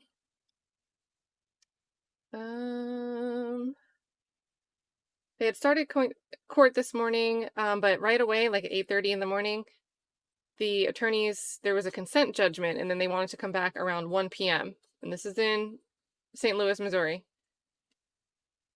So let's see if there's any updates. If I find anything, I'll pull it up on the screen. Crazy case though. Like that's a case with where the evidence is jailhouse snitch and a ex-girlfriend that was addicted to certain substances. Both up for a cash reward. One was already in jail and had several other charges, and then the girlfriend had warrants pending. And suddenly those warrants went away. So if I do a quick search, there are people gathering to show support for Marcellus Williams.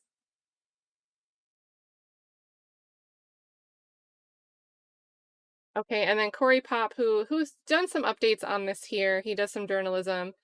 Currently waiting on news, so 29 minutes ago, currently still waiting. So no update there, but maybe you've seen his face. This is Marcellus Williams here. He might look familiar. So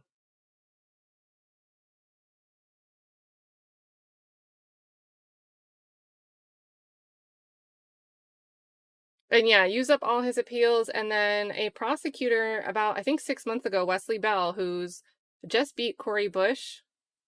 He's switching positions, but he was saying, look, I want to vacate the conviction. I want to vacate Marcellus Williams' conviction. And the attorney general was fighting him on it. The attorney general was fighting the hearing. Didn't even want the hearing to happen. So lots of crazy stuff there. And it's a story where one of the appeal issues, and it's not really what's sticking here, the appeal issue here is really he tried to introduce evidence, it wasn't included. They excluded a statement where a laptop that belonged to the woman who was killed actually was something that was in the ex-girlfriend's possession, but she snitched and said it was his. That's the theory. And there was a witness that was going to testify that Marcellus Williams, when he came in to sell this laptop, had said that his girlfriend asked him to sell it.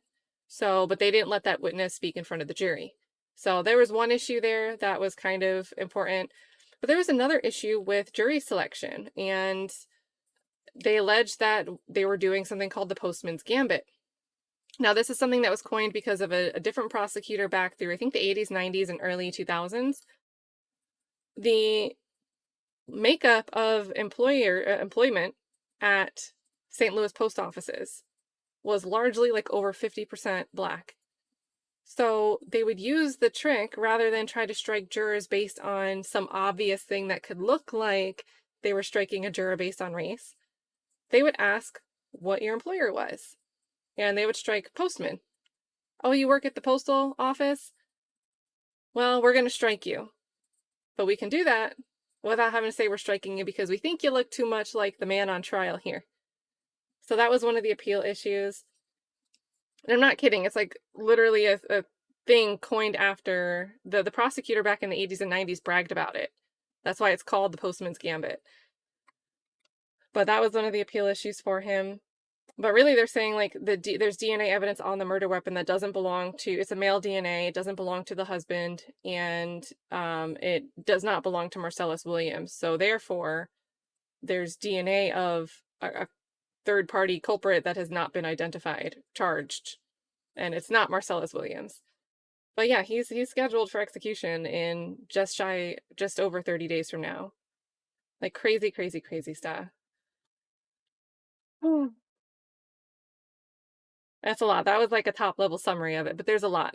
There's a lot. Like we had read through some of the Innocence Project has been doing a lot of work for him. They, great attorneys, great attorneys. A lot of their work has focused on habeas corpus relief, which is giving them the leg. They tried to file with the Supreme Court, writ of certiorari. It didn't actually need to be heard by the Supreme Court because right before the Supreme Court of the United States would have made their decision, then governor back in 2017 ended up saying, okay, we're going to pause his execution date because he was 60 minutes away from being executed the first time in 2017. So because they stayed the execution, this writ of certiorari was kind of moot. So, but you got to still read the Supreme Court argument by these very, very good attorneys that work for the Innocence Project. So I looked at that. We went through that. I have 2 videos on my channel about that. There's some other information floating around about this case. It's been going on forever. It's like 2 decades. So like really, really interesting stuff. And it, the sad part about it is that his life is on the line and he might be completely innocent. So, and Nancy New, thank you for change vibes here. Nancy New says, how long will Sprinkle be on the stand? Hundreds of calls. I don't know. And you know what? It really depends if, it's a great question because we're going to listen to all these like 10 minutes at a time of these calls. And we've only gone through Shannon Stillwell. So if they're going to ask him about the other calls, we could have way more. But it's unclear if the state is going to ask him questions, stop and pause, and hey, you just heard that? What was being said there? Who was that? Like whatever. They didn't really do that with any of Woody's calls. They just let them play straight through. So if they end up adding questioning, it'll take even longer than just the span of these calls. But if they keep it to the calls, it'll be, I don't know, we probably listened to about an hour and 20 minutes of calls minus the arguments around them if we include those 911 calls from this morning. So it might go a little bit quicker just because these aren't 3 hours, 9 hours at a time. But still, it's like, you got to wonder how the jury takes it all in. Great question, Nancy. Felicia became a member. I thought you were a member. Well, welcome aboard. Use those emojis to your heart's desire. And then FFS, yeah, you got to hurry up because these pee breaks are limited. And I think we've been on them for like 7 minutes now. So you know she's going to want to come back into court. Oh no, it's been like 11 minutes already. Should probably toggle back over here. So this is last call, chat. If you need to use the restroom, don't piss Judge Whitaker off, or do.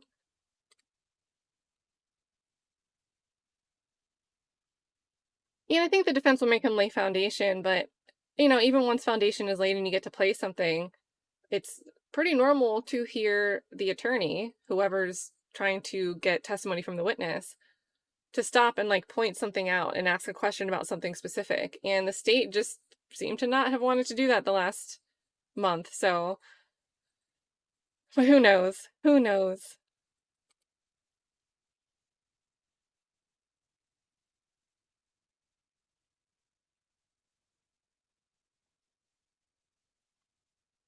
Okay, cool. So that's it, actually, as far as smash and grabs, because people will talk about the statistics sometimes with other rates of crime.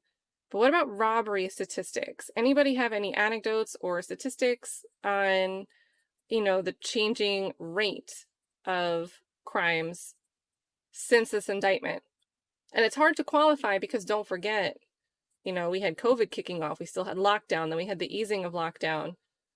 So there's changes in crime that could correlate with a period of time because of that unique situation, not necessarily because of an indictment.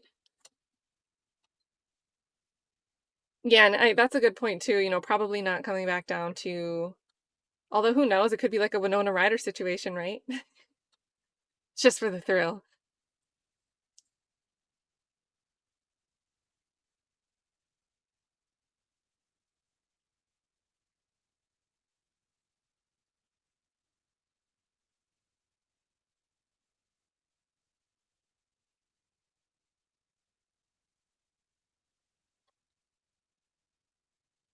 And then, yeah, we don't need to do, if anyone is getting timed out for difference of opinion, we don't need to do all that. And then Dante, you've always been respectful with your opinion, and honestly, I think you're supportive of the defense in the right moments, like when it's like clear that somebody's BSing in the court. And I think that's like, you know, probably a good time right now. They're starting to come back in the courtroom. But there's no way that all of these calls are just going to be kept out because they look bad for the defense. That's the point of a trial. That's probative. A lot of it is probative. It's going to come in.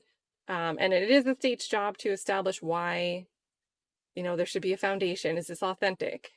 Is it relevant? But the standard for something being relevant isn't that high. I do think the judge is more gracious in waving things in, saying, oh, it's not cumulative, or I think that's different. I don't think that that's what that means. I think it could be tightened down. But there's no way that it would be logical, fair, or reasonable for us to say that none of these should have came in. That just doesn't make sense. The problem is, I think the state is making their case more difficult by bringing all of this stuff in because it's hard for the jury to follow, and they don't do a good job of lining the details up for the jury to follow. That's why they wanted to rely on Detective Dennis's Operation Planter's PowerPoint, but that got dismantled slide by slide yesterday. So that's gone. But the flip side is, you know, even if the jury can't follow what's going on in these calls, the sheer volume of the stuff, there is that hurdle of why would there be so much stuff if these people didn't do what they're saying they did, which is unfair if that's the way the jurors think about it. But that's kind of like an inherent flaw of the jury system. Pros and cons. It's not really something that you can try to leave everything out of trial just because you don't want the jury to think there's so much they must be guilty. There has to be a balance. I do question the balance from Whitaker, the amount that she'll let in. If she's saying at the same time she wants the trial to not have overlaps, that doesn't always seem to play out with all of her rulings. But it's nonsensical to think that none of these calls should come in or that most of them should be out. Although I do think it's interesting that they aren't really dealing with specific redactions. You know, maybe some of the stuff about, like, what was it? In one of the earlier things today, the attorney said he was the attorney for the stars or something like that. Like, just redact that part. I do think the judge said that wasn't coming in at all. But if stuff like that is a problem, redact that blob, that statement in the call.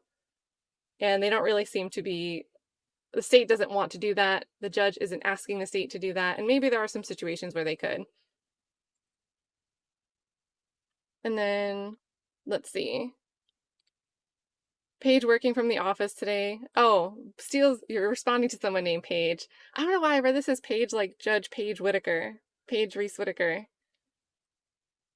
And I was like, how's she working from this is like Glanville's courtroom. It's not really an office. I read this all wrong. Shout out to Cal for helping the actual Paige in the chat with their question. And then Phil says, are you going to cover the Young Dolph trial? I heard it will only last 3 to 4 days, which seems wild after watching this debacle for the last 14 years. That was crazy. Because that was a long time ago, you're right. And I think, you know, a lot of people we know about the bakery, right? Some of that stuff is decently known. But it's been years before they did that. We got a trial date. I might look at it more. I don't know if I'll watch it all the way through unless I see something interesting. But wasn't it like 3 people that wanted to coordinate the drive-by for that? I don't remember the charged individuals' names.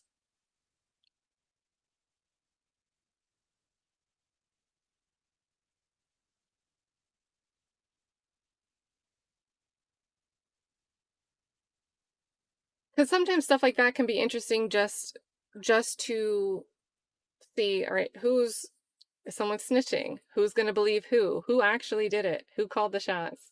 So maybe. Sometimes it's clear cut. Yeah, I think ultimately, like, the big issue here is we have this RICO, this state application of the RICO. Like, everything should come in because it's all relevant because somebody's affiliated or associated or in proximity to somebody at some point in time. So by that logic, by that rule, everything is way more relevant than it maybe should be.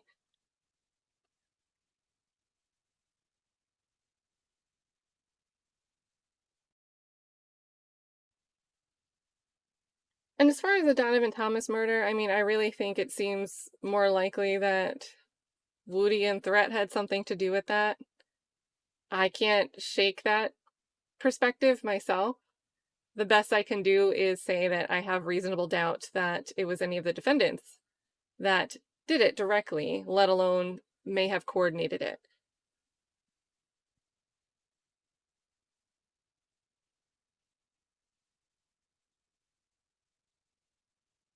And then It Is Ramon says, I think while she is letting things in at this time, she can absolutely deem the evidence cumulative at the time they present it, right? Yep, and that's also, they have this standing objection, and you hear them every time they go through a new set of evidence, it seems like at least one of the defense attorneys is asking for that. So they did it when we started today, for all of these calls that we've listened to. And, we'll probably, but if you've noticed, they didn't really, and maybe it's just because it was Woody, but there are times where they don't deal with the objections, they just let it play. Maybe strategically they think the jury's not paying attention to it, or they'd rather it come in and then on cross they let the state ask something that's, a couple times today we're like, Love is interpreting something and most of us in the chat interpreted it differently. Well, maybe you want to let the state ask something like that, because then on cross you can be like, well, couldn't this also be explained by that? And when you point out something that seems so obvious, it kind of crumbles the credibility of everything that witness testified to on direct. So it could all just be Several strategy. Folders. We appear to have 2 for Mr. Arnold, Garlington, Kendricks, other items, and then some, I don't know, pictures and things. So can we move through them methodically? There's a recording in Mr. Arnold's. Is that what we've already gone over?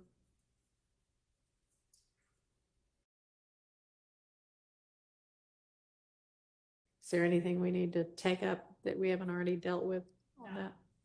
Okay. Not with that I believe. Okay. How about in Mr. Garlington's folder? Is that his statement?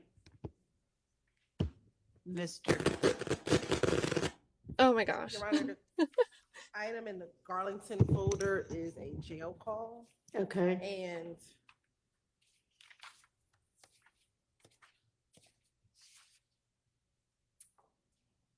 And Chloe Albert says, Love did this case like one of those ransom notes. That jail call will be able to come in. Okay, so state does not intend to use that. All right.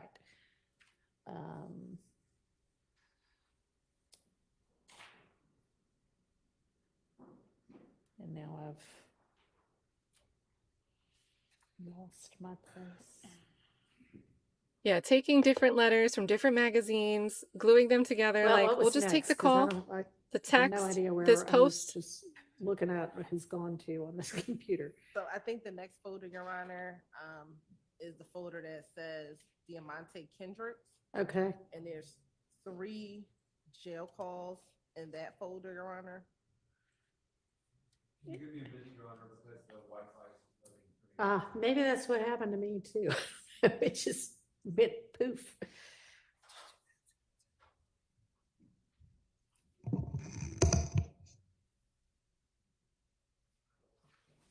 And thank you, Chloe, for the super chat. Everyone's like, this is a good description. And shout out to everyone coming over from Classy Beats.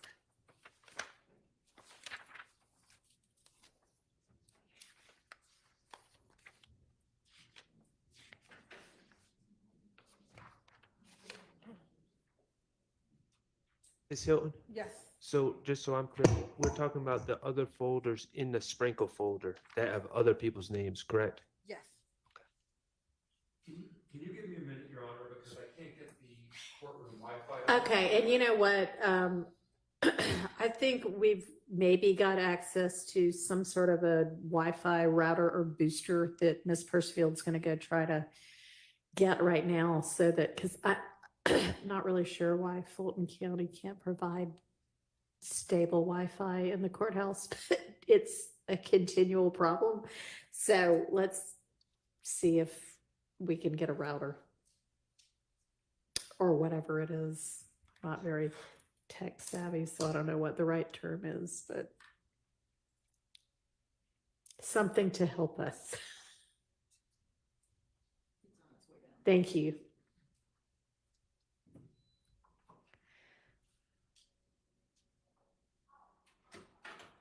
All right. I thought it was hilarious Now, they got rid of the Mondo board already. There are two different Arnold folders. Do they contain two different things?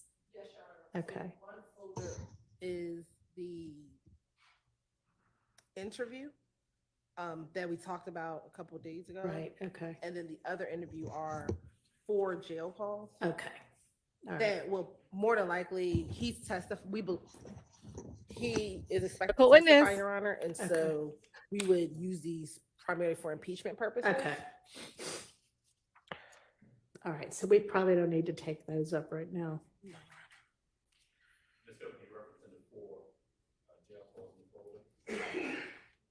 Well, all of it, I guess, the 4 in the 4 jail calls, as well as the interview would only come in for impeachment purposes.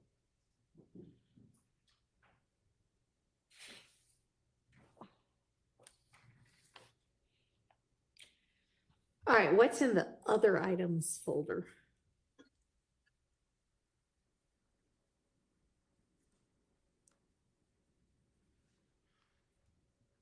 It looks to be a Justin Cobb. It looks like a social media posting. It is a social media posting of Justin Cobb. So I'm not sure if Your Honor you can't open it. I think.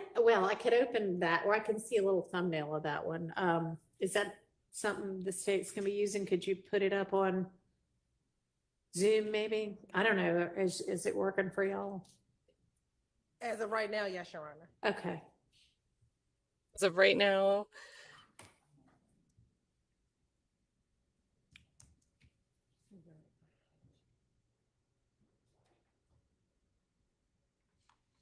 I'm not sure if you have access, Your Honor, to let me in the Zoom room.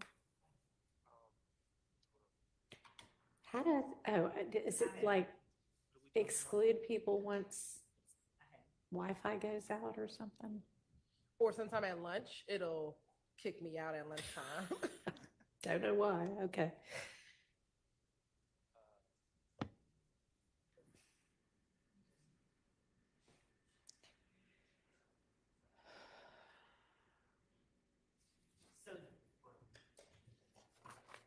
Judge, this is on the screen. If you have, Mhm. can you see it? Yes. So that is the posting that is in the other items folder, in Right. Mr. Sprinkle's folder. And the purpose of it primarily is to show the phone number that Mr. Cobb uses at that time. Okay.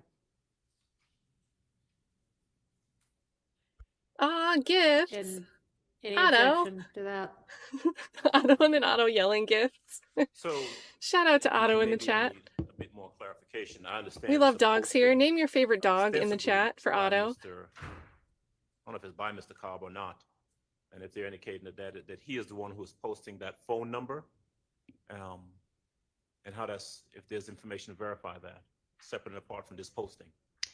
We would be having the person who found the post and who can talk about what they saw in the post, in the social media pages that they were looking in, to provide a foundation for it, like we would any other social media posting. Whether the jury believed that we have that right would be a matter for, I guess, argument, but we believe that based on what we were able to find, that this is Mr. Cobb's phone number. I think Mike Sprinkle is the one that actually found that posting. And he's free _ doo-wop. And he's responding to @Stunna Bumpkin with his phone number. It's hearsay, Your Honor. How is that not hearsay? It's because that is being offered for the truth of that being his phone number. It's how we were able to. Are you offering it to establish that that 678 number is the phone number that Justin Cobb / doo-wop was using at the time? Yes, and we would not need to put that particular picture up as long as the witness is testifying how, he The came witness about it. being Mr. Sprinkle? 88 Sprinkle. So he wouldn't just have that showing that it was his phone number. He would have other items of evidence to show that lead us to believe that it's his All phone right, number. what would those other items of evidence be? I believe that we got his records, his phone records, so who the other Well, then calls. That would be the way to show it then, through his phone records. Right, so when he's doing the deep dive into who did what and how we are able to find out who is where, he starts out trying to get phone numbers for people. And this is one of the ways that do we need to know that this is how he got it, or do we just need to know? Not necessarily. It's not one that at this time I think we would need to put up. It's just one that we had. Okay, well, I would think that if there's some reason we need to hear from either Mr. Sprinkle or a phone records custodian that this is the number for Justin Cobb. And also, Ms. Hilton's reminded me, we had a number that was being used by another person who was being called. So these jail calls involved calls made to Javaris Bradford, and there were other numbers in his phone logs and in other co-defendants' phone logs. This was one of them. And again, it's going back to the fact that he, in an effort to find out who this number belonged to, I think that he, in searching social media, came upon this. Well, it might be kind of cool that Mr. Sprinkle is good at finding nuggets in social media, but I don't know that that's relevant to this trial. If this person's phone number is relevant to this trial, then establish that through the certified copy of his phone record showing that this is his number, okay? Yes, Your Honor. All right.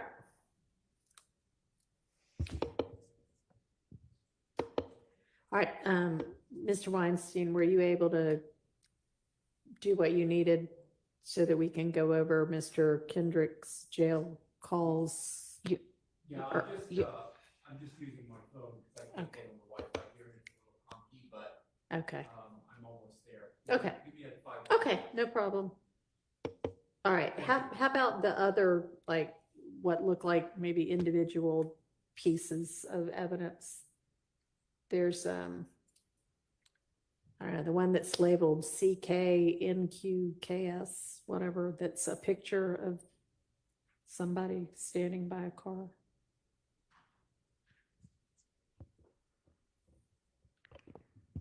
Is there any objection to this picture?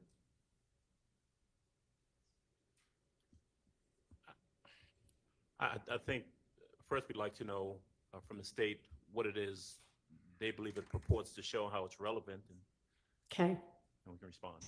Your Honor, I believe this is a picture of Javaris Bradford, who is one of the individuals that we've alleged had a part as a party to a crime in the murder of Donovan Thomas.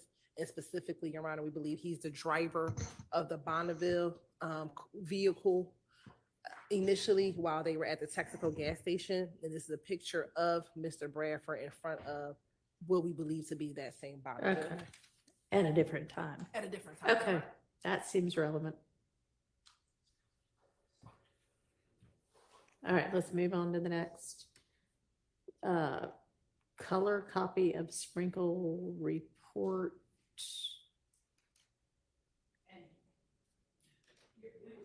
Thank you, FFS, for shouting out the Y'all- goodest boy, y'all Jack wanna Glanville. Use that, Sprinkle that's just report. giving that to them for, okay. Right. Very good. And this was crazy too. I All right. wanted time to read it Now, though. I guess we've got some more images, maybe? Thinking about timing. Next few are again of Mr. Bradford at different times with that same Bonneville, just in case there was, Okay. Is that what all four of those ones, next ones are? except for IMG _03901, that is not. Okay. That one is the Infinity after it was sold at auction to the person, Okay. the next owner of it. All right. And then is the last thing just a duplicate of that? One's a distant shot and one's a close-up, Your Honor. Okay. All right. Any objection to any of those? I don't believe on behalf of Mr. Williams here. All right. No, Your Honor.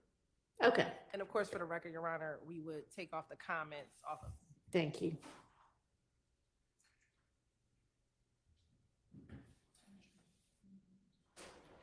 It's working on mine, but Mr. Weinstein might need it. I think. I'll Yeah, just so leave it imagine that. alone. Someone does time for 4 years for unaliving somebody. They're convicted, they do 4 years. They do their time, they're already out from the time that YSL had their indictment.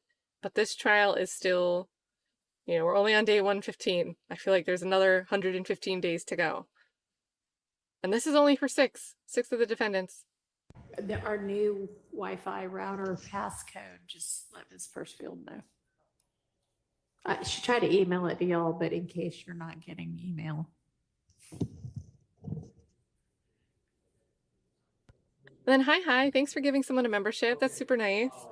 Your Honor, we're ready Love to that. handle the issue with Mr. Kendrick's jail calls. It's only the first call, and Mr. Adams is going to speak. Okay, perfect. Thank you, Judge. So we've got what appears to be three calls, jail calls here for Mr.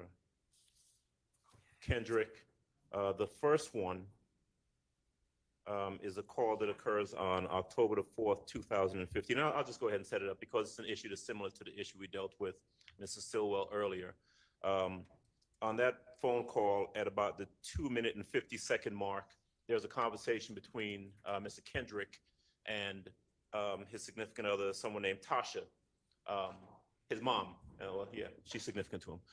His mom, Tasha, is a conversation about an attorney.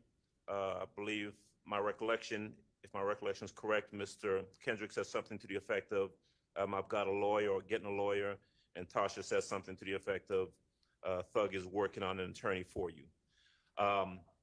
So number one, same objection as before. I don't believe it's particularly relevant. There has been an association shown between Mr. Kendrick and Mr. Williams. And so the fact that there is some discussion about whether or not Mr. Williams is going to assist him in getting an attorney, I don't think it particularly proves anything in the case other than what the state intends to argue, obviously, as they've said before. And it bears noting that he does not get him an attorney. There's no evidence, there's no factually, it doesn't happen. He never maintains and gets an attorney for him. No attorney ever comes to see him at the behest of Mr. Williams. So I just don't think it's helpful to the jury in any form or fashion in regards to these charges. All right. Ms. Hilton. Yes, Your Honor. I think for the same reasons, Your Honor, it is our contention that when Mr. Kendrick is in jail following a fleeing and attempting elude, but when they are actually intending on going up to shoot up the opposition's home, they get stopped at a roadblock, but they were on their way to shoot at the opposition with a number of guns in the car.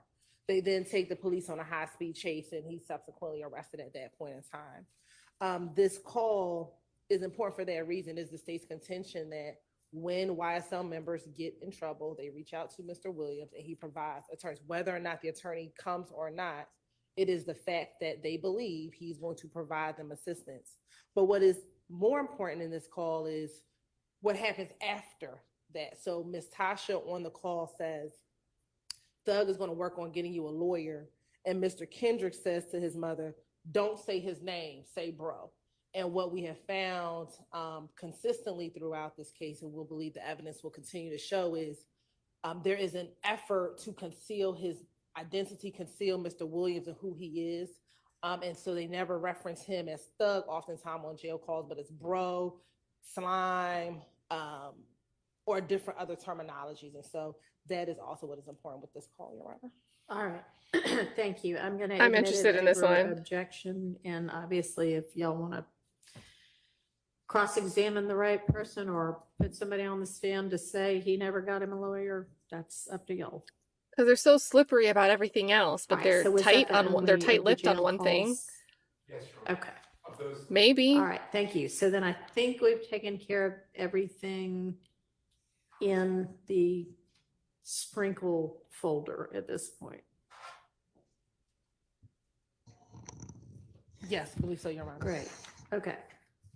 So then I think that also means we've taken care of everything in that whole entire 1 through 30 witnesses. Yes. Let's pat ourselves on the back. All right. Thank you, Tree Allison, for becoming a member. We can move next to, don't we have this same thing for 31 through 60? We can move to that, or we can move to the wiretaps, or if there's something more pressing, y'all tell me. But we're not going to waste this time we have without the jury getting stuff done. 31 through 60 would be more pressing before the wire. Okay. Your Honor. All right, let's all find that one. And is that a different Dropbox link? Can you remind us what the email would be for that one? Yes, Your Honor. Thank you. And Jenny, this might be fun to do one day. Watch the Daubert pretrial hearing for sprinkles. So Daubert, you're making sure someone can actually qualify for what they say they're an expert in.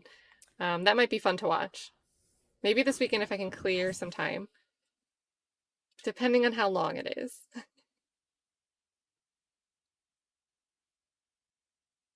And I wanted to go back and watch some of the testimony, maybe earlier Detective The Dennis initial email was testimony. August 12th, Monday, August 12th. Okay, thanks. Yes, Your Honor. Recontextualize leading up to Woody.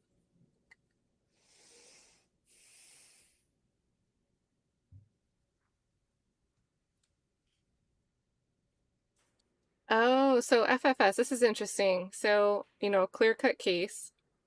Claimed, it sounds like an affirmative defense, but claimed PTSD. So maybe sentencing, they said there were mitigating factors. So that's why they, like a 4-year sentence on that Your Honor, already out. Yeah, for that is the mind box blowing. 31 through 60, Mr. Ryan has 31 through 35, and that's the one we're discussing with the state in the background. Okay. So we're still working on that. Okay, so 31 through 35 set aside for now. Okay. Working on that. All right, that's fine.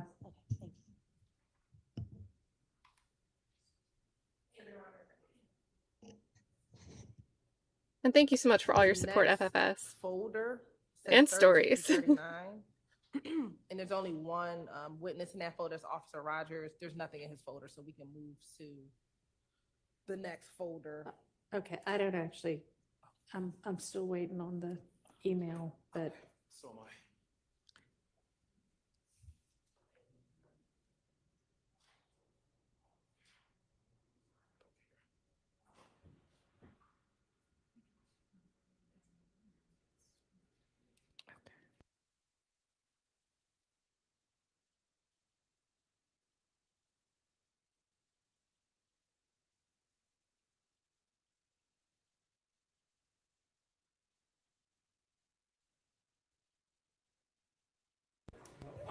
You got it. Okay. Thank you, Mr. Wise. well, I know it doesn't come directly to me, and Miss Persfield's downloading everything now, but that's fine.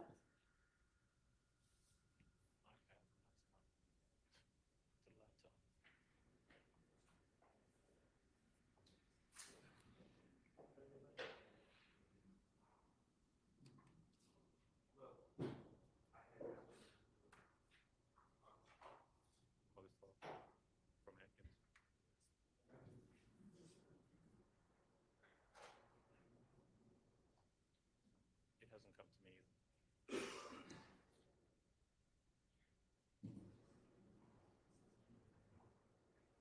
either.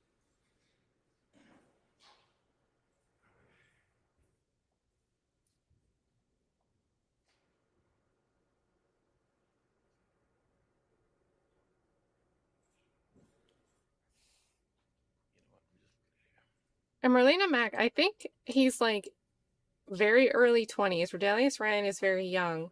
A lot of the stuff that he got caught up in was before he was 21.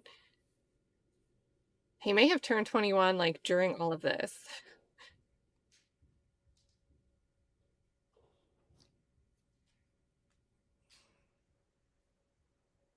And that's why he didn't get the Gladys Knight reference that the Honorable Bruce Harvey made earlier.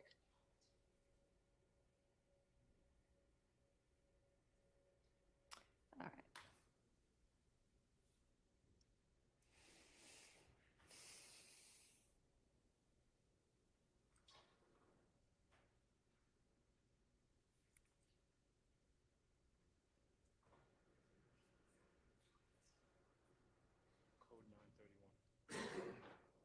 I think that's reasonable, Dante. I feel like the state would have a better shot if they thought this was reasonable. Where it says counts 3 through 7, Your Honor, that folder, Acts 88 through 90, armed robbery, Dewan Maynard. Like, Thug was in a gang, but he made it and he tried to get out and he tried to get all of his friends out. That goes along with a lot of the testimony that we've gotten, or would, if the state tried to make that argument. It would go along with a lot of the witnesses' testimony that he didn't want us doing all this bad stuff. He tried to get us out of it. We did this stuff on our own. It just seems like a more cohesive argument.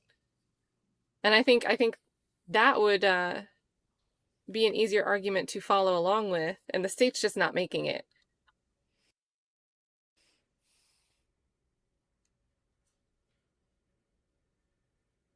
And then this would be the defense's argument, or at least Keith Adams and Steele, because, technically this only helps Jeffrey, it doesn't help the others. But he wasn't in a gang. He's from a neighborhood and just knew these guys. Big difference. Right? And to me, that kind of argument back and forth, the jury would have to decide. But I think the state it would be much more coherent and clear for the jury to follow what the state would be arguing.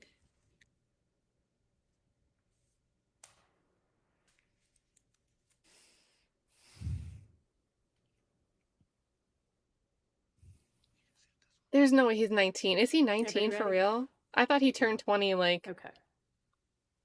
recently, but is at least in his 20s now. That's in there. Miss Hilton? Yes, sir. Okay.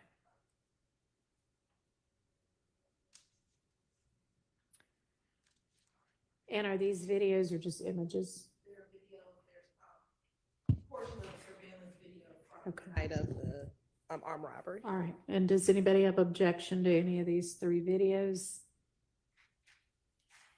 Not for Mr. Huey, Your Honor, as it relates to these videos. I assume that it's going to, proper foundation will be laid to get them admitted. Anybody else? Nothing on behalf of Mr. Williams. All right. Nope.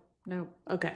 And then that last one looks like it's maybe a cell phone. Is that a video of something being shown on a cell phone, or what's that? Yeah, let's look at that. Yes. There we go. He was 19 in 2022, so he's probably like 21 It's a now. video from, we're alleging it comes from Mr. Huey's It's someone taking a video of Mr. Huey's Instagram page. Okay. So we will lay the proper foundation to get it in. Okay. Any objection, assuming proper foundation? Understood. Nope. Objection, assuming proper foundation. All right. Let's see what's in our next folder. Joel Hines. There's nothing in his. Oh, you already. We're said talking about that. Rodalius Ryan, not Young Um, Thug. Folder number 38, Mr. Maynard. A lot of images. Everybody take a second and look at those and let me know if there's any objection to any of that.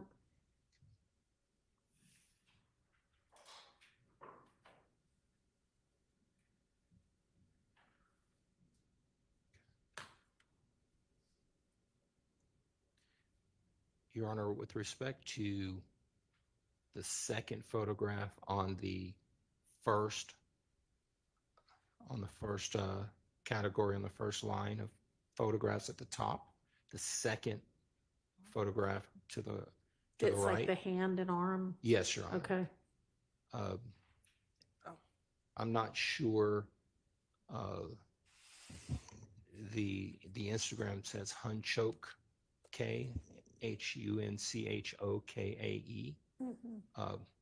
Maybe the state can talk to us about foundation for that. Yes, Your Honor, that is the picture of the victim in his hand. That's the picture that the victim provided to us to show that those are his items that were stolen from him during the armed robbery. Okay. With that information, any objection?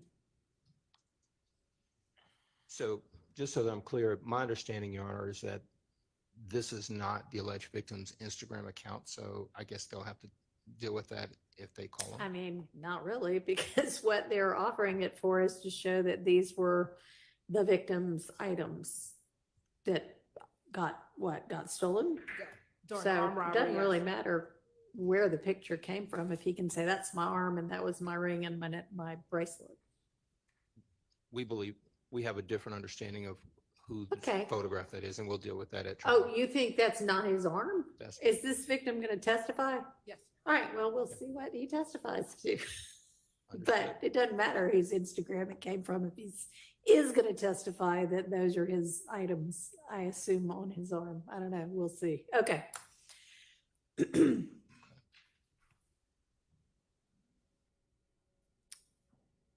All right, any of the others?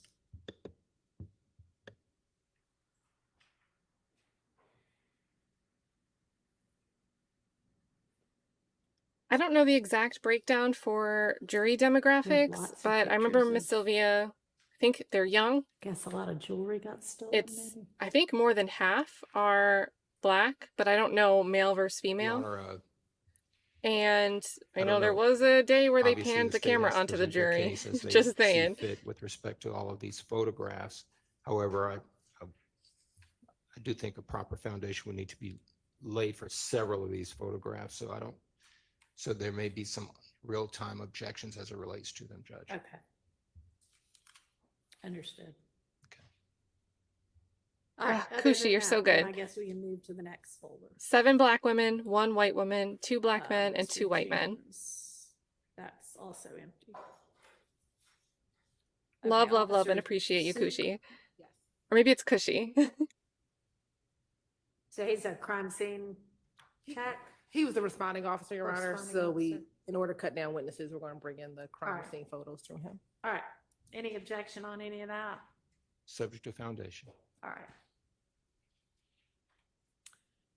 Then we've got Officer Francis. And what have we got there? Any objection on any of that? It just appears to be more photographs of the same that were contained in another folder. Yes, Your Honor. We put the items in places where either of those witnesses could Okay. introduce the All right. evidence. All right, and then we've got Officer Greer. Your Honor, I believe that this particular piece of evidence pertained to the motion in limine that we dealt with on yesterday that I believe was excluded, if I have that correct. No. No. So Mr. Huey was arrested in in 2020. Okay. For this incident initially. And when he was arrested along with his girlfriend at the time, Miss Justice Woodard, and he gave a false name back when he was initially arrested on the armed robbery warrants. And so this folder deals with the officer who arrested him on those warrants in Fairburn, Georgia. 1 second, Judge. All right, sure. This folder here.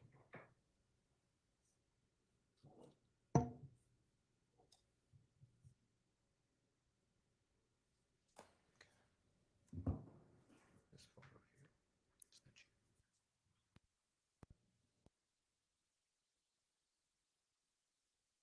you? If you were a defense attorney, would you want to sit closer to the jury so the jury could see your client?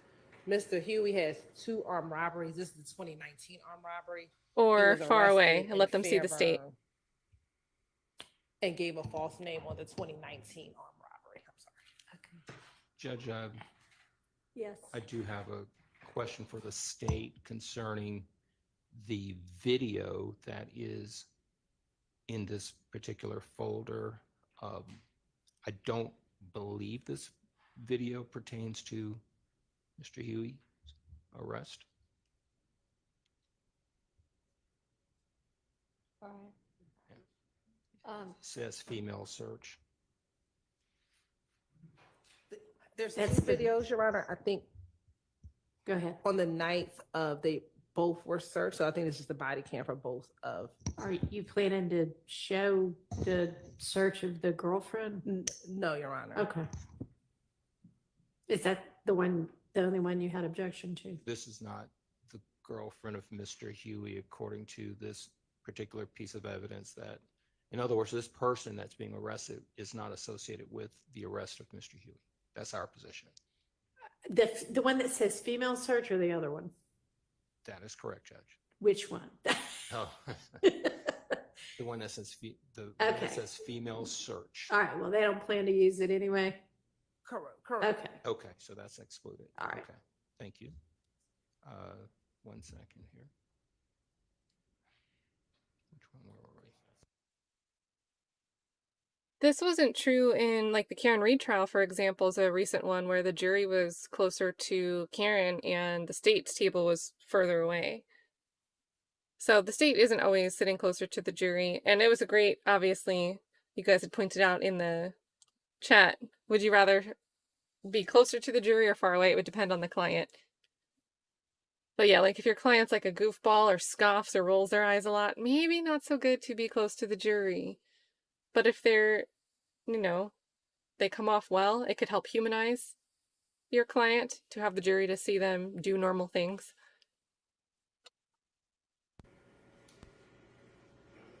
And Ashley Kane, thank you so much for the super chat.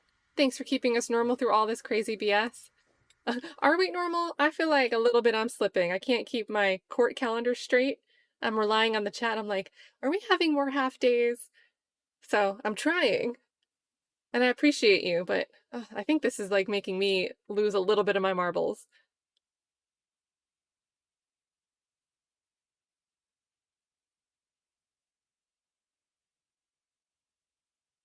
And then chat saying Ashley Banfield was closer to jury, I think. And that didn't work out well for her. So, I mean, maybe that's not why, but. All right. So then we've got the AT&T records custodian. There gonna be any issues for that witness? Just subject to foundation, Judge. All right. And then we have Miss Latner's again, and within her folder, we've got, I guess these are new things that we didn't look at in that first time around earlier today. Yes, Your Honor. Okay. In order to try to reduce the amount of time Ms. Landers comes back, when she comes up at this particular time, we're going to try to enter in a few different CADs. Okay. 911 calls. All right, and has everybody looked at those? So if you've got any kind of objections like we had this morning, you can raise them. Although I've got to say, pretty much all of those things we went over this morning are kind of evidence 101 that you'll ought to be able to agree to. Not saying you have to, but Any chance y'all might take this next group and see if there are actually some legitimate objections to those? Because we know it's all hearsay, but if we also know it's clearly covered by an exception, maybe we should not make those objections. Your Honor, the state's more than happy to meet with any defense counsel, or we can talk after court, or they can email me and we can, before tomorrow, at least speak with one another and hopefully come to some agreement. I mean, that would be great if y'all could at least try. And certainly there were a couple where, okay, this is not sure. Is this something based on the CAD that an officer's saying, or is this what the caller's saying? Those are legitimate. But I mean, a caller calling 20 seconds after a shooting saying, here I am, and I just woke up to hear all these shots. That's coming in, because there is a clear hearsay exception to that.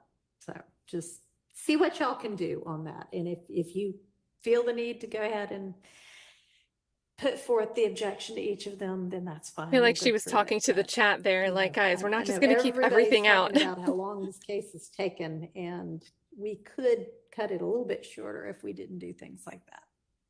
So I will let y'all talk about those over the evening. And we will circle back on Miss Lattner. They really haven't done anything productive since before lunch, really. And Pinko, the real problem with this case is the venue. It's supposed to be tried in reality, but this court's in La La Land. Yeah, 115 days deep into La La Land. That I think that we've got some across the board agreement on in the chat.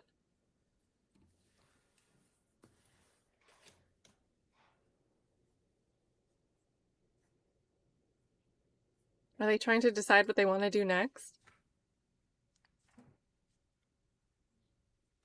So does that cover everything that was in the counts 3 through 7 folder? Yes, Your Honor. All right.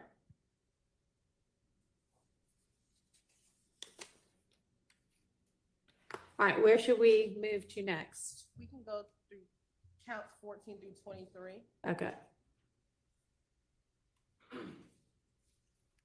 All right, does everybody have that one open? Okay, we'll just go in order. One second. Okay, no problem. Just waiting for it to it's Sure. buffering. And Chloe Albert's Revenge, thanks so much, says Gladys Knight is at home watching LawTube, like, keep my name out your mouth.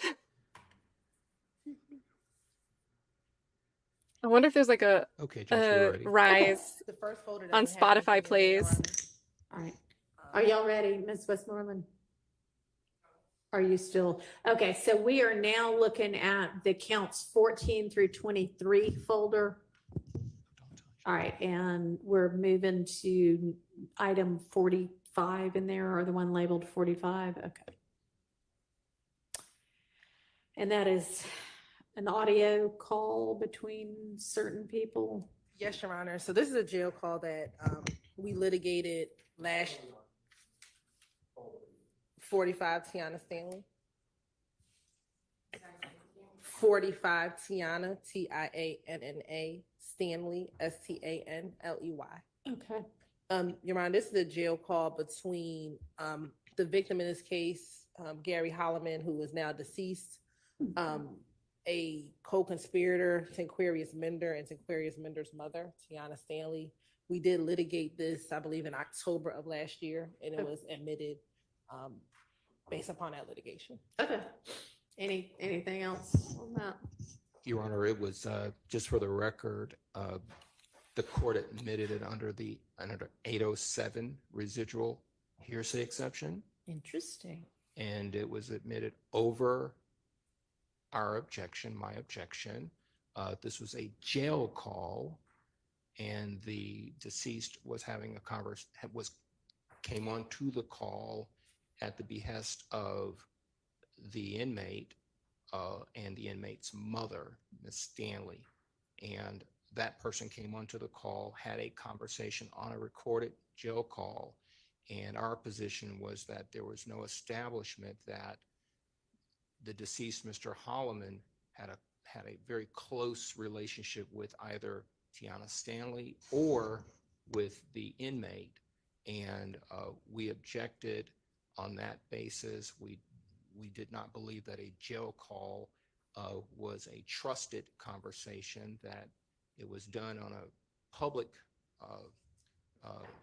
recording that was, recording that was subject to a public airing, and that there was no establishment by the government that there was this trusted, close relationship that is typically required in an 807 setting, and that and for those reasons, as the court is aware, 807 residual hearsay is like the Hail Mary of letting evidence in when there's no other recourse, no other way that it can come in, so forth and so on. Kind of happens sometimes when people die.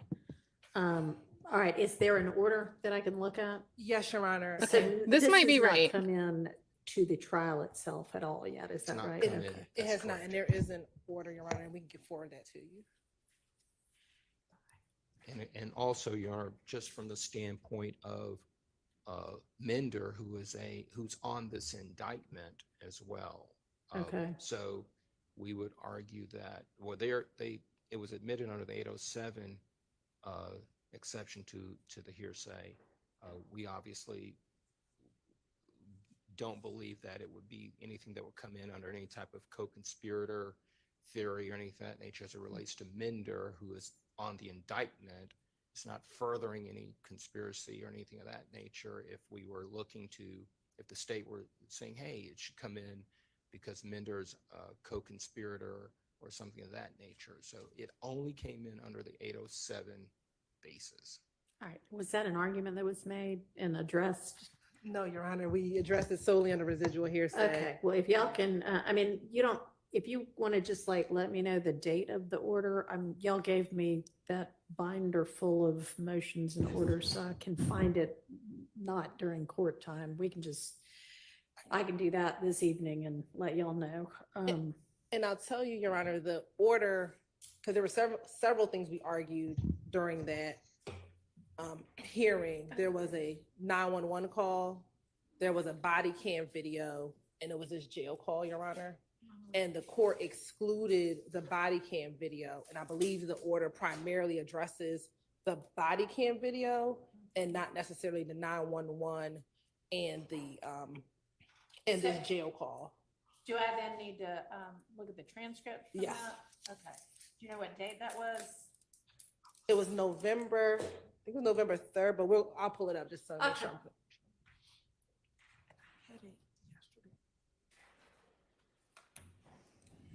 All right, well, we'll come back to that one. And I think this is right. November 3rd. We're gonna look at something. There was a missing person report for a child, for an 11-year-old in 2015. This is the main year. Woody's already done his snitching calls. Look who was 11 years old and missing in 2015. Rodalius Ryan. So it seems like he would be 19, at least as of January of this year. Not 21, as I had said earlier. But this is crazy. This is how young Rodalius Ryan was when Donovan Thomas, that murder happened. Like crazy, crazy, crazy. But let's go back to the trial. Just had to share that with you guys. Of 23. Okay.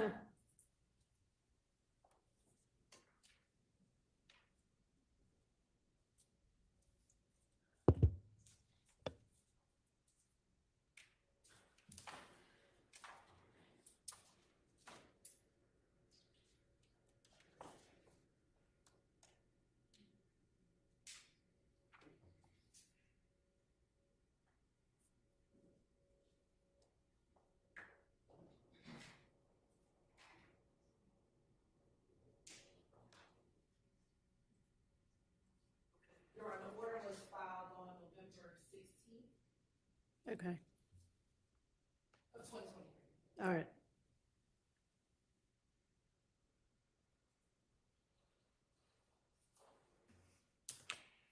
And do you know whether that transcript's been filed? I can always check with Miss,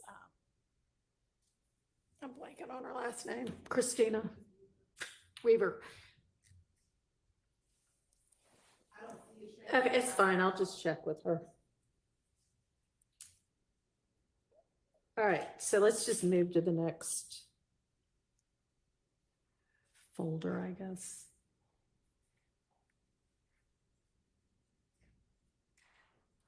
That was crazy. And thanks, FFS, because So like Officer Kornbacher or Kornbacher? you spurned that search that got that up on the search Nothing, results. okay. Sergeant Henderson? Your Honor, Sergeant Henderson was the detective on this particular case with Okay. respect to these acts. And the court has excluded his participation with respect. He had two primary roles with respect to these particular acts. One was to do the photographic lineup. And Right, the and other was to that's- conduct can't the be in, interviews. yeah. So I think that subject to that ruling are in this particular folder, basically All right, photographs. let me just ask the state, what all do you intend to use from this folder? Oh my God, the prosecutors are arguing for innocence for Marcellus Williams.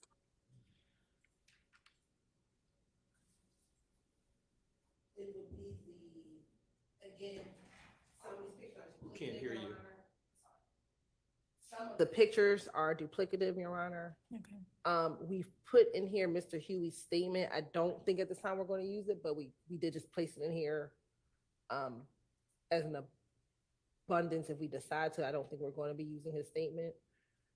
And the MP4 is, and it should not come up, but the MP4 is I guess on iPhones, I'm not an iPhone user. They have, you can scroll the text messages and see all the text messages. And so the last MP4 were text messages between our victim in the case and the detective, because our victim lived out of town. And so he was communicating with the detective about the robbery and providing information to him via this chat.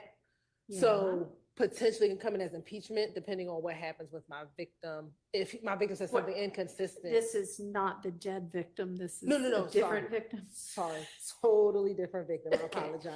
This is not Mr. Holloman. This is Mr. Maynard. No, this is Mr. Maynard. So this shouldn't be in this folder. This actually should have been in another folder. All right, so.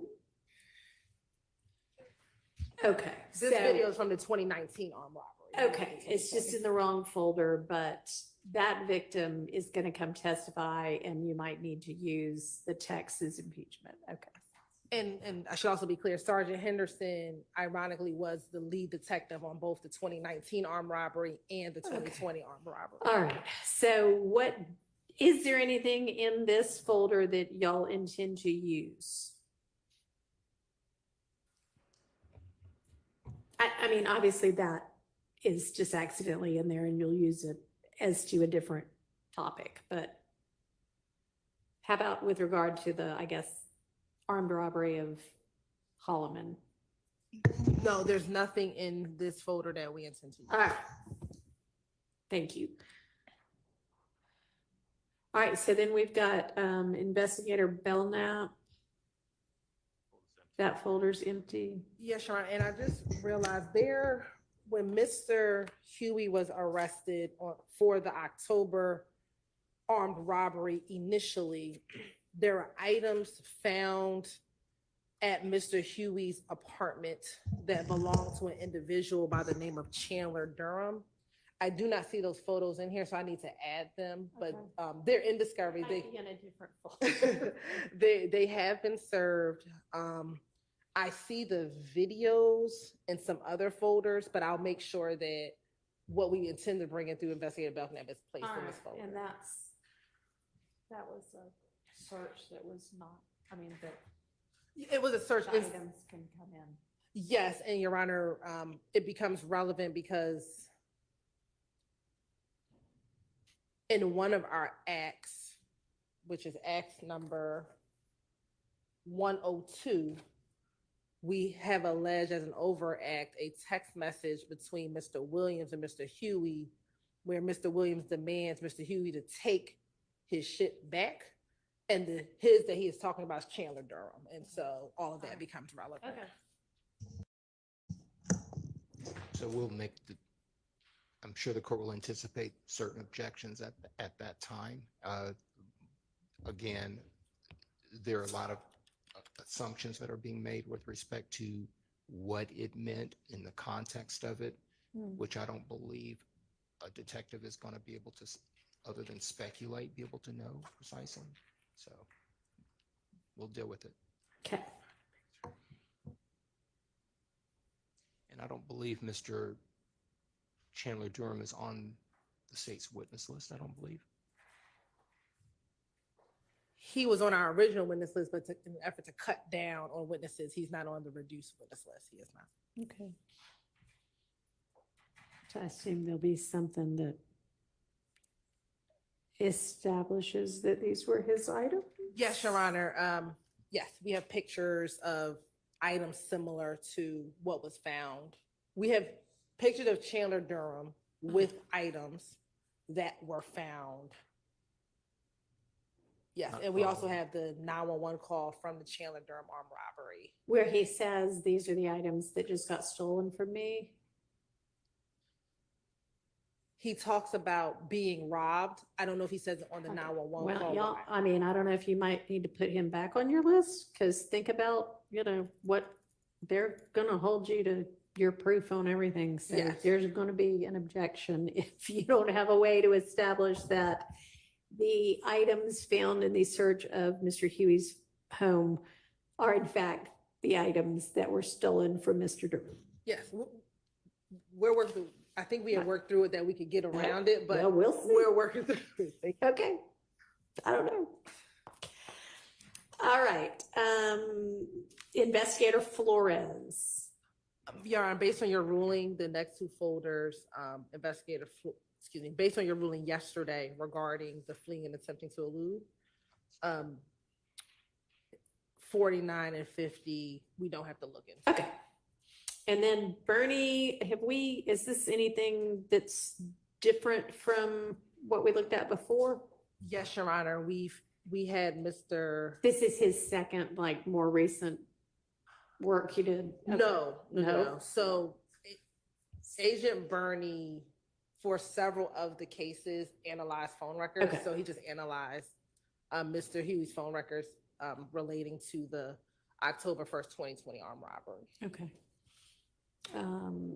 Any issues about anything in that folder?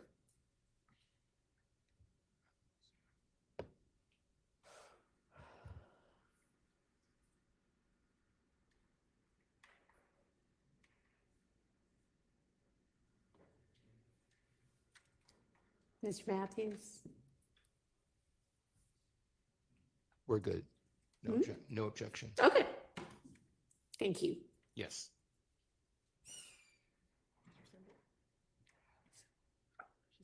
All right, so that takes us to the end of the 31 through 60 folder. No, I think. No, I'm sorry, looking at the wrong thing. What was that? So the next one we have, Your Honor, is counts 27 through 29. Right, that was within the 31 through 60, that was 14 through 23. Okay. So now counts, what'd you say was? 27 through 29. Okay.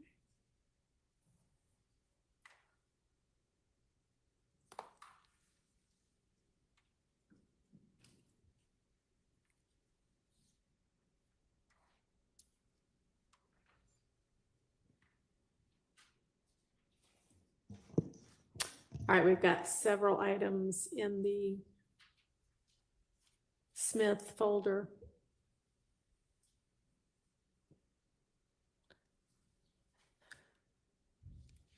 Anybody want to voice objection to any of those items? All right, so there we go. Marcellus Williams, it looks like they're going to still end up trying to resentencing him to life without parole. but prosecutors want death penalty off the table. The attorney general's still fighting against it, which is crazy to think about. But interesting and better than nothing. I mean, his execution date was set for 33 days from now. So big update there. And thank you so much, Ted. The DA has to turn over to defense all evidence they have, whether they use it or not.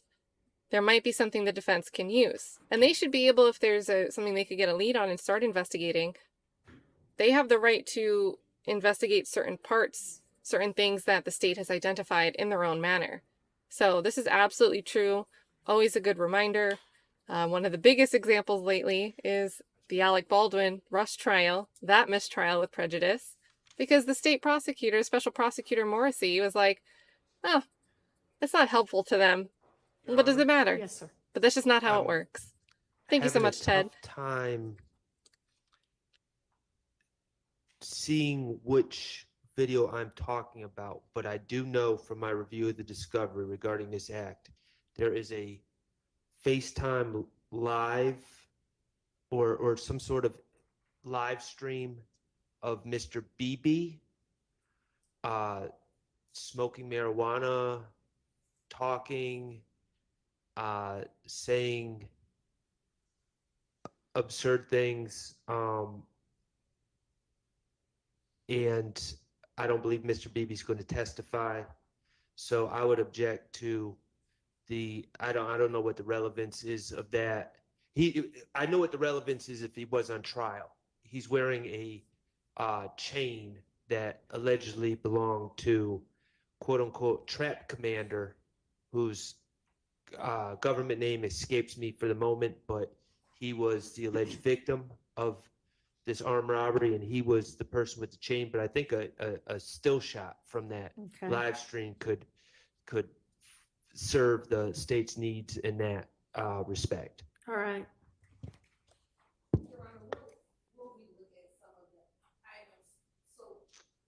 Robbery, we've alleged that two of the co-conspirators, Durante Beebe and Christian Eppinger, armed rob Mr. I'm sorry, say those names again.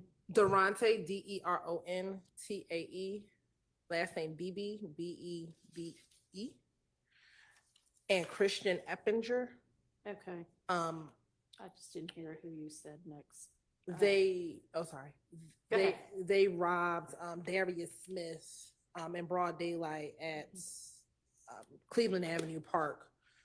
And some of the videos that we have are of Mr. Beebe and also sometimes Mr. Eppinger holding one of the items that they stole. And so these are some of the videos. We will go through and narrow down which of the videos that we will intend to use for that. All right, well, let's if y'all can do that tonight, and then we'll circle back on that tomorrow.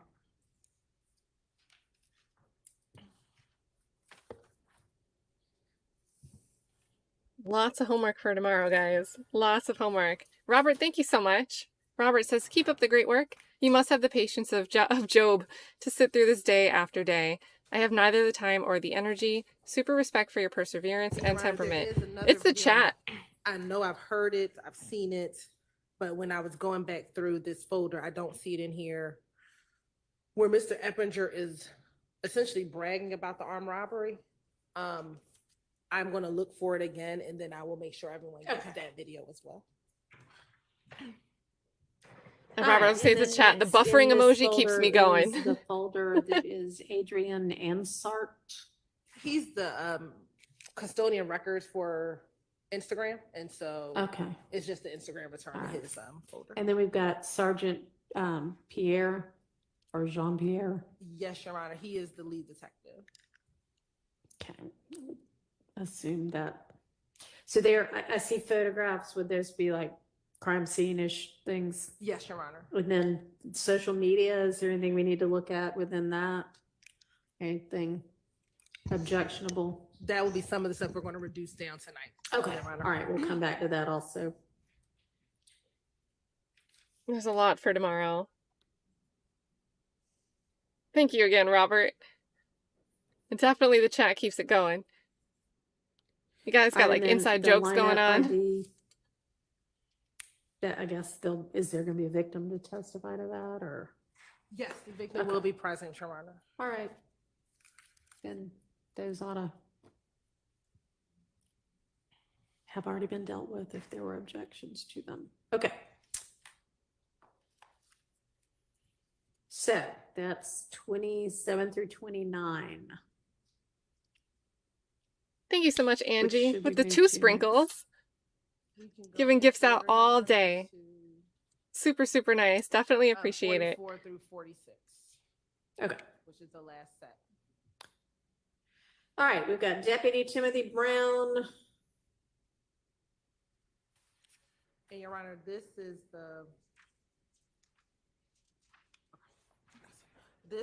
the possession of a weapon and cell phone of Mr. Huey and Mr. Mender, Your Honor. And so in here is just the body cam video of that search of that cell. And then we also have the jail records showing that both Mr. Huey and Mr. Mender were in the same cell together. Who's the second name again? Mender, Oh, okay. Mender. Mender, all right. Any objections? All right. And then Viva Rito, Yes, Your Honor, that should primarily be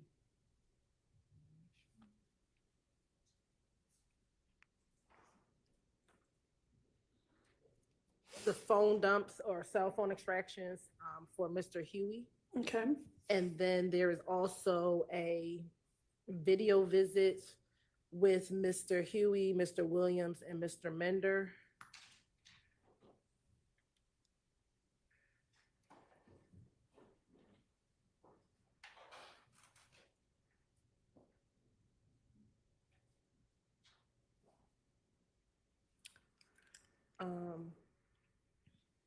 And I just want to make sure that there are 3, there should be 3 cell phone extractions. Yeah. So I just want to make sure there are 3. And then Aussie Tank, back again. I think you're at like I see 40. 2 Holy of them, Your crap. Honor, so I wanna Holy make moly. sure There is a third one that was, no, I think all 3 are there. So there's the 1 of Looks 2, like it. 2 of 2, and then there's the third one. Okay. And then we have some screenshots, but there might be more screenshots that we'll provide. All right, and then there appears to be another PowerPoint. Y'all don't intend to use that, do you?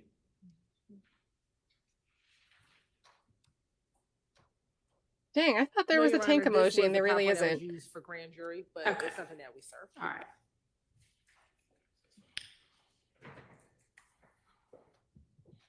Shout out to Aussie Tank's cat dropping gifts in the chat.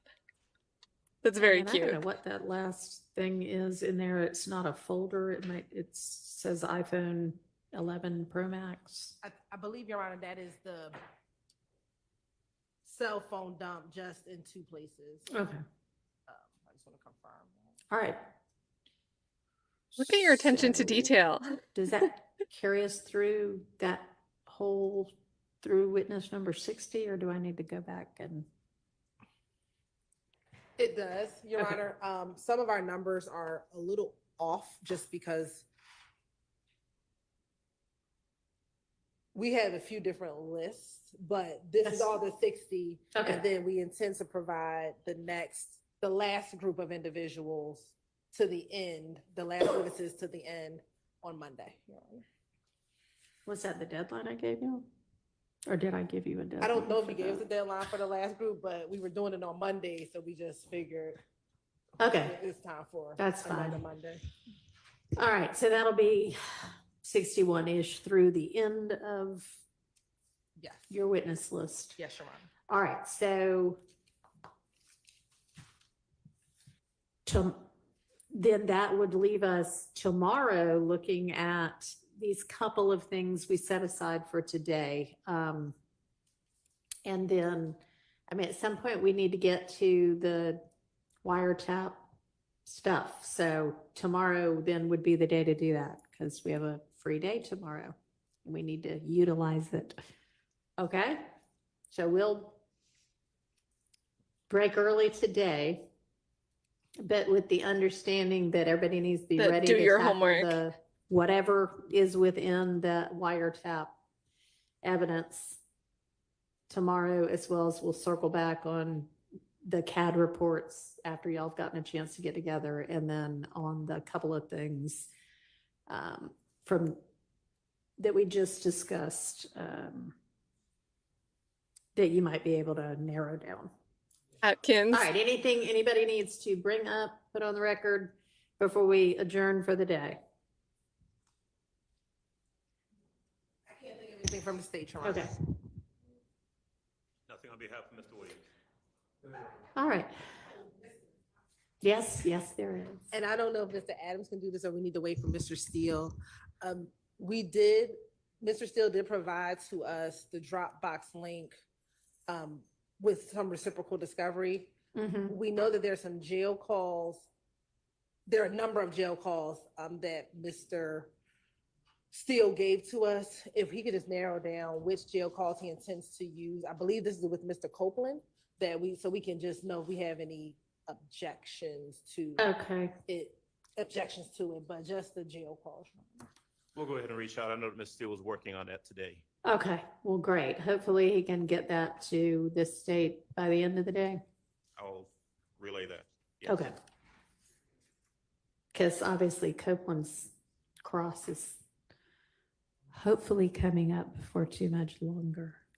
Oh, it's on the horizon, Your Honor. So, yeah, that may be the first thing we need to take up tomorrow.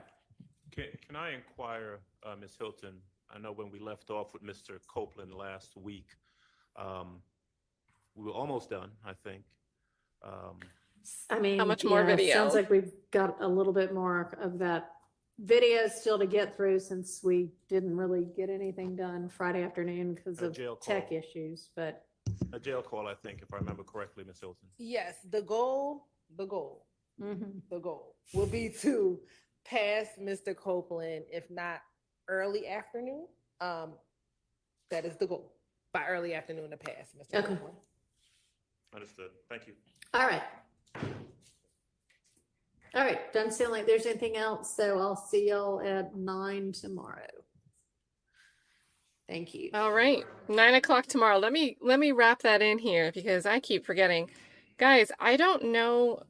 We'll start on time for next week, right? I think Monday, bright and early, we're going to be here to unfortunately finish those videos, but be attentive, be live in real time for the rest of Direct. Oh my gosh, dizzying camera. Dizzying camera. That was a good time, whatever they were doing. But anyway, I think tomorrow, what do you think about starting late again and being able to skip the breaks and do 1.25? Because dealing with these evidentiary things, this last 2 hours to me was grueling to watch at 1x speed. Do you guys enjoy starting later and skipping the breaks and making days like this more concise? And when we have witnesses on the stand, we can watch it in real time. We can start when court starts. What do you guys think about weighing it that way? Especially for these, maybe Thursday and Friday this week. 1x speed is illegal. It's unlawful. Yeah, being able to zoom past the break. I mean, the fact that we couldn't get through, we used up all of our ahead time today before we finished lunch was a little bit crazy to me. But yeah, let's do a late start for these things. Everyone's pretty much in agreement. And I won't try to put us really fast. We'll do 1.25. It'll be like a reasonable pace for some of the slower speakers. So that'll be the plan. I think that'll work out really nicely. Yeah. Other than that, guys, I feel like this was not a fun day. This was not a enlightening day. And She Loves Fantasy had made a comment earlier, and I wish I started and now I cannot see it. But the gist of it was, all of this, like letting it in. And there's reasons for it, right? She's not just going to say, nope, state, you can't bring in any evidence whatsoever. But the idea that yesterday it was like sustained, objection after objection, or without really a formal objection and sustain. Yeah, why do you need to bring that slide in? And Love would be like, okay, fine, we won't bring that one in. So yesterday was a day where everything seemed to go in the defense's favor. A lot of it seemed to go in the defense's favor. And then today it's like, well, we're going to let that in because it is probative. And some of it is. Some of the other decisions were like, I think they're talking about law enforcement there. I agree with Love. And really the whole chat was like, no, they're talking about somebody else that he's in custody with, pressing up on him to check him, see if he's a snitch. And it was weird to see the judge like just go along with and adopt the characterizations pretty much all day. So I think a lot of this, though, the solution for it isn't really an admissibility issue. It's going to be, they have to lay the foundation when it's about to come in. There will probably be objections to some of this stuff when it's about to come in. But other than that, I think the defense, we already got a little sample of how Shardt's going to try to get in front of, or not in front of, but whip back around on cross-examination for some of the things that the state is going to present that look bad for Shannon Stillwell. Shardt's, we got a sample today. Well, this doesn't really make sense because he's talking about a bunch of other things that have nothing to do with YSL. So, and I think that'll be much more interesting and not just for us to see, but for the jury. So other than that, we are caught up, you guys. We're not, actually. Chloe Albert's Revenge says, Love is on the line. To her evidence fabricators already. I need 5 texts, 2 Instagram posts. Hover over that date so we know we can screenshot the date and not have to hear objections about when it was actually posted. And a TikTok. We need a TikTok for tomorrow.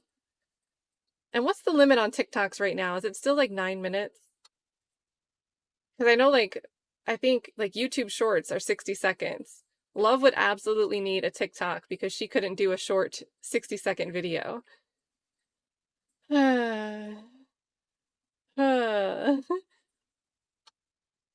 Heidi Mosier says, maybe she's taking turns. Today was the state's day, and tomorrow's defense day. Just even it out one day after the next. And that's what I think too. I mean, there's going to be people think differently. You've got 12 people and maybe the one has to be swapped out with an alternate, whatever. But you've got 12 people sitting in that jury box, all with their own way of looking at things that they might not notice. For example, when you guys caught the hot mic of Love saying what sounds like don't call, I didn't hear that until you guys pointed it out. So we're not able as a jury, we're not there talking about each other like, oh, did you just hear that? So that's kind of like each person's only going to notice what they notice. So really interesting stuff to consider. But yeah, I think we're wrapped up. So I'm East Coast, you guys. I am in the same time zone as the court, because I'm in Florida, if you guys didn't know. So I'm like right below Georgia. And they're starting at 9. I don't know, do you guys want to start maybe like a noontime start? That way that gives us 3 hours of space to cut out breaks and do 1.25 speed. I think that might work pretty well. And if they end early, I mean, if they end early, we'd be all the way caught up by this time anyway. So let's do 12 for tomorrow and play it by ear. Because I suspect with some of the stuff with the wiretaps, they're going to need to confer and call a recess because they're still not going to be ready tomorrow. Whether that's the state's fault or someone didn't get something over to the defense and they didn't get to look at something yet, who knows? But it always seems to go that way. And then FFS, no. I will go over after the stream. I really don't like to open messages on when I'm streaming because I'm always scared I'm going to share the tab and put someone's messages. I don't like to share DMs or anything, even if it says nothing weird. But I'll do that right after this, FFS. And thanks for all your support. See you guys tomorrow around noon Eastern. Right? Yeah, suggesting 4:20. Yeah, that sounds good, I think. We'll see how 3 hours of buffer time, 3 hours of our buffer time works out for us. Thank you so much for joining today, you guys. Great chat. Love you guys as always. Hope you like the new emojis. Have a good night.